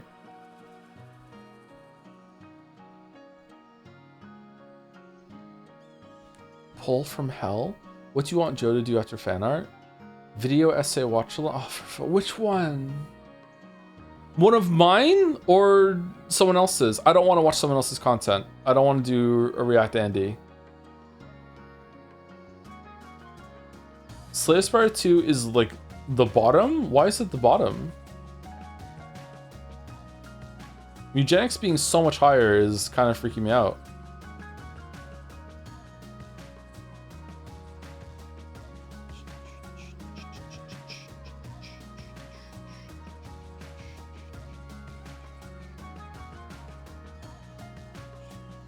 You should react to my reaction to your Elden Ring video. And then next week... Thank you, Tep. By High Law, Joe shows up for a microsecond, so this counts as stream art. Found the loophole. I'm robbing him blind. This isn't related to anything. I've just been watching too much Legend of the Galactic Heroes. Alright, fair enough.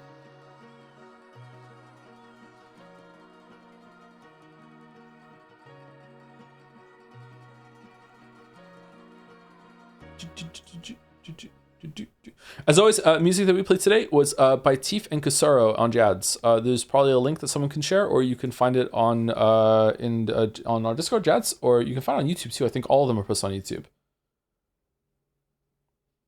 If you like the music. Okay, let's see if this will play. Let me mute that and see.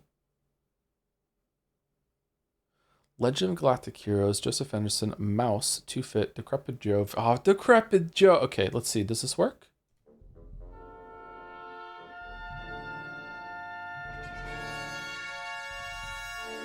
Oh, I love this sound sting. Okay, is the sound okay, or does it need to be louder? D.E. Derry Era 511, The Defense of Brehold Fortress. It's good? Okay. Okay, I don't know Legend of Galactic Heroes, so I'm just going to enjoy. The Lacto Imperial Prefecture of Rindway mustered a fleet 20,000 strong. There they are. Status report, enemy is within range. Scald them. They've already melted the Duchy of Kurdheim. but great Mouse Marshallin, surely we could just... They deserve naught but crust. Let the brine be their grave.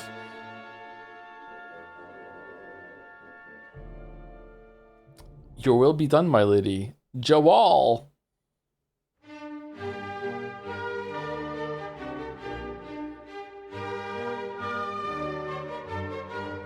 Wow, that's a lot of lasers. 6 million kilometers away, the Skim Milk Alliance fleet. High Law, what the fuck are we doing? Two fits here. Okay.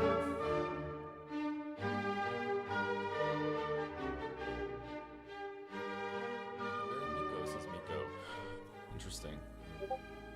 Someone is pinging me in mod chat. Okay, I'm not gonna check that while I'm in stream. I just like typing on this keyboard for some reason. I like this keyboard, but something about typing on it is just kind of weird. Typing on the stream, it's just the microphone is like right above my head. That's probably what it is. I noticed when I was typing into the Aspire. Okay. Laser hit, get fuck Joe, apparently, yeah. Alright. Thank you, High Law. Decrepit Joe, god damn it. I don't know why we're space fighting. pretty cool though. I do like space fights. What's the part 2? Oh, there's still images. Holy shit.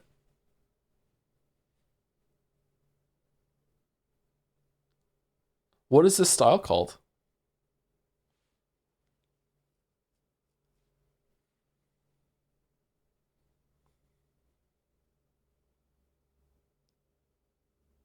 The ship was Becoy. The ship is Becoy. Yeah, you can see it there. Yeah, the Becoy ships.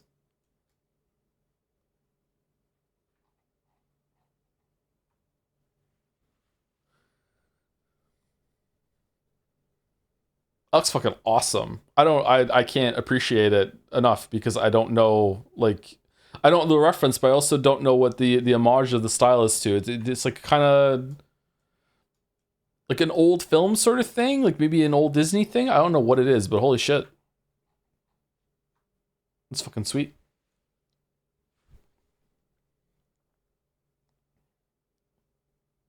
I'm not even bothered by the Decrepit Joe.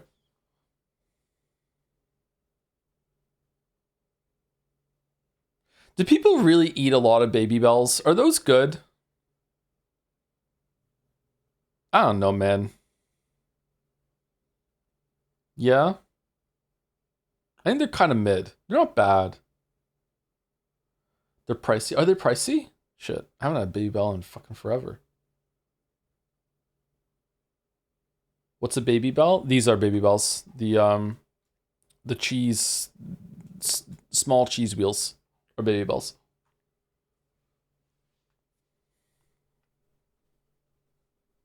They're like single serving cheese. But you never just eat with just one. Absolutely not. And there's one more fan art. What is the last fan art? By Madison Bake? Oh, this is the Finn playing Dark Souls 2-bit. Yeah.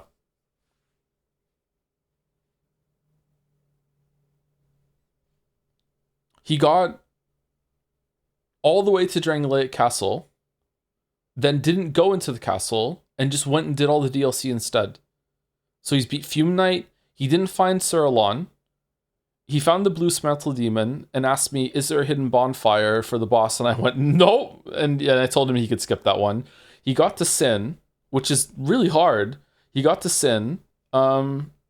I was expecting to have to help him when it came to like shooting all the buttons and everything in that area, but no, he's just at Sin, and his sword is breaking, so he can't beat Sin. He has to just bring another weapon, I guess, to beat him. And then he's gonna go through Drangleic Castle. I'm curious how he's gonna find Shrine of Amana.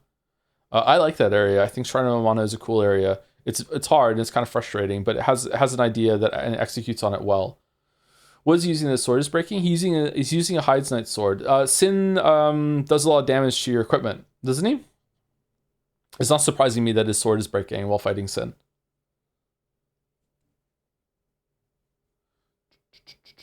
Doesn't like Sin has some sort of poison, whatever aura or whatever that does some shit. Yeah. All these people trying to make you watch one of your videos. I believe in malicious compliance. ActRaiser it is. For true fans only. This game is pretty bad, Dad. You need to give it a chance, Finn. It's a milestone of the Souls game's journey. Gotta go step by step, you know? Sure, Dad. Hope it gets better later. At Iron Keep. It stinks. Shrine of Amana. Yeah, there we go. Shrine of Amana. He's not there yet. After the ending, that was bad. I feel like I need to express this, yeah? Need to make a video about that. Uploaded. The fire is lit again, and the cycle continues.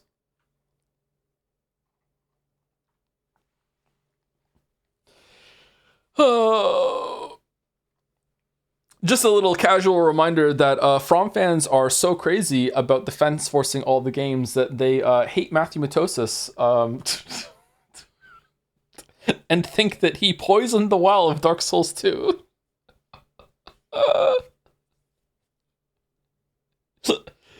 Yeah, okay. All right, and that's fan art. Thank you very much. We got through 54 fan arts. This is the most fan art we've ever shown in one sitting, and it only took 3 hours, so not too bad. What's that at the rate of an hour? We had a break in there too, so a little under 3 hours, and we got them all.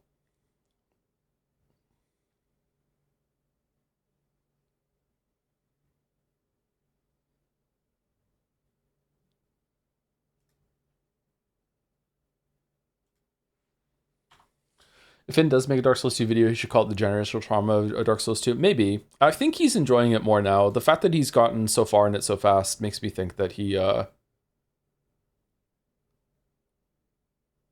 enjoying it more. I think he's gonna like Dark Souls 3 more. I'm worried that he's just gonna steamroll Dark Souls 3. He's beating the bosses without a shield in Dark Souls 2, and he's beating them way faster than I did when I first played. So he's doing better than I did. So he's probably gonna do better than I did in Dark Souls 3 then. His movement is just so good. He's just so confident. I don't know what game taught him to play like this. Maybe it was Silksong, I'm not sure. But like he will just, he barely ever locks on, and he will just attack, and then he sees that the enemy is doing an attack, and he'll just walk away from them, and he just will circle around them. He has such confidence when it comes to just staying close to them and doing the attacks. Your videos? No, he hasn't watched my videos.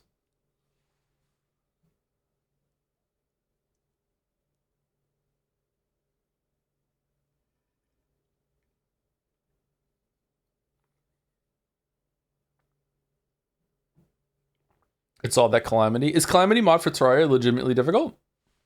I wonder how he's going to fare against the Elden Ring bosses. Did he ever play Monster Hunter? He did not play Monster Hunter, no.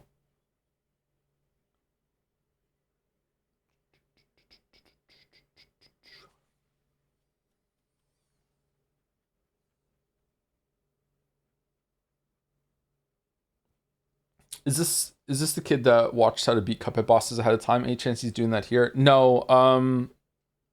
I mean, maybe, but there's been a couple times where I lied to him and said something different was going to happen, and then he believed me. So I don't think so.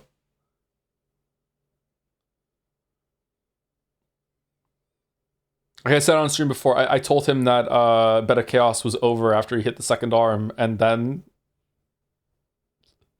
that he was very upset when that was not true. So yeah, like I told him, I said, I don't think you should look up guides. Like I said, if you want to, like obviously you can. Like, you know, I'm not going to like make it a rule that you can't look up things for the games that you're playing. But it'd be better if you try to figure things out for yourself. And so far, I think he's following that.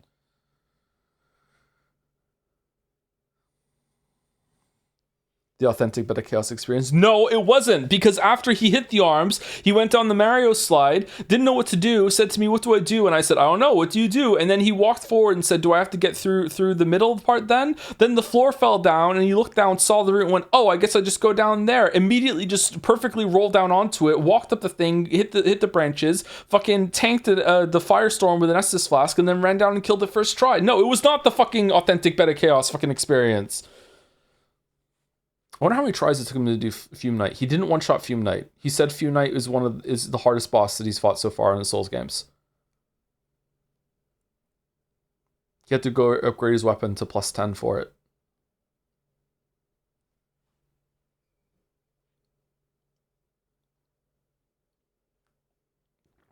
I don't know. I think maybe we're done. If Chad doesn't want to watch me play Slay the Spire 2, I guess we can just call it and just have a short stream today with Fanart. I am pretty tired.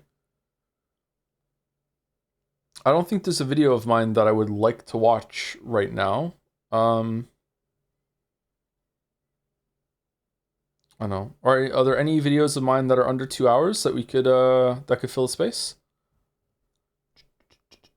So much Souls team talk. How about Eliza P vid breakdown? Didn't we do that one already? Do you have a Slay the Spire video? I do not have a Slay the Spire video, no.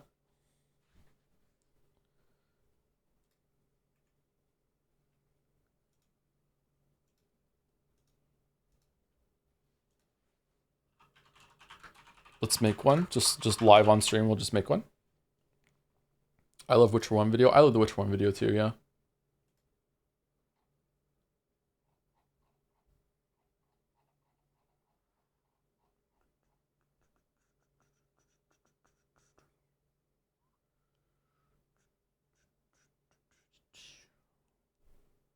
What do we have? Dark Souls, ActRaiser, Diablo 3, Dungeon Keeper, Hearthstone, fucking hell. The openings of Fallout 3 in New Vegas, 10 years ago now, holy shit, I don't even remember making that video. Anno 2205. Oh yeah, I did do that. The first Fallout 4 video. Dark Souls 2 got 3 videos. Should have just been 1 to be honest, but still experimenting with different formats. Infinifactory, Tomb Raider critique. Rise of the Tomb Raider video is better than that one, I think. Yeah, it has more views as well.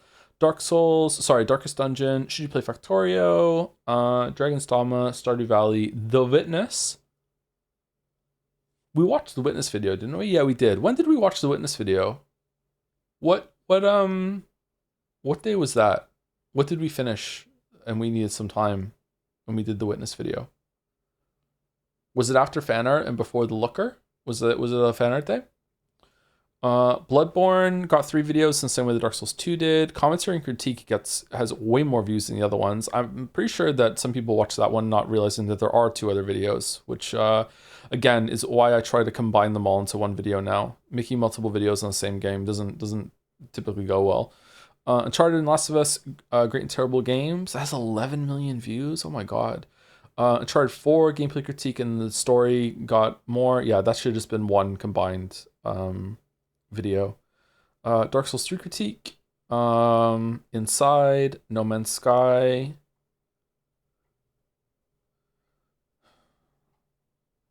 The No Man's Sky video was after Dark Souls 3? Was it fucking really? My god, in my head the No Man's Sky video was like one of the first 10 videos I made, but no. 1, 2, 3, 4, 5, 6, 7, 8, 9, 10, 11, 12, 13, 14, 15, 16, 17, 18, 19, 20, 21, 22, 23, 24, 25, 26, 27th? If we combine some of the ones on the same game, like maybe 20? Holy shit.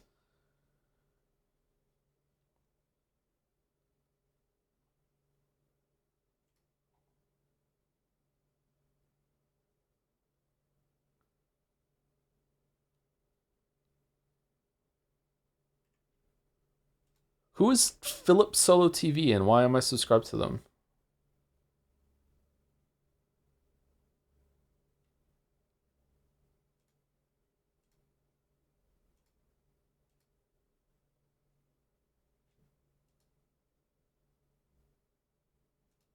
You tell us? I have no idea.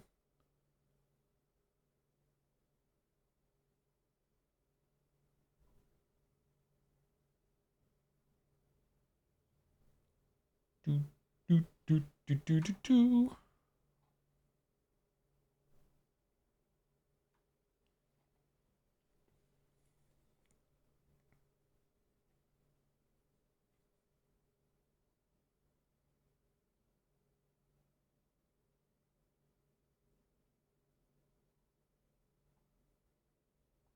Then the second Fallout 4 video, that's 12 million views? That has more views than the Uncharted and Last of Us one? Holy shit.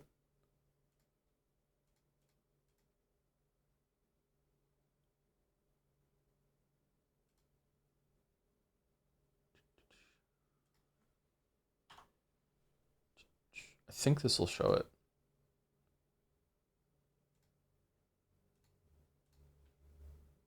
Man, look at these glorious fucking thumbnails. Aren't they so good?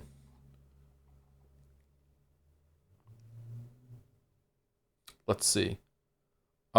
These ones I picked for out. I took a screenshot and put them on there. This one too, and this one. These were all auto selected from the. Why is that the thumbnail? What the fuck? I remember that being the thumbnail. These were all auto selected by YouTube itself. That one was picked out. These were all picked by YouTube. I remember YouTube picking this one and being like, that's a cool shot. I'm glad they did that. I really like that shot. Same here, auto pick by YouTube, auto pick by YouTube, auto pick by YouTube, auto pick by YouTube, auto pick by YouTube, believe it or not, you know. The ones that have the title, I went out of my way to do it. That one's auto pick by YouTube, which is weird because I think that is the reason why the video did so well. Auto pick by YouTube, auto pick by YouTube. That one I picked out myself, I'm pretty sure. Also auto pick by YouTube, and I thought it looked nice because it was similar to the Witness thing with a whatchamacallit,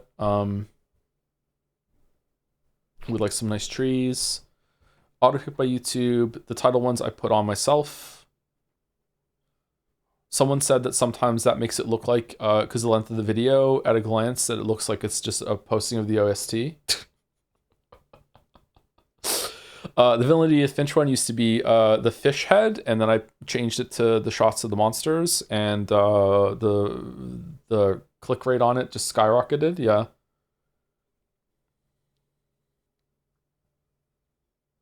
Sonaka video is pretty good. I like the Sonaka video.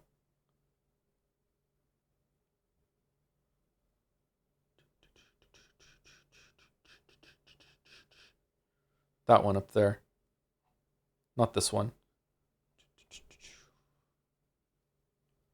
Whose channel is this? Some weeb. Prey video is pretty good too. I haven't watched the Prey video in forever. Hollow Knight video. Fucking the joke videos. The stream one has 1 million views? Really? Damn. When did that happen? The glitches one having 7 million just makes me really mad. Oh my god, you have no idea how much harder it was to make this one than it was to make this one. Oh my god, man. It was so much harder to make this one. Oh.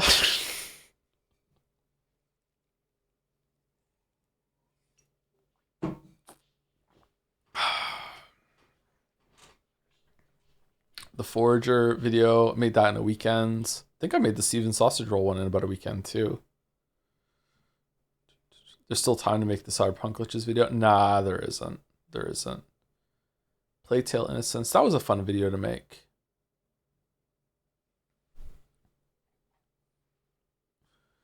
And then we have Witcher 2. Did we ever watch the Elden Ring video together? We watched the Shadow of the Erdtree one together, but we didn't. I don't think we watched the Elden Ring one.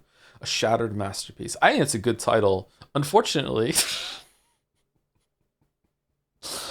it did untold damage to the YouTube naming landscape. Sorry, but it's a pretty good title. It gets the point across. I like the it's like Dark Souls in the thumbnail there too.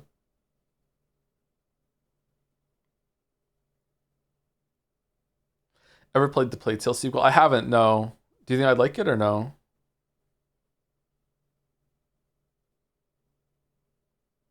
Which videos are still the most watched? I have no idea. I haven't checked stats on the YouTube channels in ages.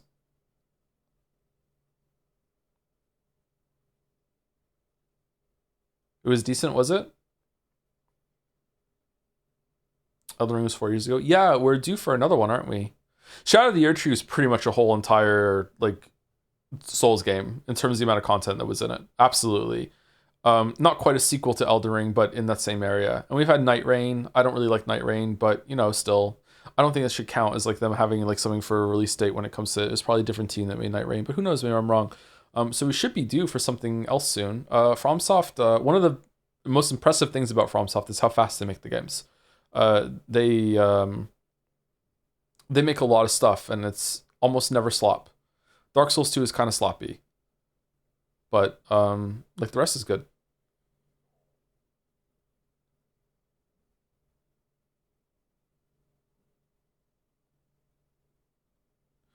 I have no faith in a Dust Bowl game at all. I don't even have faith in a Dust Bowl game either, yeah. Doesn't look good to me. I feel like we watched the Hollow Knight videos, didn't we? Yeah, we did. We watched both of them when right before Silksong came out, didn't we? Yeah, I remember that.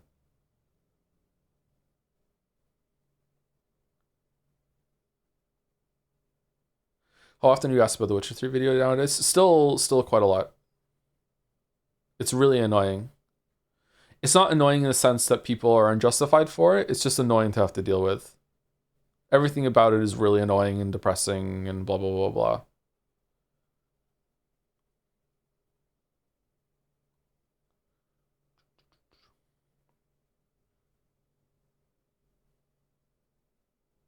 Like, this is already, like, what?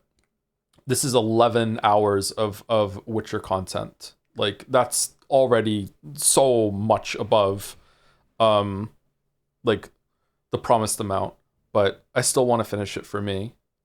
And I really like what I have, but like it's still really frustrating. And I get it, but still it's irritating. It's a bad situation all around. Like I said, I'll talk about it one day, but I can't now. I hate to be cryptic and vague posts about it. I know that can be annoying, but a lot of people didn't like the total radio silence about it. So I tried to give some stuff and also for peace of mind. And I think that just made it worse. So it's probably bad. So again, if I started talking about it right now, you would understand immediately why I shouldn't talk about it. But like sometime in the future, I would like to clear the air and talk about everything that happened. But I can't. And if I started talking about it again, you would immediately understand why I shouldn't talk about it.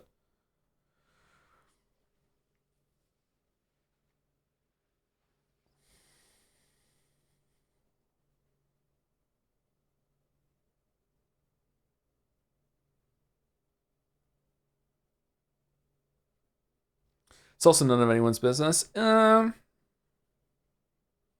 is and it isn't. I'm a very miniature public figure, and some of the stuff has been public. So I feel like having an explanation for some people, on the one hand, is a good thing, but it's also for me, like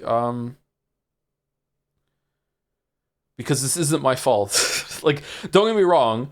A lot of delays when it comes to videos are my fault. I bite off more than I can chew. I think that it's going to take me shorter than I think it's going to take me, that sort of thing. But even with all those factors, like the video should have been out in like 2021. You know what I mean? Like that's like we're so far beyond the pale of my shortcomings when it comes to video production. You know what I mean? But yeah. The Google term is micro celebrity. I don't even think it counts as micro celebrity. I don't know, maybe. Second most famous monk. Who's number one? Gatsby?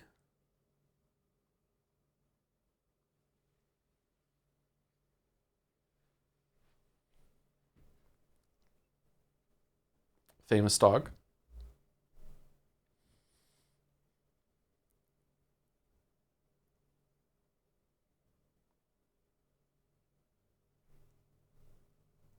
Now I feel bad for my last sub joke. No, it's okay. It's a good one. Aluminium resubscribed for 79 months with "It's been a while," kind of like the last upload. Yeah, there we go.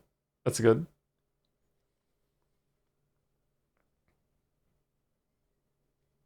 Which video did I have the most fun making? I think it might have been the Shadow of the Earth Tree video. I had a lot of fun making that video. Holy shit.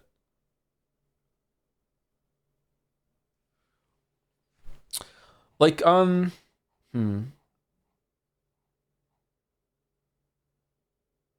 It was really fun to make the Dark Souls videos because I was learning a lot when I did it, and I like what's the description I can use here? It's like, imagine you see someone swimming and you look at them and you're like, wow, that's amazing. That looks really fun. I wish I could do that. And then you just like, fuck it, maybe I can. And you just jump into the water and then you learn while swimming to learn how to swim. At the same time that you're learning how to do it, you're also learning that you're capable of doing it. It's that sort of thing. So like, making videos is like this, and also streaming, something I didn't think I would ever be able to do. That's like I can't do that. It's a very toxic mindset to have, or debilitating mindset to have, which is that like I can't do that, so I'm not even gonna try. Right? I think some people think that about like coding and stuff too. A lot about art. That girl that read Wost and Wost lived in Moncton as a child and has 1.1 million subs. Oh really? Wost and Wost is from Moncton? Holy shit, I didn't know that. So in a way, the most enjoyable video to make was the Dark Souls videos, the first ones, because I learned so much about like how the program worked. I didn't even use Adobe Premiere back then. I used something called Power Director 14 or some shit, which I totally acquired legitimately and definitely did not just download off a torrent site. So like yeah, that's how I made the first videos. And it was really like even some of like the cheesy kind of transitions that I have like tied to the music and stuff like that. Even that was just like, ooh, I wonder if I could do that, and figuring out that I could. And then the rule I tried to go for, or the goal rather than rule, was to try and do something new when it came to like a presentation style. With all this stuff, and I don't think I don't think it was until like up here that I finally even realized stuff like layering and masks. A lot of stuff with like Photoshop and video editing also do with like layering different things on top of each other. I don't know why. There's a lot of similarities you can draw there. Just like basically just putting things over the top of the other things, and then like putting the holes in that so you could see through something, and then changing the opacity of different things. Like it's just there's so much that goes into that. And like if I could see myself now with this, like so much of the stuff I do now, just like a second thought, is just kind of it would be sorcery to the person that made these videos. For whatever reason, I really tried to push myself and challenge myself when we get out to here. That there's so much editing stuff that I learned and went out of my way to really push myself with like masking and match cuts and stuff like that. There's one here that looks bad, I think, but still I was really important for me to do it, which was, I don't know if I'm going to be able to find it. Going through the doors, going back to the town. Like that would have been really hard for me to do with that sound effect, like a Final Fantasy VI battle starting with a thing blurring at the same time. That's tied to the sound effect, right?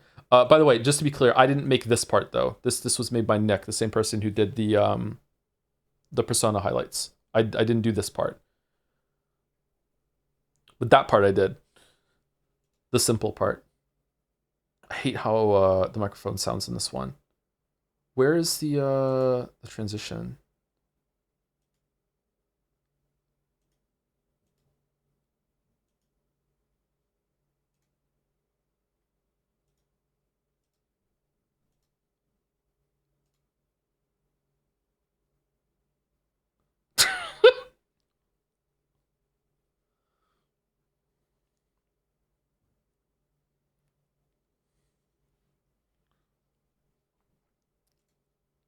To Saturday Morning Cartoonsville, and while ultimately he isn't quite that bad, I wish they had stuck with his book name. Sorry, there you go. Debt Mold, like Debt Laugh from Blood Debt Wine. Mold. One letter is all it takes to go from unreasonable to reasonable, or the opposite. Imagine if he was called Death Laugh. Cedric, the elf we met earlier when investigating the K-Ring, was apparently involved in the scuffle with Letho, so Geralt follows his trail of blood into the forest to find that his injuries have him near death. Cedric suffers from magical visions, which is one of the reasons why he kept himself perpetually drunk. As I said in the Witcher 1 video, I hate the elves in this fictional universe for reasons. Yeah, I do hate the elves. Similarly, when you walk through Flotsam with Zoltan earlier, he will to like you're supposed to, then I think Roach's route has the more enjoyable quests and conclusion. So we're back in the forest with the angel and devil on Geralt's shoulders. Following Zoltan means yet another trek up to the secret ruin garden where you found the Rose of Remembrance. If Yorvith is free, then he'll be happy to work with you to save the rest of the elves in the harbor from Drakenborg. If he's in prison because you didn't give him a sword, then Merrick made that. with the rest of the elves to storm the pier, slaughter Lorito's guards, and then convince an angry Yorvith that you're really there to help him. If Yorvith isn't a prisoner, then you can still do it this way, but you have another option to pretend to have captured him again and lead him through the streets in what became a surprisingly poignant. Oh, that's violent. Holy shit. Through this crowd, head bowed, and him saying that after all the pain he's inflicted on this place, that this is his first time inside the walls. It's the first and perhaps only time that he seems to consider that the war he's fighting is the idea that while this isn't some are left in a better position if Yorvith is captured, the Scoia'tael scattered, and Roach's route is taken by Geralt. There are no riots, the humans mostly kill each other instead of elves, and Lorito is overthrown to be replaced by someone who's presumably at least a little more fair to non-humans. Nah, I don't think I'm gonna find it. Anyway, there was a clip here that when Geralt goes back and opens the door that leads to Flotsam, and it shows the different like positions that it could be in. Like I spent like all this time like painstakingly like masking the motion of the door opening so it opened to a different scene, and I don't think it looks very good. But like stuff like that I wouldn't have done in the past videos at all because I just didn't know how to do it. How do I go back? Yeah, I think so. Like in a way, these were the most enjoyable videos to make for sure. But in terms of like not with that, like it's not learning experience. It was really cathartic to make this video because some of the things people say about me because of this video is just fucking insane. Yeah, it was really enjoyable to make that video. But like Oberdin, I made like some videos I make like faster than you probably think. Like we're talking about maybe like in some cases like a weekend turnaround, sometimes just a week or two. So Plague Tale Innocence, Return to Oberdin, and I'm talking about like from starting to play the game to the video being up on YouTube. Like we're talking like in some cases like just a couple days to like a week or two. Oberdin, Plague Tale Innocence, Forager, Not Ashen. We streamed Ashen first, and I made the video afterwards. Minute was really fast. Hob took a while, I think. Hob was when I started streaming, wasn't it? Steven Sausage Roll was a big turnaround too. It's probably like a weekend or so. Hyperfixation mode, yeah. Hyperfixation mode, yeah. Almost every single video is made in an almost kind of like feverish fugue state, where it was like I would just get up and I would just work on it nonstop, and then even eat while I was working on it, and then I would just go to sleep and dream about making the video, and then I would get up and do it again. It was just nonstop, just like that's all I'm doing. It was very intoxicating. It's very engrossing. It's a very enjoyable experience, but it could also leave you just being like feeling completely like hollowed out and just lost afterwards. And it fucks up your capacity to make memories, because there's a bunch of stuff that even like a week or a month after the video's out, I don't remember making it a lot, or a lot of details are fuzzy. And the one that really sticks out to me for like just feeling completely just wasted was the Bloodborne videos. For some reason, after the Bloodborne videos, I was just so utterly fucked. I don't remember making this one at all. This one kind of vague. This one kind of vague. I don't remember making this one at all. Not even a little bit. When it comes to the games themselves, Soma is another one that I made in about a week, like a week and a half. When it comes to the games themselves, nothing made me more miserable than No Man's Sky and Darkest Dungeon. Oh my god. I've spoken about this before, and it's such a cringe fucking comparison, but my brain was starting to think that I was stuck in a simulation that was designed to torture me from some horrible thing I'd done in a past life. And my punishment was just to be on this never-ending treadmill of No Man's Sky and Darkest Dungeon. That this is just my whole entire life was just going to be doing this, because it was just like on hour fucking 50 of trying to get to the center of the fucking galaxy, and my engine broke again and shit like that. Just like, oh my god, like this was just soul crushing. But it was worth it, because like, oh my god, the ending of No Man's Sky video is it's fucking amazing. In the Fallout 4 1 year later vid, you said you had no memory making the first Fallout vid. Is that also the case for most of your vids? Most of them probably, yeah. Let's see. I remember making the first Dark Souls videos. It's a bit hazy. I remember making that ActRaiser video, the Diablo video. Don't remember the Dungeon Keeper video all that much. Hearthstone I remember, but that was a lot of multiplayer. So Dark Souls 2, definitely. Anno, don't really remember doing that one. Don't remember that video. Fallout 4, yeah, that's really hazy. Tomb Raider, I kind of remember Rise of Tomb Raider more than the Tomb Raider one. I barely even remember this game, actually. Should do Shadow at some point. Dragon's Dogma a little bit. Dragon's Dogma dragged on. Stardew Valley, not really. Witness, I remember making the Witness video. I had a whole thing planned for the Witness video that I was actually going to get wife at the time, ex-wife Lily. I was going to get her to record. I don't know how much of the script, but it was going to be like because I was so conflicted on the game, I wanted to have a different voice in the video, and I wanted her to record the positive thoughts, and I was going to record the negative thoughts, and we were going to I was going to layer the recordings out over each other with the different sort of feelings and that sort of thing. So it was going to be like two distinct voices were saying the two different parts of it, that sort of thing. And that just didn't pan out, unfortunately. But yeah, that's what it was going to be, and I really liked that idea, and I'm sad that I couldn't make it, but it was too hard to write when it came to that. I think that was beyond me. I could probably do it now. Perspectives. Yeah, exactly. It's playing on the idea of perspectives, and that's what the game is all about. Yeah.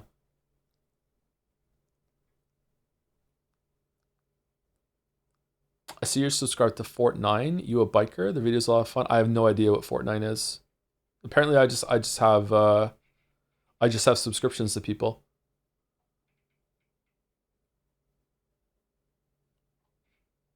Can you get sub without hitting the button? Can I just like, if I roguely hit a button at some point while I'm scrolling through or something like that? I have no idea who that is.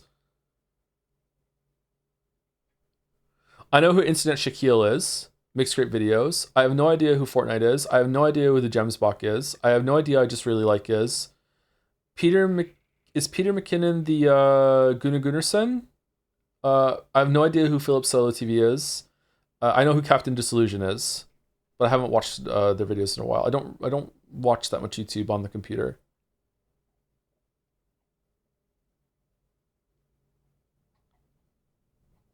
Sleepy Joe loves to YouTube surf, apparently.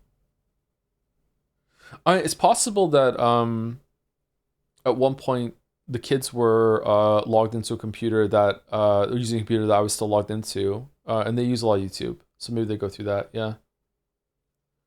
You can watch Fortnite without knowing anything about bikes. It's really well put together videos. There's a lot of humor in them. I don't know. I don't remember watching videos about bikes. Huh.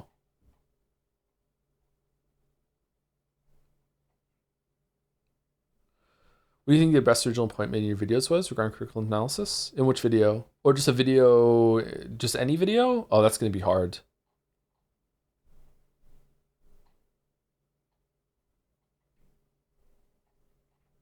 I genuinely think, I'm sorry to be such a fucking cock tease. I genuinely think some of my best work is in the Witcher 3 video. The Witcher 3 video just like, okay, so not talking about like the bigger problem or whatever that I can't talk about and I have to be a vague post king about. When we're talking about the problems that I can talk about, which is like the construction of these videos and the development of them. Like originally it was the video, the Witcher series was one video and it was about this long, this one I think, this long, and it was on all three of them. And it was just like one combined thing, and it was about this long, right? And it was terrible. It just fucking sucked. It was a really bad video. And the reason why it sucked was that it was so much of it was just recap. It was just nonstop recap. Now Witcher 2 has a lot of recap in it, don't get me wrong, but like Witcher 2 is probably the game that has the most diverging stuff paths in it of any, really. I don't think it's ever been done better or more in depth. Maybe like a game like Dispatch does it or something more when it comes to that sort of thing. But like I knew that wasn't good enough, and some people rightfully criticize me for sometimes for doing too many recaps. Although when people say that I did the recap thing for Last of Us, that really annoys me because like the opening of The Last of Us says right here. Do. This video is over 2 hours long because it looks at 4 different games. I put breaks in each section so video can be watched in pieces. There are links in the description. Each section is about 15 minutes long. The reason I spend so much time looking at each game is because this is meant to function as both a critical analysis and a watchable plot synopsis, meaning that even if you've never played these games, I speak in depth enough about the gameplay and story. It's meant to be that way. That's the whole point. This video was made for someone that wants to play Uncharted 4 because it was just coming out and didn't play these games. That was the whole point. Was that it was meant to be like a recap sort of thing, catch up speed. That's what it was meant to be. So it's kind of irritating about that. I think Villain of Edith Finch is a really interesting one because some people say this is my best video. And yet I do the whole recap thing. We go through the whole game. For the first half hour of this is just recapping everything that happened with some commentary. And then the last 20 minutes, I'd be curious to watch this one back actually and see how much it holds up. And then the last 20 minutes are when I discuss some things. And I so wish so hard that I had spoken more about generational trauma at the end because I have a lot to fucking say about that. So I feel like that could have been an interesting sort of thing. Anyway, you have to understand that I hate Witcher 3. I hate so much over analysis. I hate it. I hate academic that's what the T-Rex runner video is about. I hate over analysis. I hate we have to talk about what color the curtains are because the author must have had something to say about the curtains. I hate this bullshit so much. So until I don't know when fucking here, somewhere around here, until we get to here, like I had limiters on while I was making these videos because I didn't want to veer into that situation. I didn't want to veer into, oh no, I might be doing some over analysis here. So I'm going to try to keep it into things that are more air quote objective, right? And talk more about things that are just like that we can all kind of agree on. And we're going to leave the interpretation stuff to like, you know, loftier things you can figure it out for yourself, that sort of thing. Anyway, and until we get to, and that's why I held back here, and I wish I hadn't. So when we get to here, and some people, don't get me wrong, some people really like that in the old videos. Like some people actually miss that from the old videos, which is weird to me, but some people miss it. But until when we get up here, especially when it comes to like the end of the Witcher stuff, the Witcher 1 video, that I started leaning into it more, and I don't know when it was exactly, but oh god, was it the Breath of the Wild video? Was it was it Swan Song for Silk Song? Some people don't know this because I don't talk about it a lot, but sometimes it comes up. I've written books, I've written fiction. So I have a background in creative writing. It's not just academic writing or essay writing. I have a background in fiction writing.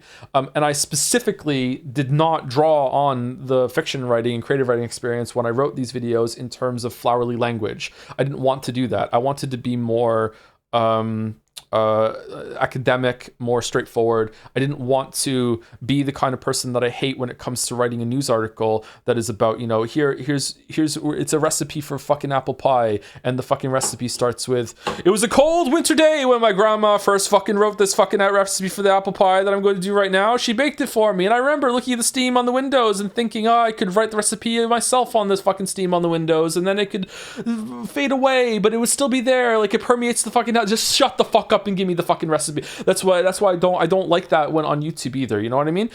So I didn't want to rely on the creative writing, or didn't want to pull back on the creative writing stuff. And it wasn't until around here. Also, sorry, I'm all over the place. I also didn't think anyone would give a shit about me and my personality. Like I was meant to be like almost like a disembodied sort of kind of perspective haver. And that wasn't to be objective. It was because I just didn't think anyone would give a fuck. Right. I also really didn't want to be Aaron Hansen. I really didn't want to be, and no shade Aaron Hansen, just not everyone can be Aaron Hansen. Okay, let me follow it up before I have beef by accident. Okay, Aaron Hansen does it well, but a lot of people try to be Aaron Hansen, and they ain't Aaron Hansen, bro. Okay, like he's funny. You can't just be funny, all right? You're either funny or you're not. I'm sorry, okay? Like you can't force humor all the time, all right? And a lot of people, they make these videos and they try to force a lot of humor, and it's just like, fucking hell, can we please just get to the fucking point? Like, fucking hell, man. So like I tried really hard not to have a lot of jokes. And I developed these rules for jokes, and the rules for the jokes were that it had to reinforce the point in some way, and it didn't have to be very obtrusive. Now you can see in the Dark Souls 3 video, I already broke that rule because I was experimenting, but for the most part, I adhere to it, and it's not until we get up here that I am indulgent with some of my bits, because it turns out that people think I'm funny, so it was good. Same thing, it turns out people really give a shit about the personality and the likes and the dislikes and the subjective experiences of the people that they follow online. Who fucking knew? They don't want people to be a fucking robot. So like, okay, so I let more of my personality come through, and also that came with more creative writing. I think I do it well in the sense that I do not start with it was a winter's day when my papa made a snowman with the carrot that would become the pivotal point in the fucking carrot stew that we make every single fucking holiday now. But like at the beginning of the Liza P video shows this well, which some people might not like, but it's like starting off with this. It's like, 1977, an author named Richard Bachman released his first novel. I'm going to put one of the covers on the screen with a bit of it blurred out for reasons that will make sense in about 30 seconds. Some of you know where this is going though. Bachman continued to write and had 4 books published until he was ceremoniously killed in 1985. Funnily enough, the same year I was born. I didn't kill him, yet he went on to write 2 more books after that, one released in 1996 and the final one in 2007. Richard Bachman's murderer. Sorry, no one makes me laugh more than me. Was Stephen King. Stephen King is also the person who created him. It's one of the more famous instances of a pseudonym being used to write books, so congratulations on being one of the lucky few today if you didn't know this already. I think what makes it interesting to many people is that Stephen King was already a successful author before the Bachman books, although his enduring worldwide fame wasn't quite secured yet. The Shining was released in the same year as Bachman's first. King has been a bit all over the place with his reasoning for writing his Bachman, which to me probably means he just wanted to do it, goddammit. Oh god, I see the Matrix. So, believe it or not, I timed all over the place here to him smearing all over the place with probably means he just with this effect. Although his enduring worldwide fame wasn't quite secured yet. The Shining was released in the same year as Bachman's first. Shining with the shining light all over the place with his all over the fucking hell. Oh my god, no one cares about this. No one gives a fuck. Anyway, sorry. Anyway, so like some people to this intro is completely flowery, indulgent, and is like the recipe thing, but I think it works because it's building to the point that is one of the central ones in the video, which is that this game is so good that it wouldn't surprise me if it was a pseudonym kind of conspiracy theory, that it was like a ragtag theme of FromSoft doing their own thing, and that's not the case. But like, but yeah, that's a whole thing. Yeah, so I feel like that does it well. And then we come to like the Witcher 3 stuff, which is why I think it's some of the best. Is that I just went full. I just said fuck it, let's just take all the limbers off, and I talk so much about so many different things in the Witcher 3 video, and just say fuck it, I'm just gonna overanalyze it. So we'll see if it goes okay. Fuck. I don't know. Like there's way more the personality stuff too. Like when we talk about the Bloody Baron, I talk about my parents. because my dad was a lot like Bloody Baron. Maybe still is. I don't know. There's like some parallels there, stuff like that. When I talk about when we get into Hearts of Stone, like so much stuff goes into pulling apart the party scene with Shawnee, just stuff like that. So I don't know. I think it works really, really well. Not all of it. I'm really unhappy about the book section, but whatever. That's how it is. I hate the curtains are blue nonsense. Also, Joy, so I timed every part of this edit to specifically line up with every word I say. Pretty much, yeah. You ever watched Tim Rogers' review analysis? No, I haven't, no. How do you differentiate between this analysis superficial and this work was too deep for me, especially with how many people misunderstand or never reach more understanding themes in a lot of games, in part because of a preconceived notion. For example, all Miyazaki Souls-like games are overtly pro-polytheism and personal transcendence, Shinto Buddhist thought, and very anti-monotheist, yet most analysis glosses over this topic. I don't give a shit about any of that. Like, that to me, like, if he wants to make anything that's like a coherent fucking commentary about that, then, you know, he shouldn't have also included underpants zombies that are hanging from the streets in Undead Berg that will come up and laugh at you while they fight you. Like I don't know. I feel like Dark Souls is definitely a series that people have overanalyzed and it's irritating. And I have just completely divorced myself from that whole entire scene. And that frustrates some people. Like, I'm surprised that some people really still get upset about the end of this one, where I mentioned the story just in passing and say I don't think there's anything to this, and I'm not even going to bother. And that's, I think, the only comment I have ever said about it. And yet, you know, some people are still Jimmy jostled. You know, still. Yeah, I don't care. Like, I really don't care. When it comes to what's superficial or not, if I can find some meaning into it and I can make a lot of connections and I feel like it really is intended, intent matters a lot to me. Intent matters a lot to me. It's one of my flaws as a critic maybe, or one of my strengths, depending if you agree with me or not. Intent matters a lot. So I try to see if this is deliberate. That can lead sometimes to me coming across as someone that needs to have things like really nailed down or to be on the nose for me to enjoy them. I don't think that's true, especially with some of the stuff that we've streamed and some of the analysis I can do live sometimes. Even Pathologic was like that. I need to feel some sort of hand of the author. I need to feel some sort of authorship. When it comes to that, like, I'm sure you could make like a banger essay about, you know, like the abyssal fucking despair that you feel in No Man's Sky, and like, you know, it's a commentary on how the universe, you know, has a lot of wonder, but then you realize it's all the same, and, you know, life is life and all this other shit, and like you could talk about that for maybe someone has done that video, right? But to me, that's clearly not the point of No Man's Sky. That was not intentional. They were just throwing a game together after the hype train ran out of control. You know, it has nothing to do with that. And so I don't give a shit, you know? It's not there. I don't feel the hand of the author when it comes to that, so I can't get on board. Pathologic, which is actually just chatting straight with the game, right? Yeah, pretty much, yeah. Ironically, your vids have helped me become interested in art critique, and now I can't think about art non-critically. It's like a curse. Ironically? Oh, I'm sorry. Yeah, sometimes when you get open to that, it can be hard to turn it off. It does get better. There was a time, I don't know when, there was a time around here where I could not play a video game anymore without thinking, this is what I would write the script. I couldn't do it. It completely and utterly ruined my hobby. Just zero capacity to play a game without it being, I could be streaming this, or I could be making a video on this, or I should be making a video on this, or both. I should be streaming this and making a video on this. I don't know exactly when that went away. Probably something around here. Maybe playing games that I know I can't make videos on, like Slay the Spire. But even playing Factorio, when I was playing Factorio, I was like, I could make a video on Factorio. Even like They Are Billions, I have a video idea in my head. They Are Billions and her clones. You know, that would be a banger video. I would love to make that video. So it still does happen, but I am capable of playing like Hunt Showdown without thinking, oh shit, this could be a video. So I don't know when that change happened, but it's nice. Definitely on a completely unrelated note, thoughts on Jacob Geller. I've only seen some of his videos, and I've liked everything that I've watched. There was one about caves that was really cool. I like that he has such a huge spectrum of topics and approaches that he takes in his videos. He's really, really good.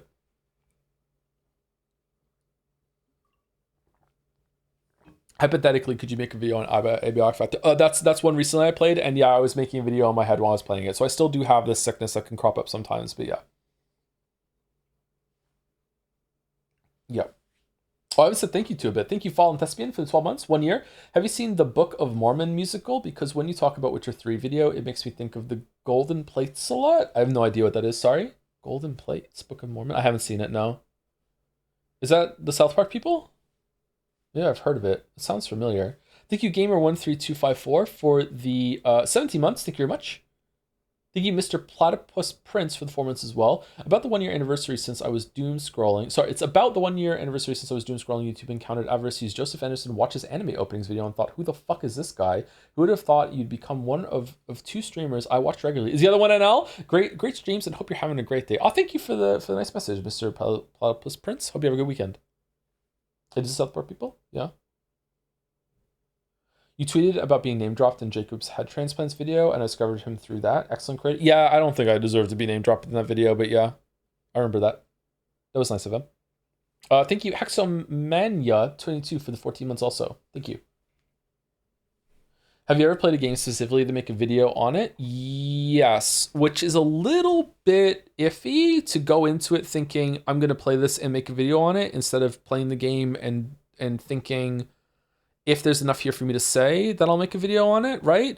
It's kind of presumptuous. However, there have been times where I've played a game intending to make a video on it and then I just haven't made a video. It turns out I didn't have enough to say. But let's see. Fallout 4, as early as that. Fallout 4, Anno, the Tomb Raider games. Witness I was just checking out, and then it turns out that I had a video for it that came out. The Dark Souls games, obviously. Inside, no. I just played Inside because I played Limbo, and I played Inside, and then I was like, okay, I don't get it. God, Jim Sterling's review of that just still, what the fuck? Breath of the Wild is probably the biggest example. Yeah, Breath of the Wild is like, I refreshed the Best Buy, like, I don't know how many fucking hundreds of times to get a launch Switch, because it was really hard to get a Switch back then, in case you weren't buying consoles or whatever when the Switch first came out. I'd refresh it so many times, just almost like a stim as I was sitting at the computer to see if I could get one to show up, and I did. I got one, and it worked out. One opened for pre-order. I got one with Zelda, and then I was in the middle of playing Horizon Zero Dawn because I wanted to make a video on that to justify the expense of the PlayStation 4, at the time. That's the reason why I made the Bloodborne video and The Last of Us, because that was such an expensive purchase at the time that this came free with the PlayStation 4. So I needed to make a video on it to justify the expense, and it worked out. It has 11 million views, so that's great. The video made of obligation did that. Yeah, so Breath of the Wild, I was like, I'm gonna make a video on this, and then yeah, it turned out. I find that Jacob Geller is overrated. He tries to make the video sound really deep by mentioning lots of different ideas and sources, and uses pauses and editing well, but he doesn't bring that many interesting insights and answers to the table. It feels very different from your rigorous and rich style. Okay, no. Thank you for the comment, but like, Geller is a tier above me for sure. I don't have a rigorous and rich style, but thank you for saying so. Joe alt account in the chat. Yeah, I know. Fuck. My streamer's so deep and talented. So handsome. My streamer.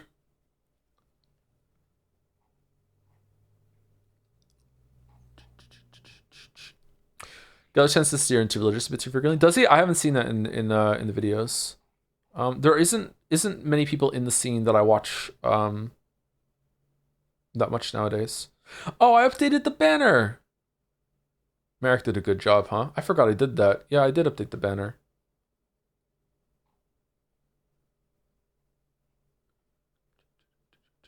Let's watch the Liza P video, and that'll give me a good chance to see some of the footage and see if I would let Finn play it. Because I'm okay with violence when it comes to like monsters sort of stuff, like beating up the monsters, that's fine. But when it comes to some of the other blood and with humans, I think it might be bad, but we'll see.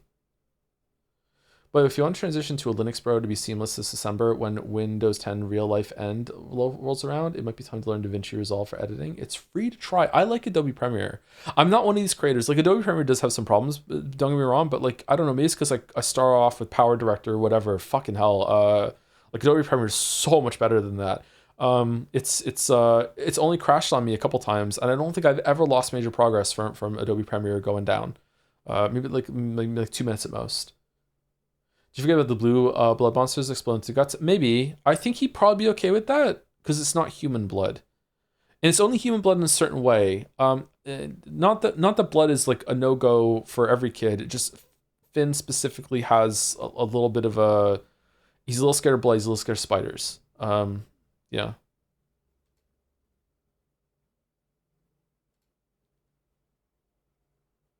In 1977, an author named Richard Bachman released his first novel. I'm going to put one of the covers on the screen with a bit of it blurred out for reasons that will make sense in about 30 seconds. Some of you know where this is going though. Bachman continued to write and had 4 books published until he was ceremoniously killed in 1985. Let's go. What do we think? 1.25 speed. I think 1.2 speed is gonna be too fast for watching stuff back. Is the sound okay?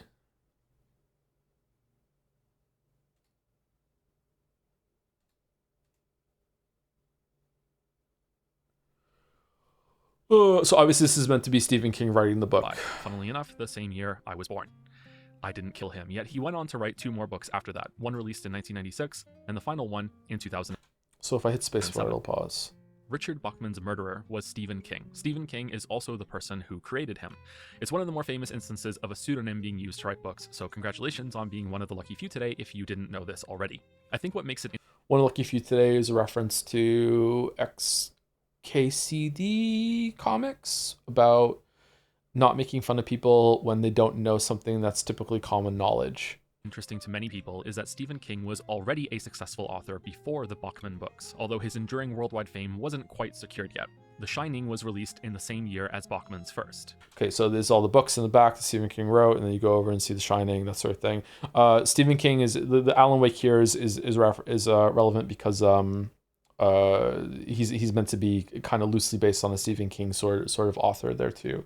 Yeah, I think about this a lot. It's really interesting, like how people deal with fame and how it can sometimes go to their heads. Yeah. King has been a bit all over the place with his reasoning for writing his Bachman, which to me probably means he just wanted to do it, goddammit, and why does he have to explain everything? But a couple of his reasonings stand out to me regardless, that these were works he had already completed, at least in part, and wanted to explore their ideas or release them with more freedom, that he wanted to see if he was capable of achieving success as a writer again without the easy mode win his name had become. And finally, that releasing too many books could hurt his reputation and standing, especially as far as his publisher was concerned, and this was a way to circumvent that restriction.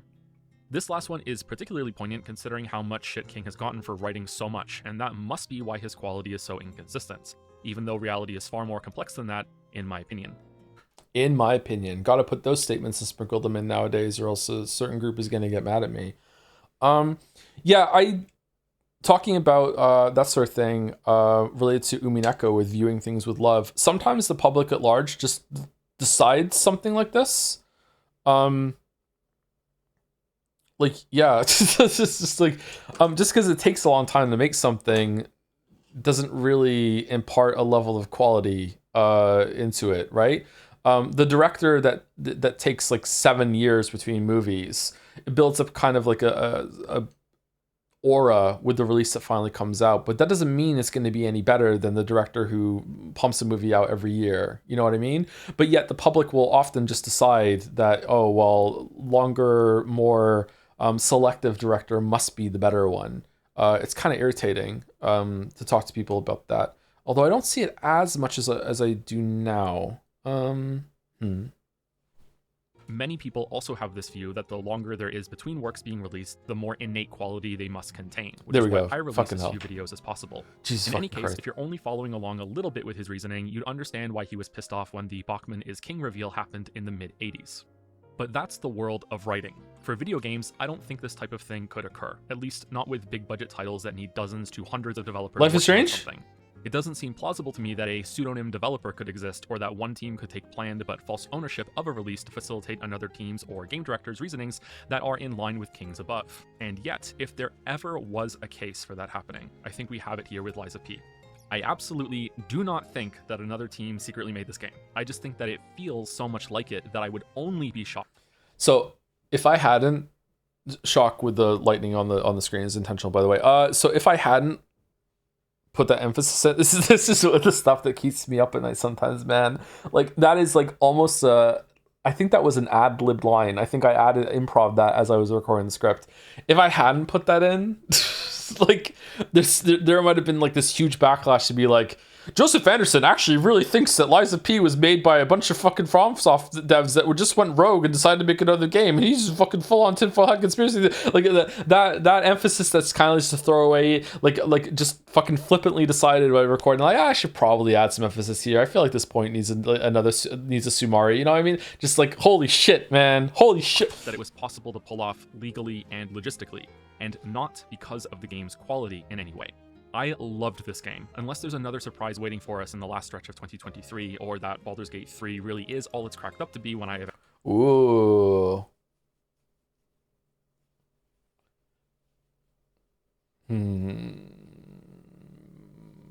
Baldur's Gate 3 is the more impressive game.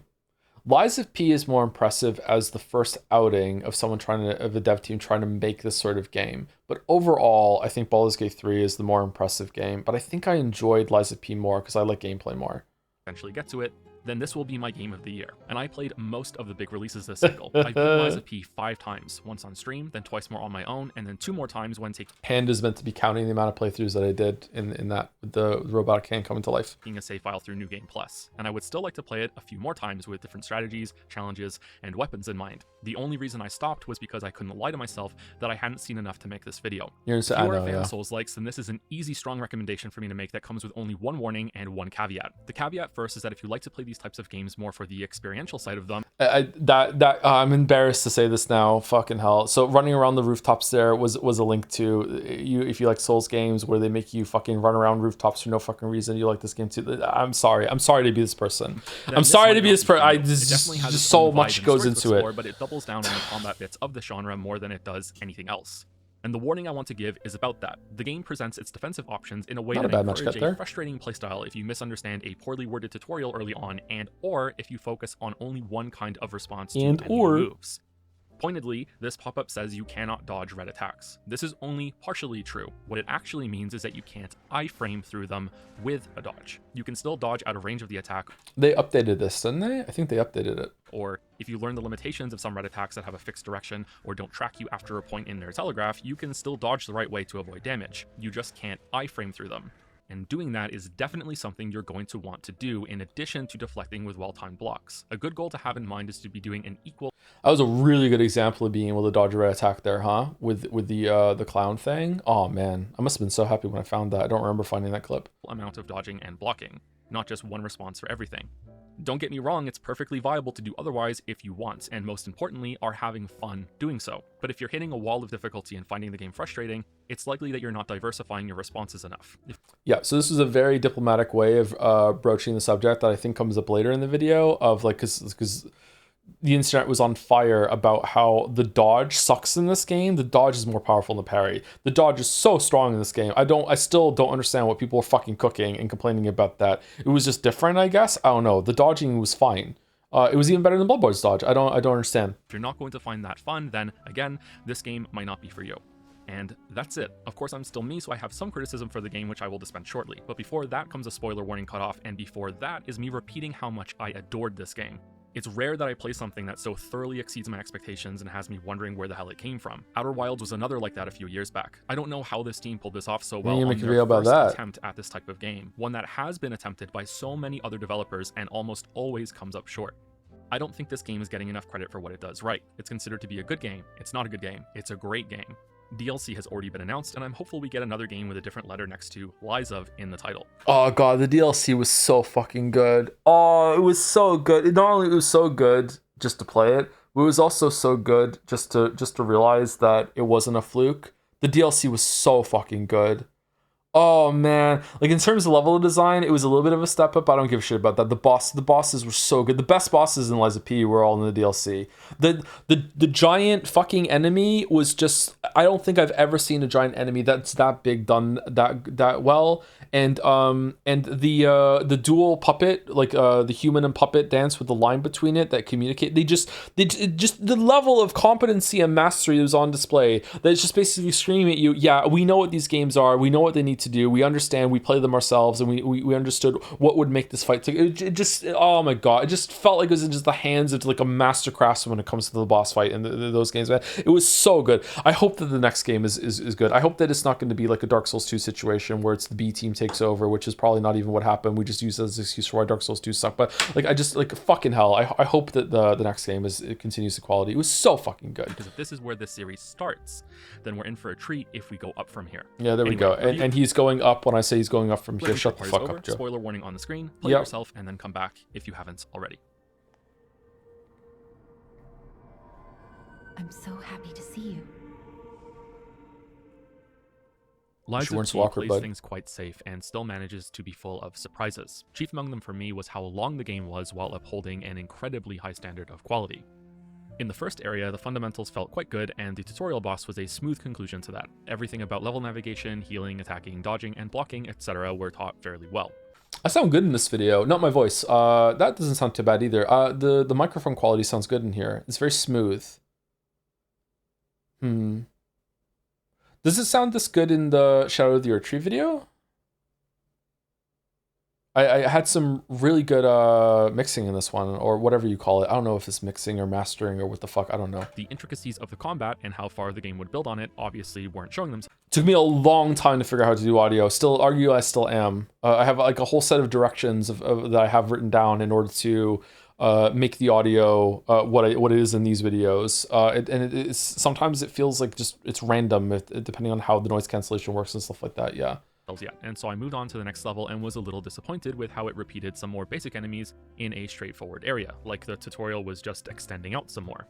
And then I got to the first real boss, the Scrapped Watchman. After that fight, I was so impressed by what the game So that clip is there because I'm talking about the Scrapped Watchman was doing that I was braced for it to abruptly end. The next area was where it would run out of steam.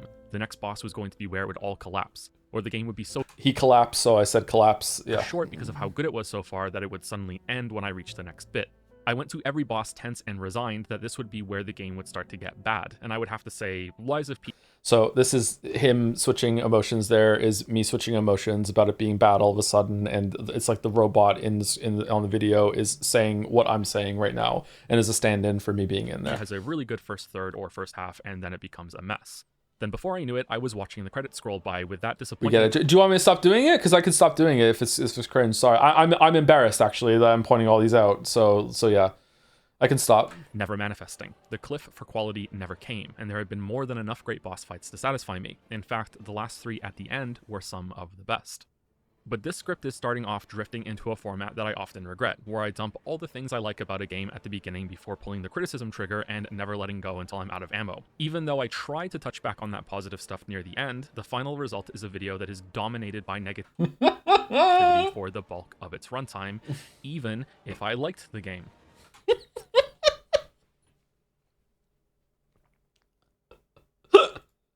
Sorry. For the bulk of its runtime, even if I liked the game. the gigantic arrows for Odyssey and God of War. No arrows at Witcher. Well, I like them. I wasn't harsh on them in those videos. That's why I don't have video arrows pointing to them. Whereas these ones, I have a reputation for not liking God of War 2018 for some reason. I have a reputation for hating Mario Odyssey, and I don't. I like Odyssey. I like Odyssey. I like God of War 2018. I love God of War 2018. I like The Witness. I really like Soma. I like Anno 2205. I like Fallout 4. I should take this arrow away from Dark Souls 2. I like Zelda. Yeah, but these are the biggest arrows because I felt like that was the biggest discrepancy. If more time now, I would make a gigantic, like the whole screen would just be one gigantic arrow pointing to the Elden Ring one, I think. Yeah. So instead, let's flip to the opposite here and start off with the biggest thing that Lies of P gets wrong. Flip a switch. World and level design. And honestly, even this might be a good thing for some people depending on what they're looking for. To me, Souls-likes have a generous helping of Metroidvanias in their DNA, because why wouldn't you want to mix two of the dumbest genre names together when talking about something? Ooh, fucking what? Well, like, wow, what a revolutionary fucking observation there, bro. Lies of P, however, has lawful linear on its character sheet. There is only one optional side area in the game that you can discover, and it's quite short. Everything else is level then boss, and then next level, and next boss. There is a fair amount of exploration to do within those levels for finding upgrades and weapons and the like, but even these detours are kept in the same sort of structure. Let's picture a square. This was hard to do. It's so fucking simple. I did this. This was hard to do. The level then boss, and switching between different examples every single time. I like doing that. I think most people understand that it's just much more pleasant to have something like a visual like change to the rhythm.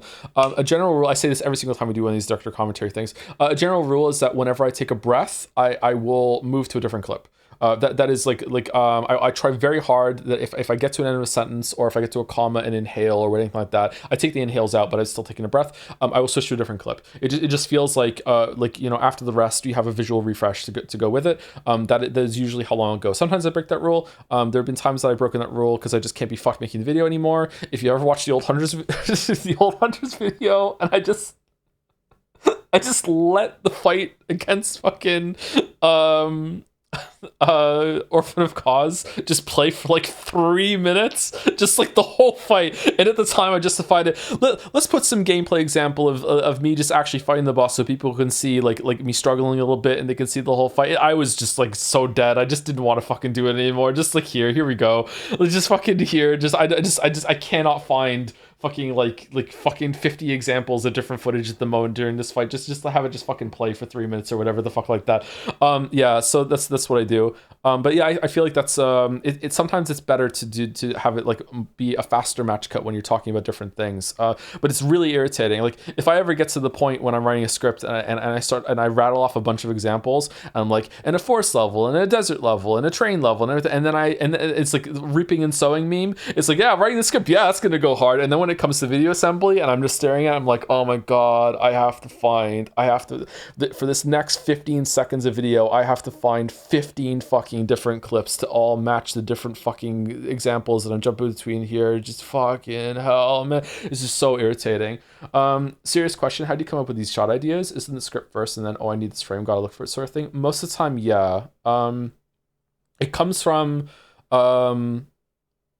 whenever I'm talking about something. If I'm talking about a boss, I need to put the boss on the screen, right? That's simple. If I'm talking about a level, I need to put the level on the screen. If I'm talking about the character or a conversation happens, I should put that on the screen. So from there, it's a very natural, organic thought to go to, okay, well, when I'm talking about something that isn't specific, like a vague idea, how can I somehow incorporate that? So as I'm talking about Stephen King at the beginning of this video, I'm not going to use footage of Stephen King. Someone else might, but I don't have the balls to like go and pull interview footage of Stephen King and go through the copyright rigmarole of seeing if I can get away with it because it's an educational video and who knows if I'm going to have to fight it and lose ownership of the ad revenue, blah, blah, blah, blah. So instead I'm like, okay, so what kind of video game example can I have here that suits it? And then we get to like, okay, well, Alan Wake 2 is kind of like a Stephen King character. I just played those games on stream. Let's put them in there. That's that sort of thing. So then from there you can think of like, okay, well, if I'm talking about something that's vague and I can have like a visual gag, maybe I can add it to there. And as I spend more and more time making the video, I've already skimmed through almost the entirety of the footage. I don't know, like dozens of times, and there's certain things that I know happens in the game. It's really fresh in my memory. It's in my RAM, so to speak. So I'm like, okay, let me use that as a visual gag. There's one coming up about a hand, I think. Yeah. Sometimes I do a big clip out where I will put all of my footage in Adobe Premiere, one clip at a time, and I will skim through the entirety of the video file, and I will think of like, oh, the script is in my head. This could match this part of this paragraph. This could match this part of this chapter. That sort of thing. I will go through all of it, and I'll be like, okay, these are all the attempts of this boss. For a big open world, to be like, okay, I'm gonna clip out all of the side quests I'm gonna talk about, and I'm gonna put them in like a bucket somewhere, and I'm gonna pull from them, and just to cut down all the times that I have to go like rogue searching. challenging, because if I ever get to a point where I'm putting visuals to the audio, and I'm like, I don't have an example for this, like sometimes I might just sit there and just stare at it and just be like, okay, where am I finding the example for this? Where am I getting it from? And I have to go digging and just hope I find one. Sometimes I do, usually I do. But yeah, I've stopped a few times, but like the visual gags are not the norm, right? That sort of thing. Anyway, sorry. This was hard to do, even though it's a very simple animation. There's like a masking. I think there's a mistake here. There's like another white line that's over this, and a masking of like a black square, and I just moved them around because it's a very simple thing. But I feel like this is still effective for like describing the problem or the situation that's in the levels here. Sorry, I'm yapping so much. Holy fuck. We can plonk down a starting checkpoint near one of the corners and have a player character walk the path through the square until they get back to where they started. Right here will be a locked door or an elevator or a breakable wall, and voila, the starting checkpoint is now exposed to either another... This is, you can see kind of a little gap that doesn't match up completely, but the rendering of the video kind of obfuscates it a little bit. This, by the way, I don't know how many of you have ever fucked around with video editing. This sort of thing is very difficult to do, not in terms of like placement, in terms of just performance. The video editing software will just chug the shit whenever you have more than 2 video clips overlaying each other. So we have this going on over here, and then we have 3 here going on here. Sometimes when it comes to very complicated parts like this, what the fuck is it? God, was there one in the Witcher 1 video or the Witcher 2 video or the Elden Ring video? I can't remember. There was one video where I had like 16 boxes all showing different things. I can't remember which video it was. I had to open a new video file and just make that like by itself, and then render it out, and then put that rendered video into the main video file, because it would just crash every single time that I got to that. So that's what you have to do sometimes. So yeah, so this one was fine because it was only like 4 video clips, but it does lag every single time, and you don't really get a sense for how it looks until you do a render, because it just doesn't play properly. Square to walk along that links back here, or a straight line that eventually arrives at a new cluster of squares. This is the most basic... Okay, that actually was pretty good. Okay, I'm actually happy about that still. All right, cool. ...form of this kind of shortcut-based level design, and it's what Lies of P does over and over. Sometimes the square might have a couple extra turns, so it's not much of a square anymore, but it's still a square in spirit, or there might be a square within a square as a side area that loops back in, but that's about it. Contrast that to the many scribbles with shortcuts that cross over from level to level, and not just within their local area, that you can see in some of the best designs in this genre. This is what Silk Song does worse than Hollow Knight. Oh no, he's right. No, kill him, he's right. And no. I think the potential problem is made clear. Some levels like the shopping center arcade and the opera house do flirt with the idea of being mazes, but they're quite short. And hey, like I said, this can be a good thing. With combat being the focus, it can be refreshing to have a game that both focuses on something and allows you to focus on it too. But I'd be too in tune with Pinocchio if I didn't admit that the lack of exploration in the game was its most disappointing aspect for me, especially on the world design side, because I like the thrill of discovering hidden areas, whole levels, side bosses, and the freedom to wander around. An example of this can be found in an event that I usually would have loved, when an elevator after a boss took me to a room, and after stepping through the next door, I was unexpectedly right back in the main central hub as a surprising link back to where I had started hours earlier. Instead of feeling a sense of wonder and marveling at the tight world design, I felt like I was going through the motions, just being led from place to place, and not having revelatory clicks as the map I was building in my head was filling in. With interconnectedness done right, this can make the world so engrossing and rewarding to study. In Lies of P, I just want to fight. So it's good that the combat is so excellent then. Matching with the hand there with the blood on it to destroying the heart, yeah. Let's generalize gameplay a bit for the next few points I want to make. In almost every game, you can narrow complexity down what to game's either this? the player moveset or the engagements they are moving through. Most 2D platformers show this beautifully clearly because player options are kept quite low. You can move left or right, jump, maybe a speed increase. Remember when I did the Mario Wonder stream just out of nowhere? It's because I wanted 2D footage of an updated Mario, and I was like, fuck it, I'll just go for the Lies, because I was making Lies of P video at the time. I was like, fuck it, I'll just go get that game, and that can be in the Lies of P video, and I'll just do a stream, I guess.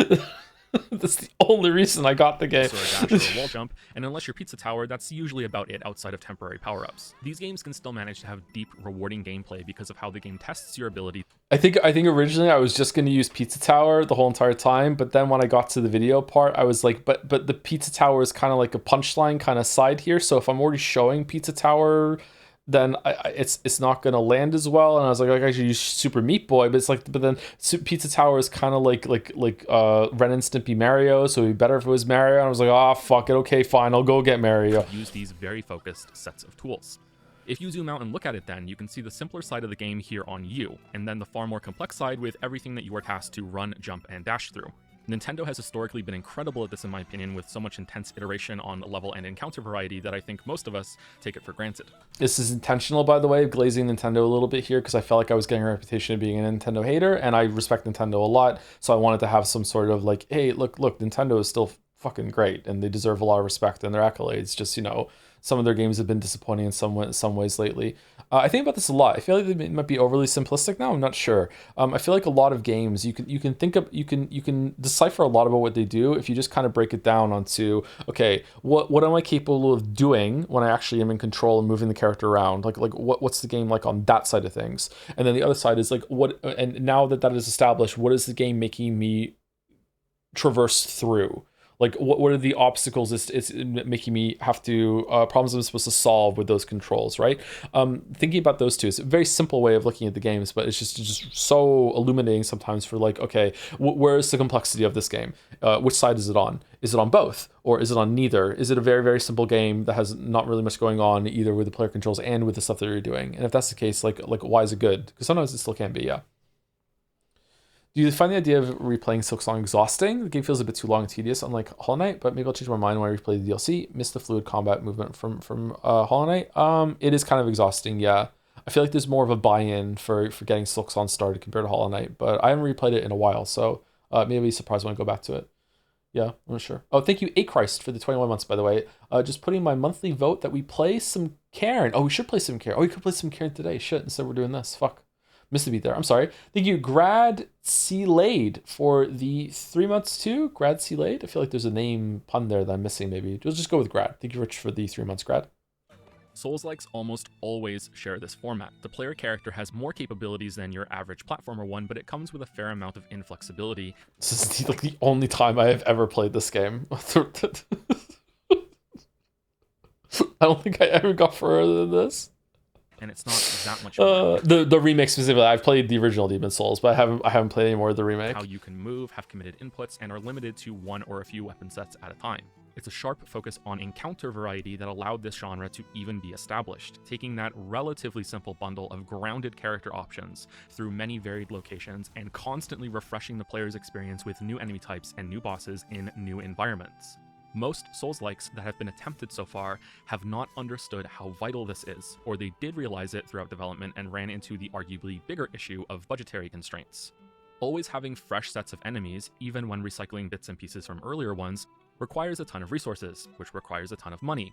If you can't achieve it, then even if you absolutely nail the game feel part of the combat, which is already a difficult task, you are left with a game that has that relatively simple player character moving through a mostly samey world in overly large levels to get more use out of those assets while fighting the same enemies over and over and over. If you've played a lot of games in this genre, then I am... Yeah, all the different examples there of over and over and over. It's really irritating to do at the time, but like I think it pays off. Certain the names of some titles popped into your head as I said that last sentence. Oh yeah. Bringing it back to 2D platformers. Yay! Imagine how much lesser an experience Celeste would be if it wasn't always introducing new toys to the mix with each new chapter. This constrained but carefully calculated spread of variety would instead be the same 2 or 3 level gadgets copy and pasted onto slightly different backgrounds. Celeste is a great example of how this can be done successfully, and you can avoid this problem of too much repetition, but it could also be turned into a way to undermine my point here because of how much hidden complexity there ends up being on the player options. Lies of P is the only 3D Souls-like I've played that wasn't made by you-know-who, that has demonstrated an understanding of this and then made good on it. That made me feel like cheesy fucking match animation of the big swords there. They knew how instrumental it was for being able to provide... Why haven't you done a Celeste critique? I don't know if I have enough to talk about Celeste. Yeah, just because I love a game doesn't mean I have enough to talk about it, yeah. I don't know. A gameplay experience with variety and depth in this genre. Not only that, Lies of P has 2 more additional qualities related to this that push the game even further. First off, the impressiveness of enemy variety here cannot be overstated. There are only a few smaller levels which do not introduce something new to fight. Even the last level is still adding new enemies, variants, and a remixed mini-boss. The Opera has these Lady Marie marionette spider robots that look awesome, have their own sets of moves that require some strategic thinking in addition to creating a difficult problem of buffing the smaller robots around them, and they are entirely unique to this location. There is this kind of exceptional use of controlled variety like this throughout the game. On paper, every enemy should be added to a pool as they are introduced, and then they all keep coming back. So I talked about Gungeon earlier, right? So some of the Gungeon script is bleeding through here with some of the stuff I didn't get to say in a video until now. Huh. Back to maximize variety for the rest of the game. Instead, the importance of having memorable encounters with enemies and some unique mini-bosses was prioritized like this to give the game a sense of flowing through new ideas and fresh problems, your first time through and every other time after that as well. The 3 enemy factions present in the game. That was stream footage, immensely. I think. This is a method that has been understood for decades now. You can go back to Half-Life 1 and the first Halo to see excellent examples of how a game can stay engaging by I have to fucking download Halo for just This is an alien level, this is a human level, and when you're tired of one, it's time to switch between them. It's especially well done if there's some bleeding between the two when it is time to switch, and that's something new that they can do, or a whole ass new type of guy to fight belonging to that faction. I think I did Half-Life as well. I don't think this is from the stream. I think this is, I just ran in through Half-Life levels. Is added on each swap. Lies of P does this with puppets and carcasses, with a peppering of a few human fights and bosses throughout, and then allows them to mix together toward the end to create something new. This starts off a touch too slowly with the first 2 levels having similar kind of puppet. See, like, this is like a kind of an abstract idea, but like when it comes to having a lot of video footage, like it's easy to show like fighting over and over and over again, but sometimes it's good to mix it up by having like look, the enemy's doing a pose and is striking a pose of putting the sword out, and they're just walking toward you. So it's good to like mix that up. It can be really hard to keep track of though. Like it's easy to just, I feel like as videos go on, maybe I do this less as I start to get fatigued. I'm not sure. We'll see how it goes. But like breaking it up to be like, instead of being like nonstop, just here's me just wailing on enemies with my sword. Here's one that's just approaching me and we're not even fighting yet. And here's one where it's just doing an action pose and we're just getting ready to fight. And here's one that's just like dying or whatever like that, or stuff like that. I feel like it goes a long way. But then again, sometimes I wonder how many people even fucking watch the things, man. Like most people just listen to them. So like, I don't know. I'm gonna guess that there's still more than I probably think when I'm being pessimistic, but I don't know. But once you reach Vanini's factory, it's amazing to me how the pacing of new stuff being thrown at you never lets up. The part after I use this term too much, thrown at you. I try very hard not to say that as much. But I feel like it's one of my ad libs that I do, so I have to make sure that I'm not saying it too much when I'm recording too. I don't think I've gone back and re-recorded a line because of it, but it does bother me a bit. I say it too much. After this is where you fight your first carcass set, and I think it was a stroke of genius to have the 2 larger main factions be a type of entity that is so modular, or so easy to accept a high amount of variance in their designs. This allows visual difference. Yeah, I was really happy when I made this observation. I can't remember if I made this observation on stream or not, but yeah, it's really cool. I don't know if it was intentional or if it was an accident that they realized, oh yeah, because they're puppets, we can make them like different from the same like base. Same with like the mutations and stuff too. Yeah.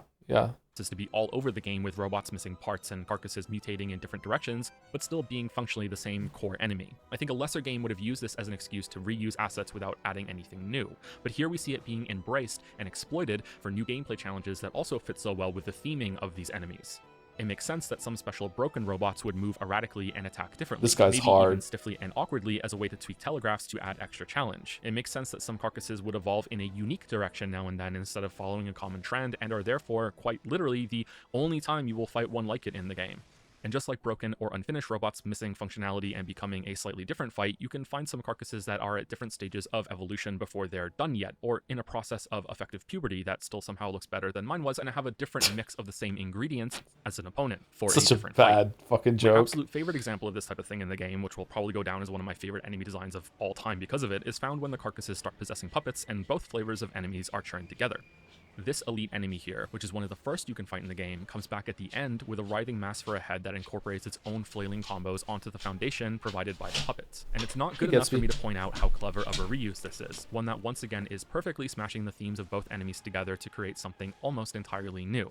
Now, why I love this enemy design so much is that it shows such a strong grasp on what makes combat in Lies of P tick, because all of the added extensions and extra whipping attacks this enemy now does make the fight much harder and more suitable for its placement as an endgame.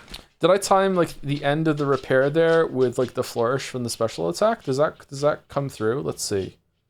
that it shows such a strong grasp on what makes combat in Lies of P tick, because Yeah, it all of does. the added Yeah. extensions and extra whipping attacks this enemy now does Matching energy, make the fight much matching energy between clips is also something that I find fun. I don't think I do it very well, but when the opportunity presents itself, I try to do it. Yeah. harder and more suitable for its placement as an endgame enemy. But they also double up functionality as opportunity. See, that one was bad. That one is fighting the same enemy to different playthroughs, and like I stagger back and I try to match it, and it doesn't look as good. So if it's not done well, then it kind of sticks out a little bit. I don't like that one. To perfectly deflect more, similarly rewarding your commitment to getting better at this core gameplay mechanic as you approach the end of the game, and can therefore stagger and execute your enemy faster. It is firing on all cylinders for adding variety, That was pretty good. difficulty, and a chance to get into a great flow state with the game's combat and dunk on an opponent, and also rewards you for engaging with the game's core system. It's not just a harder fight, it's a better and more dynamic one. Which brings us to the other quality of the game that capitalizes on how much variety is on offer here, and a way to link this back to Celeste. I said a moment ago that it was a game that could be used to partly go against the standard I think most 2D platformers follow by having layers of hidden interactions and movement tech at the player's disposal, which is right there from the start, but you just didn't know it yet, which means that didn't come through. So those two clips are like showing how a player different skill levels can go through the same room. could be used to partly go against the standard I think most 2D platformers. It's like you go up there, it's slow, and then the second one is just like fuck it, I can just go up here. But if you're not familiar with the game or you don't know what that is, it just kind of looks like I just went to another room that just looks like the same one that we just did. That was like, I mean, the intent there is fine, but it doesn't come through. Is right there from the start, but you just didn't know it yet, which means there is substantial complexity on the player side after all. This was the biggest surprise Lies of P had for me, and after having just explained how the game is so special for clearly understanding how crucial encounter variety is to enable fun from a simpler set of player options, I hope you can also understand how it remains so surprising. Because nailing enemy variety wasn't enough apparently. The game also needed to greatly expand what the player is typically capable of in these types of games as well to double down the investment. So I don't think I showed the grapple at any point during the video until now, for this moment of being like, oh look, there's more to this game than just parrying and dodging, and there's this too. Boom, here we go. I don't think I did. I also tried to do something similar in the not Ragnar video, in the 2018 video of not showing the blades. You can see them if you're paying attention, you know what to look for, but I tried not to show the blades in combat until the moment where it was relevant in the story of the video too. Investment in its combat system. There's a lot to unpack here, and on an individual unpack there because he's opening a box and unpacking. Each piece doesn't mean much on its own, so bear with me while I disassemble and reassemble for the next little while. What's Geppetto doing? The obvious one out of the way first, elevating the block function to have a much tighter and higher risk versus reward timing test is fantastic. These types of games often struggle with having enough ways to respond to enemy attacks. While blocking being the training wheels that you eventually take off for dodging can initially be thrilling, especially when you're in the middle of that transition, soon you're pressing one button all the time, and you can't go back to pressing two because now blocking is too easy. In Lies of P... Yeah, it's a real shame about those games, huh? Like, having more options, like Lies of P shows how good it is, so does Sekiro, but like, yeah, once you go back, like once you go to rolling, you just really can't go back to using a shield. It's not as good. Although Elden Ring did try to make shields good with the counter system. What's it called? Where you after you block, you hit heavy attack and you can get some stagger damage on them or whatever the fuck. Like, it tries, but I don't think it's all that successful. Guard counter, thank you. That's what it's called. Yeah, I still haven't done a playthrough where I do guard counters. Not sure. Do you check the vid on multiple monitors or the current monitor? Do you also listen on multiple stereo headphones? I listen to it on speakers. I don't check it on multiple monitors, no. Should I? I do have multiple monitors. I could do that. I don't know if I should do that or not. Wonder how Finn is going to handle having to parry. You can still hold block for that easy damage mitigation, but with practice, this can be timed to rival the effectiveness of iframe dodging and in many cases surpasses it. An easy trap to fall into here, or at least it's one that I fell into, was thinking that deflecting was the primary way I should be dealing with bosses. I don't mind that I made this mistake because I was still having fun trying to figure out all the timings on many long combos, but I can vividly imagine someone making the same. Try to be very upfront when I feel like I've done something wrong in games, and sometimes I feel like this backfires. It's kind of like blood in the water to a certain kind of internet community. I think it's still worth it, but oh man, it's frustrating sometimes. Error and not having a good time on Romeo's long-ass combo especially. In both cases, the incredible dynamic. This is probably the hardest string in the game.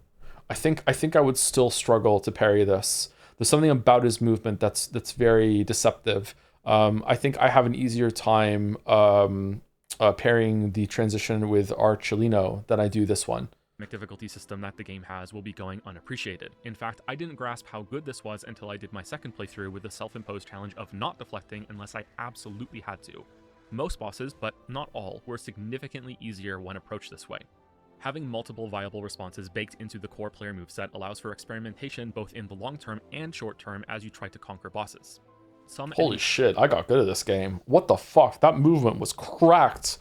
Knowing where the fucking damage radius was going to be and knowing that I could do a poke there, I don't think I could play this game as well right now. Holy shit. Auto strings, again like Romeo's long series after igniting his scythe, show how drastic a difference in difficulty can come from said experimentation.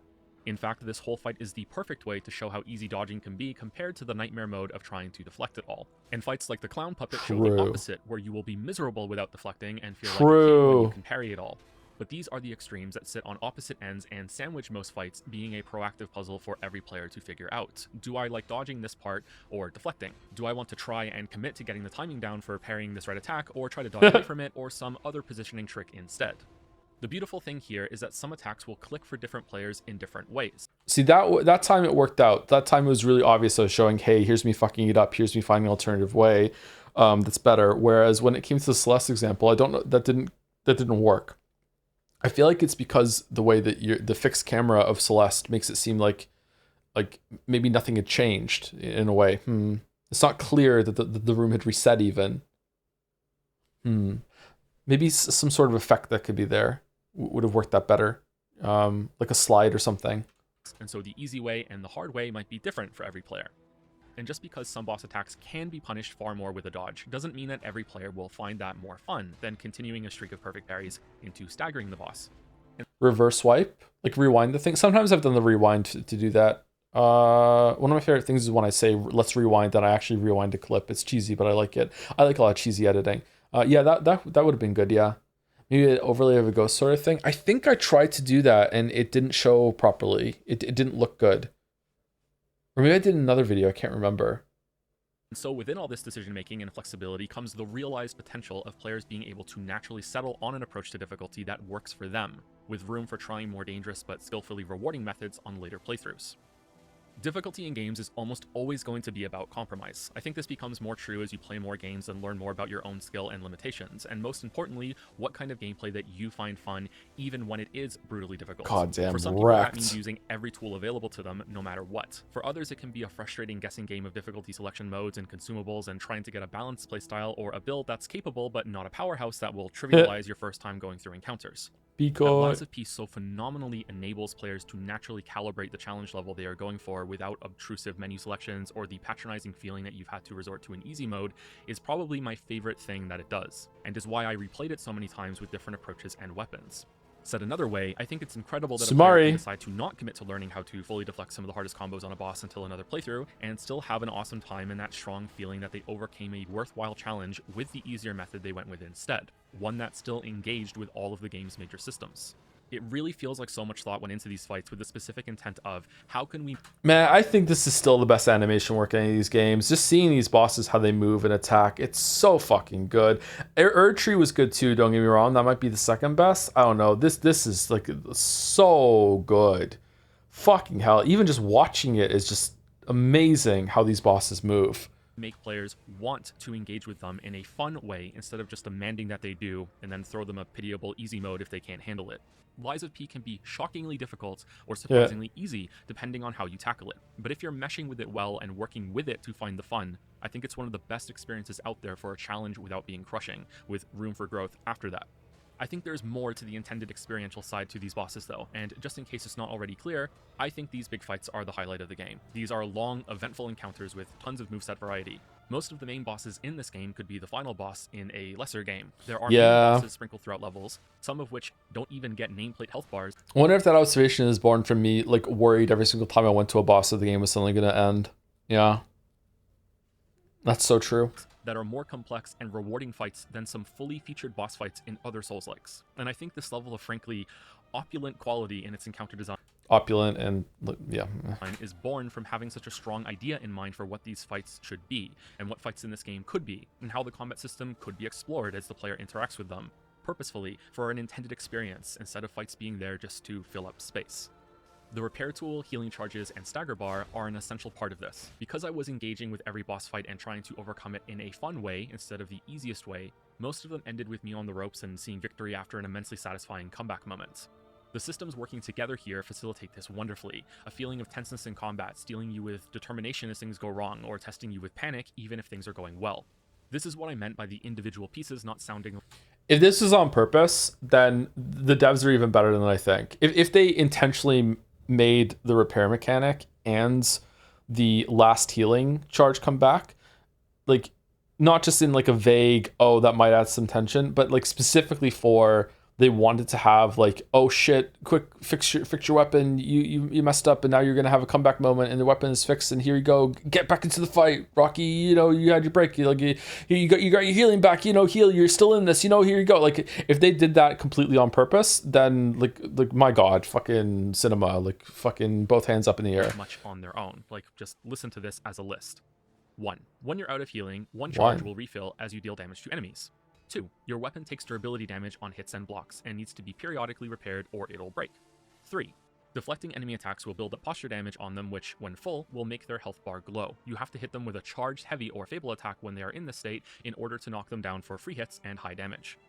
These sound like minor additions added for a bit of flavor to this type of combat system, and yet when combined with all the rest that Lies of P offers, they allow some amazing moments of unscripted gameplay to emerge. I've beaten so many bosses with all of my healing charges gone, and fueled by sheer willpower and or spite because I had finally gotten the enemy this low for the first time, managed to earn a charge back, top my health off, and then earn another charge again after barely holding on. This could have so easily been a system that lets you charge all your healing back when you deal damage, but no, the choice was made for it to just be the last charge so you are comfortable, but getting increasingly more tense as you use them all, and then when you're down to your last one, you are always agonizingly flipping between despair and hope, and always thinking there's a chance to pull victory off. The enemy health bar flashes and you feel both the rush of opportunity and panic, which can lead you to executing a hit that turns the fight in your favor, or baits you into a risky play and you die. Seeing and hearing your weapon bounce off the boss and you realize, oh shit, you can't press any advantages until you back off and find a safe moment to repair, or you risk attacking anyway. Sorry for the but I have a bit of a nitpick here. Did you record this on console, or what was the choice in having the gameplay at 30 Hz but the video at 60 Hz? What do you mean?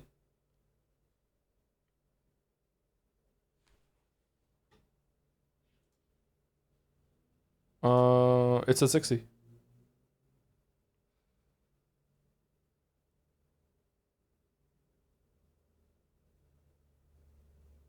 I recorded 60, I rendered 60. It's a 60, yeah. Does it look 30?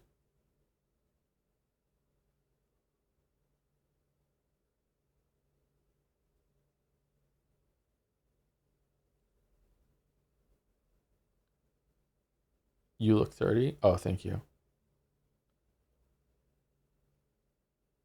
Oh, I have no idea. If you're so close to victory. I beat a boss on my first playthrough with all 3 of these things happening, and it's one of the most memorable kills I've had with the genre. Holy shit! Holy shit!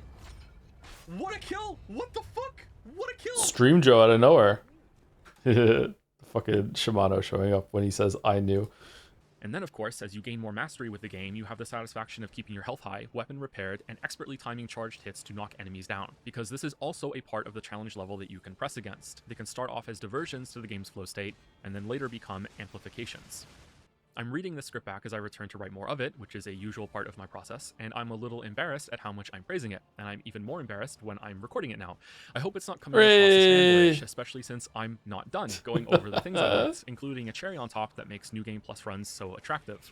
I want to temper this all with some criticism, but apart from the level and world structure I spoke about earlier, there isn't much on the gameplay side that I can find a flaw with. I can think of ways that expansions could happen, like choosing one of the Legion arms to become a core part of the moveset and building counters around that. The hookshot would probably be the best one, but that's not a flaw. It's wishlisting for a future game, because there's already enough here. The boss roster is close to immaculate, but there are some misses I can point out among them. The biggest two for me were Fuoko and the Rabbit Brotherhood. Fuoko being the boss name that I think most people will forget. It's also very hard for me to say, which makes sense because it's also the most forgettable on the gameplay side too. It's the only boss fight that comes across as unfinished, which isn't something I would say if it was the first real boss, because that feeling comes from a slowness in its combos and awkward gaps in the fight after Scrapped Watchman was just constantly in your space and demanding full attention as the boss right before this. Maybe Fuoko is meant to feel like an older model robot that's more plodding, methodical, and hard-hitting, but even on later playthroughs, I still think there's something missing from this fight. And not in a way that makes it too easy, just not as engaging as the others. The fight is actually still kind of difficult to me. There's something weird about the timings on it that I'm never comfortable with. So maybe that's the point, but hey, I don't know. Unscripted moment back again. Hey, how's it going? On the other hand, On the other hand, and he reaches up to the hand on his shoulder. Brotherhood feels like a finished fight, but it's not one that I enjoy enough to have to do twice on each playthrough. The way the rematch mirrors the first one is something that appeals to me on a meta level. The first time you start off against the big guy and clear out the smaller ones as you go, whereas on round 2 you have all the smaller ones up front and then end with just the big guy. But admiring that switch up doesn't carry over to the fight just not being very much fun for me. I think the first version works best because the rotating guest star gives you something new to work with, and the big rabbit becomes less aggressive when they come down, so it's less likely to become an unfair staggerfest on you as their attacks overlap. Gank fights in the genre are usually pretty bad, and this one avoids all those pitfalls and ends up being quite enjoyable. But the second round has you square off against them in the same way, and ooh, that was a good cut. Oh, wow. Aren't interesting enough for this to feel like a good time before the real fight starts against the big guy, who is only a little different this time. It would have been a lot more work, but having the 3 smaller rabbits fight you in a more coordinated way, but still fair, would have made this fight have more of an identity, something like how the Mantis Lords work together in Hollow Knight. But now I'm asking for an entirely new fight instead of what we got, and we all know from how many bad multiple boss fights we've seen in this genre that I'm asking for a lot here. As it stands, these are the only 2 main bosses that I don't As it stands, he stands up. look forward to fighting when I'm going through the game, Fuoko and Rabbit Round 2. If we're bringing mini bosses into the mix, then I would add only 2 more, which are the White Lady and the gimmicky Gatekeeper near the ends. The latter of which might have been okay if it weren't for the status debuff Shock having its effect become active immediately and not when the bar completely fills from multiple inflictions. This fight Shock sucks. tanks your stamina recovery, which means you have to wait so much longer between attacking and evading, and the fight isn't really built around this slower pace if you make the mistake of taking a single hit. It just sucks. Way too punishing. This may sound melodramatic, but I don't think these kinds of anti-fun debuffs have any place in any game, or at least I've yet to see a usage of them that I think made my experience more difficult in an interesting or a fun way. As for the White Lady, she can enter a stance in which she will parry your next attack, and unfortunately, she is able to do this so quickly that it can come right before your attack lands, but after you committed to it with the button press, so it doesn't appear like she has activated that mode until it's too late. She can deflect even charged heavy attacks like this, and while I'm sure there must be some way to figure out when she is going to do it, I don't have the patience for it and ended up backstabbing her instead, which made the fight pretty boring. But if you like figuring out that kind of AI decision making and exploiting it, then this could be a good one for you. I personally don't find that fun in pretty much any game. Yeah, just subtly say that, float the idea that there's possibly a way to figure it out, so, it doesn't cause like some sort of fucking uproar. It's like, oh, actually, you know what? Speedrunners spend a collective fucking like 1,000 dog years trying to figure this out, and we found out that her fucking like left foot turns a little bit when she's about to parry, fucking like 30 seconds before, and you just remember that she's active in the parry phase. Is gonna go just fucking hell. Oh my god, just holy shit. But that's all, just those 4. Every other main boss is a fight I look forward to and was eager to see how much my chosen weapon and playstyle would feel against them. And this is where I have a few more things to add onto the pile of Lies of P features that synergize so well. This game has new weapons to find as rewards for exploration like Breath of the Wild has Korok seeds. They are everywhere, and it has more great bosses to use them against than Breath of the Wild and Tears of the Kingdom put together, which means it has more than 3. That's This scathing. game allows you to separate handles and blades and mix them as you see fit. The handle brings the moveset and the blade brings the damage type and affects the speed and reach of the attacks. Aside from the special boss Ergo Soul weapons, every handle and blade you find Sound design in the first one is fucking awesome. It's looking it over using the violent splashing of the big brother's running attack as a sound cue when you're not locked onto him to make sure you know an attack is coming. It's fucking peak, man. It's fucking peak. I remember you saying that when we were streaming, Jelly, yeah. can be rearranged like this, whether the result is putting the longest blade on the longest handle or as silly as a hammerhead on a small stabbing hilt. Some blades and handles work better Do I together put than the others dildo thing because in there this will be one a or no? damage type penalty if, understandably, you try to thrust something that doesn't have a sharp point, but the game will still let you use it regardless of whether the moveset matches the blade, because it's all about variety and freedom, and I wonder sometimes if they should have even dropped that limitation so every set and combination could have been viable.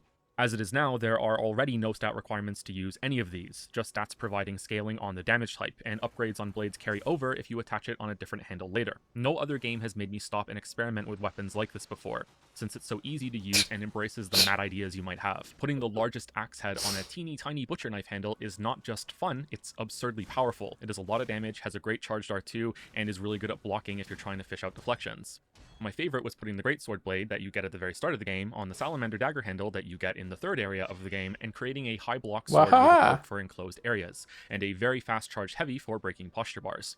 This weapon system is an important part of why I think the repair tool works, because looked at in isolation, it's a bit of unnecessary busy work to be grinding your weapon bar back to full as you're slashing through areas. But since the game lets you tinker around like a weaponsmith, and also lets you break enemy weapons by deflecting enough, which, as a quick aside, is something you can do on phase 1 of some bosses to make the whole fight easier because the weapon stays broken when you go into the next phase, which is something you can figure out yourself, by the way, I think it's a good thematic fit that you also have to do some basic weapon maintenance, even... A little bit of run-on sentence there. I think I realized during recording that I hadn't brought that up, so I think I just added it. Should have changed some things there and went for it. Hey Joe, you know you should use a filler game sometime? Another Crab's Treasure. It's short, it's souls, you can get nice and mad at it at times, and not as many people have played it, so folks won't be as backseated about it. Yeah, we could do that. That's the Peak people, isn't it? Yeah, we haven't played Another Crab's Treasure. Looks interesting. I feel like people who say Lies of P is worse than From Souls aren't really giving the boss and combat design enough credit. So full of smart and thoughtfulness and intent.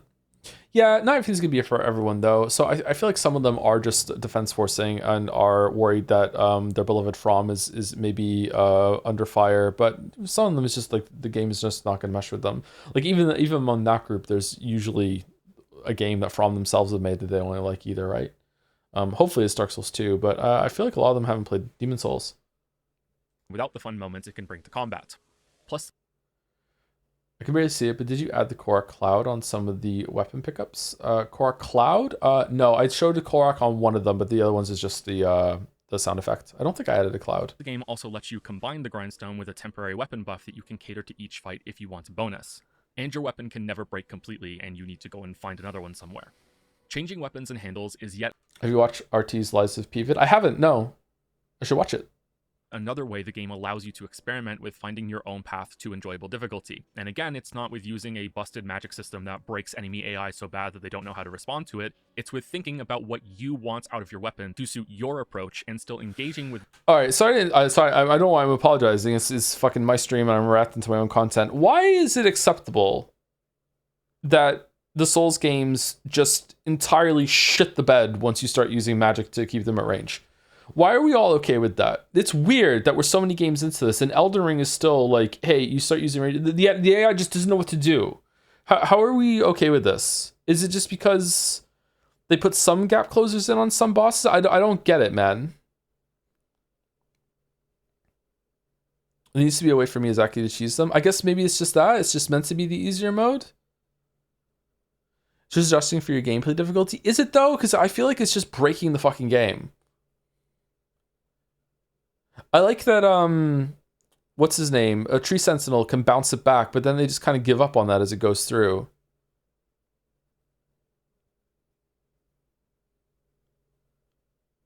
They can't be happy about that, right? Unless they just want an easier version.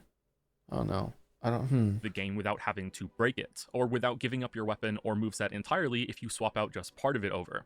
Boss fights were built for and around this as well, and were designed more freely knowing that players had so many options and responses. A boss can have an attack pattern that hard locks them onto the player and unleashes a flurry of strikes that goes on for several seconds, and even if the player is using the slowest, heaviest weapon in the game that can't weave hits throughout it all, they can still block and deflect and be actively responding instead of waiting for their turn. Gee, I wonder what I'm talking about here. Attack from afar, and you can deflect the projectiles back instead of having to play Simon Says dodge roll and wait for them to land so it's your turn to attack. Over my playthroughs, I had differing experiences with the faster and slower weapons like this. It was fun to dodge and slip in hits with quick stabs in the middle of an enemy combo when I was using a light weapon, but it was also fun on the next run to stand like a juggernaut deflecting it all and then knocking the boss down with 2 punishing hits, since I could learn the best timing to do so with this different approach. Or I could do a mix of both with a weapon balanced somewhere in the middle that I made myself out of all of these options, which means I can even make sure that it looks cool. The katana on top of all this was the Two Dragons sword, which is a boss weapon you get near the end of the game and has rocketed up to being one of my favorite New Game Plus tools of all time. This is going on a bit too long, but I really want to talk about the katana. So this like qualifies as being a bit indulgent, I think. If you invest into learning this game's combat, then this sword is waiting for you to go even further, beyond. The best thing about it, though, is that it's like being able to play the game again for the first time, because its heavy R2 is both a charged attack and a harder deflection timing with a much higher reward. So if you're feeling like you've got the regular version down with all the deflection timings, prove how far you can take it with this sword that feels so damn good to counter bosses with. In fact, it can be kind of broken and overpowered after you get used to it. It's like that remade puppet enemy I spoke about earlier melted down and forged into a weapon set. It's more difficult, but if you know what you're doing, it's much more powerful. And then, like they're just showing off, the Fable art on this thing has a dodge built into the first stage of the attack, so you can use it to iframe a boss move and then land your Fable art immediately in the opening you just made afterward. So it's not even a weapon that's built for deflecting either. You get to engage with both of the main types of responses in the game. This isn't the only way the game is prepared to make doing New Game Plus runs more fun. I haven't spoken about the upgrade system yet because it's called the P organ, and I thought if I said it too early, people who hadn't played the game might turn the video off. It really is called that. I hate boring upgrade systems. I'm playing a bit of Starfield right now, and it's just The Porgan of the incremental upgrade tiers are in that game for leveling up. I think there's also a meme about. By the way, it's not katana because it's a Korean sword. It should be called a doi instead. Really? It really looks like a katana. Okay, my bad. Sorry. I realize the P enemy attack animations are a bit uncanny compared to how From does them, especially when compared to Sekiro. Not sure what you mean by uncanny, sorry. They communicate a lot more information, so maybe that's where it's coming from.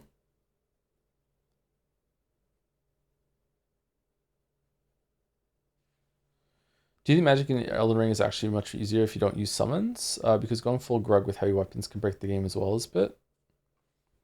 I did a magic run. I can't remember if I did summons on every single boss, but summons is part of the magic to me, because it holds aggro while you can just wail on the boss with magic. Going through the world, I wasn't using summons, and it's not just about boss combat; it's about out in the world too. So many encounters just break. The enemy just doesn't know what to do. They just let you do damage to them. You're the only one in the world with a gun. Getting +5 poison resistance on gear and how inconsequential that is. I think this problem arises from two places. The first being that a progression system is being used as a supplementation for gameplay having depth that you can get better at, so instead just keep leveling up and get a tiny treat. Don't you feel like you're getting better? And the second being a lack of understanding on what makes gameplay fun in their own game, and what kind of changes could be used to add something worthwhile or to twist a mechanic into something else. As I've tried to demonstrate throughout this video, Lies of P deeply understands its own combat system, which is sadly not as common as it should be in games. I don't think that the developers here are super geniuses that are just continually making banger decision after banger decision. It's that they had a strong grasp on their P organ and what makes it work, which informed all decisions made after that. Sorry, I forgot much of these lines. Very smart people made this game, but this is more of a well-laid foundation that I'm talking about here. These upgrades work by finding a material called quartz in the world and slotting a smaller upgrade to earn a bigger one. This would have made these smaller ones being incremental an acceptable compromise, but nah, even some of these are as impactful as a whole new healing charge, extra ergo on killing an enemy, and you can flip through them to see how they have their hands in every gameplay system.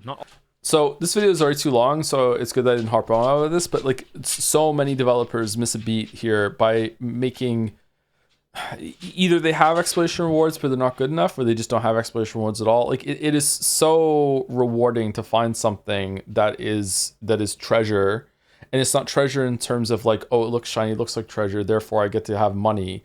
If money's really important, then that can work, don't get me wrong, but like treasure to find in terms of like this is giving you like a gameplay bonus that you can use instead of just being like a relic that you can't use because it's not for your build, is just really valuable. Deus Ex is still the gold standard about this.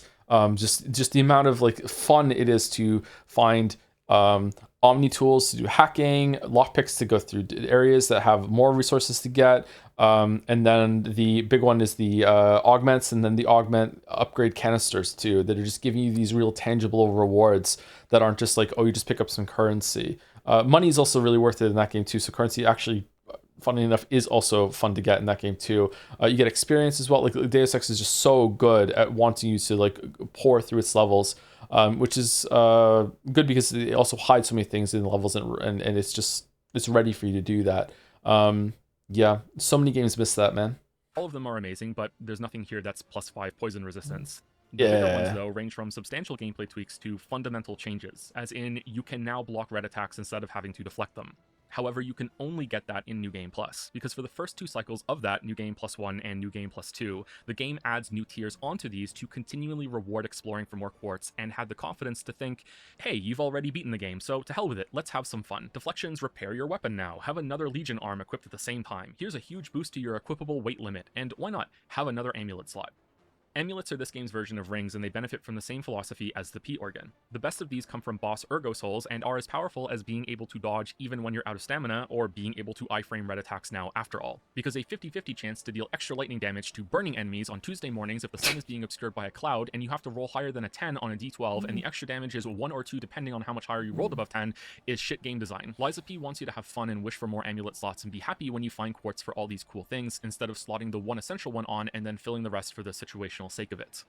Anyway, that's close to everything I have to say about Liza P. I want to wind this video down by addressing some of the criticism I've seen about the game, returning to some that I'm providing myself, and then commemorate one last thing that's a little out of my comfort zone.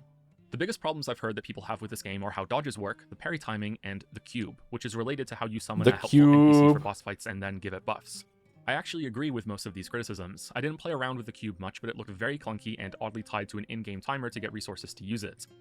See, you bring a bunch of lists of criticisms and you say you agree with most of it, and then you go through and be like, hey, look, yeah, you're right. The game isn't perfect. This is a problem. This is a problem. And then you come to the one that you do disagree with after you've like extended the olive branch and you're like, fuck you, the dodging is fine. Get fucking good. I'm guessing the intent here is that if a player is going to be accumulating consumables and trying to gain an edge on fights like that, then this is a way to get powerful buffs while doing some consumable farming, which is a guaranteed way to get rewards, while also allowing them to build up a supply when they're between boss fights. In practice, though, having to teleport back to the hub to get this stuff is annoying, as is having to come back here to level up, and I've read the buffs and summons aren't particularly powerful either. I only used it once on one fight in New Game Plus to see how it worked, so I can't say for sure, but I don't think this is a good system.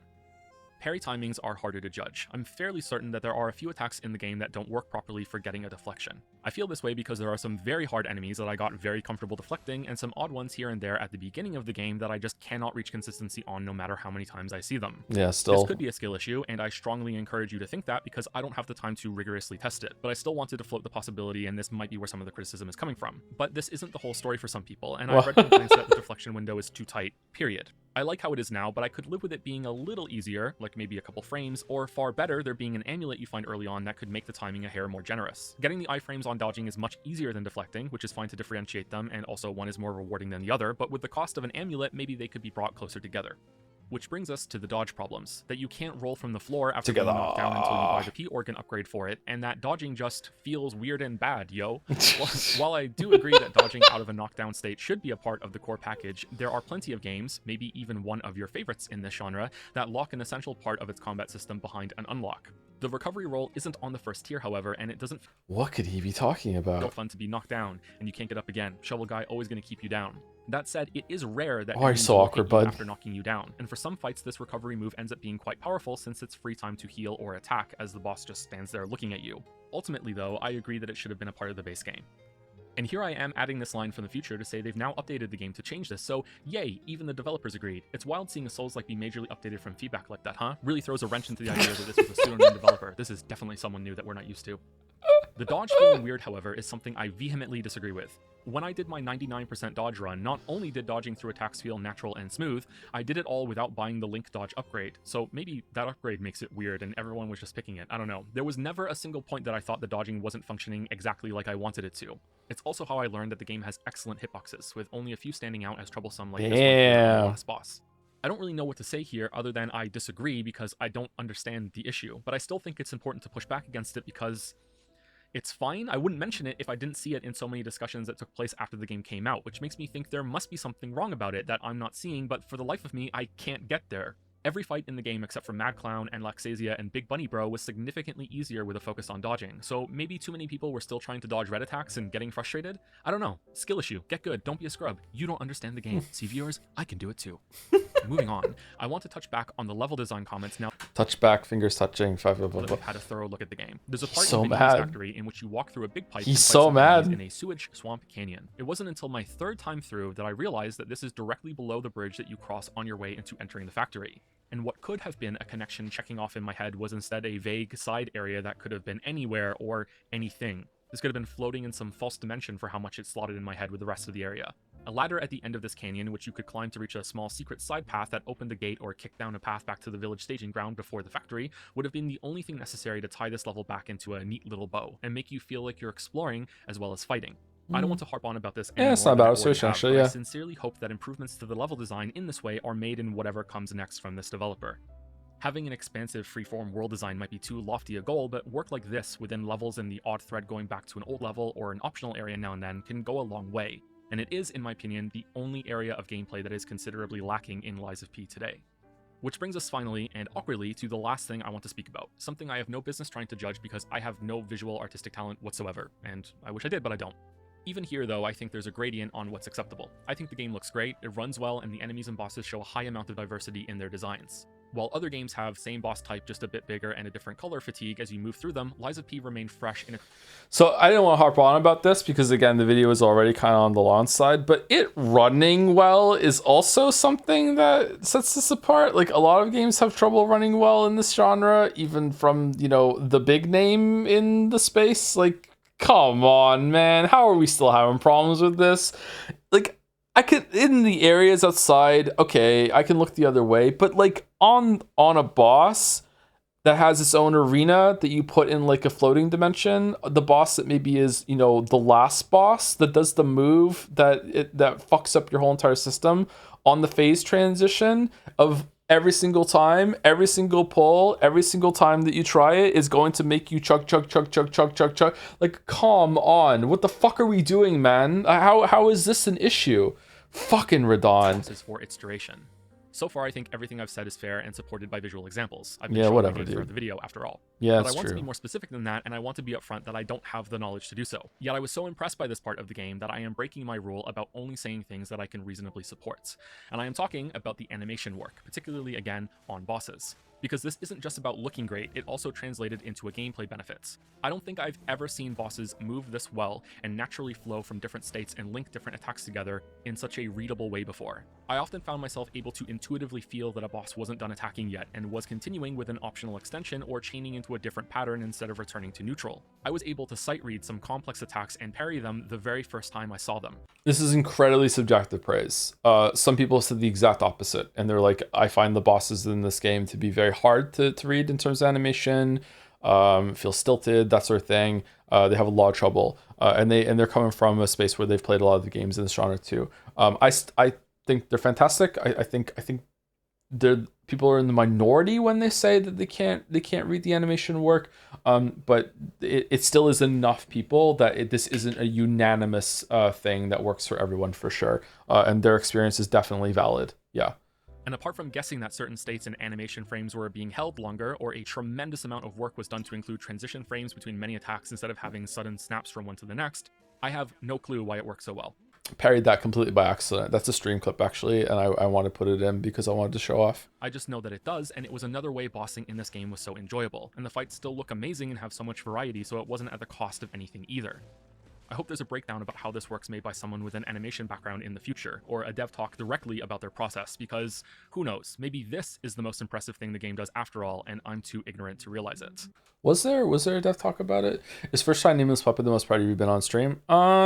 Maybe. Probably some of the stuff with Trolley Chan was maybe more proud. Some of the fights in Baldur's Gate 3 was really cool.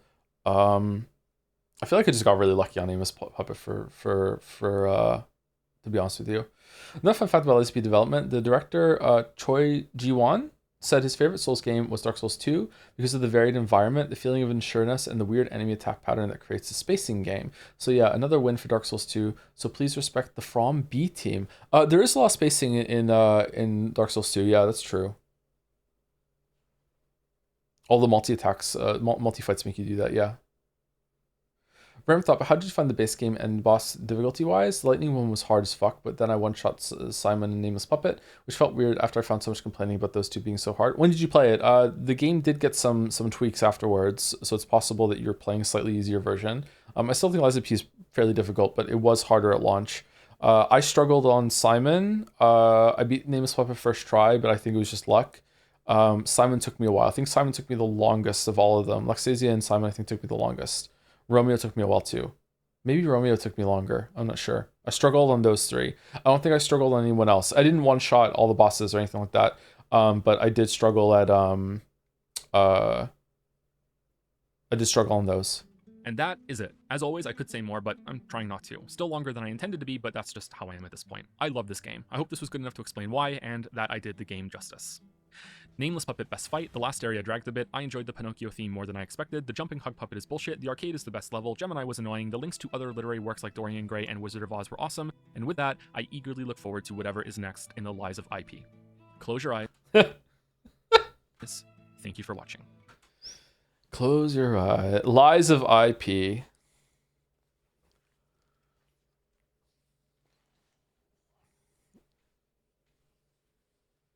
Close your eye, close your eye. I think Nameless Puppet is a bit understated because of it being the last boss in a series of M bosses. It might be. He's really aggressive. I don't know. Sometimes a fight is just gonna click with you. It's hard to balance. I think he's still enjoyable, yeah.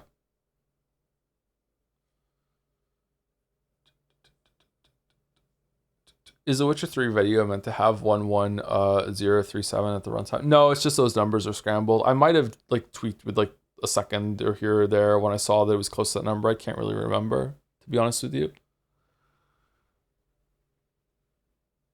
I don't remember.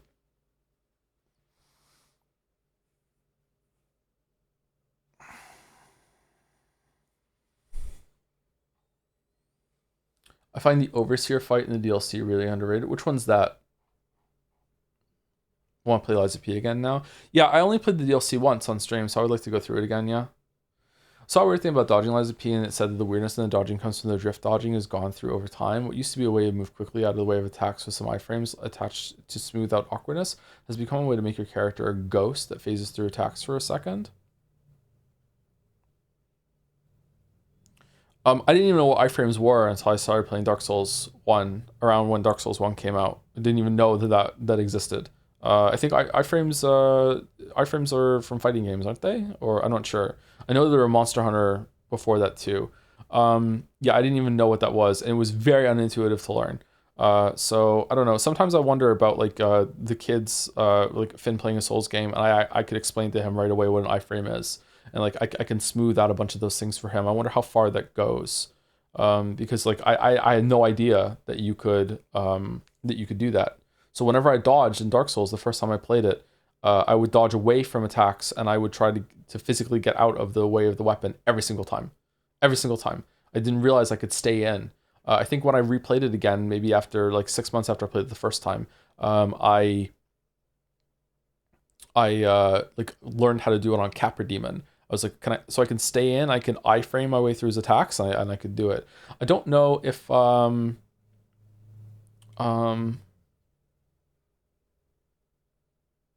don't know if I played Dark Souls 2 at that point beforehand and learned through what adaptability was. I'm not sure. How did you beat DMC 1 and 3 or Gone Hand? I don't know. I played them at release. I don't remember iframing through anything in those games.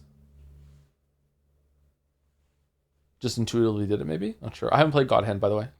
I have played DMC 1 and 3 though, and 2, unfortunately. He's aggressive and hard to learn, but in terms of damage and health, I think they scaled him down a bit to be easier than it would be. He's a very fun and challenging boss to learn properly. Yeah, sometimes the last boss, I feel like Gale is like this at the end of Gale's like this at the end of Dark Souls 3 Ring City, and Midir is the real end fight. Like Gale is not that hard. Gale I feel is like meant to be enjoyable. Like he can get you for sure, but really it's just a back and forth. You got a bunch of intuitive like dodging moments and everything like that, but like he's not too bad. I think that he's just, like sometimes it's meant to be like not quite a victory lap. It still is a challenge. There's still something to learn, but it's just like, hey, like you like this combat system, don't you? Like here's a flashy fight to go through. Have you tried SL1 runs? Gale was a pain for me. SL1. Oh, anything's gonna be a fucking pain in the ass when you're having that much of a limiter on, right? Yeah, I've never tried an SL1 run. No, I would like to though. Probably start with Dark Souls 1. Apparently you can get a plus 10 weapon in Dark Souls 2 before you even fight a boss. If you know where to go, you can get the cat ring and then go down into the gutter and get a bunch of shit. Like that must be so fucking powerful on SL1 runs.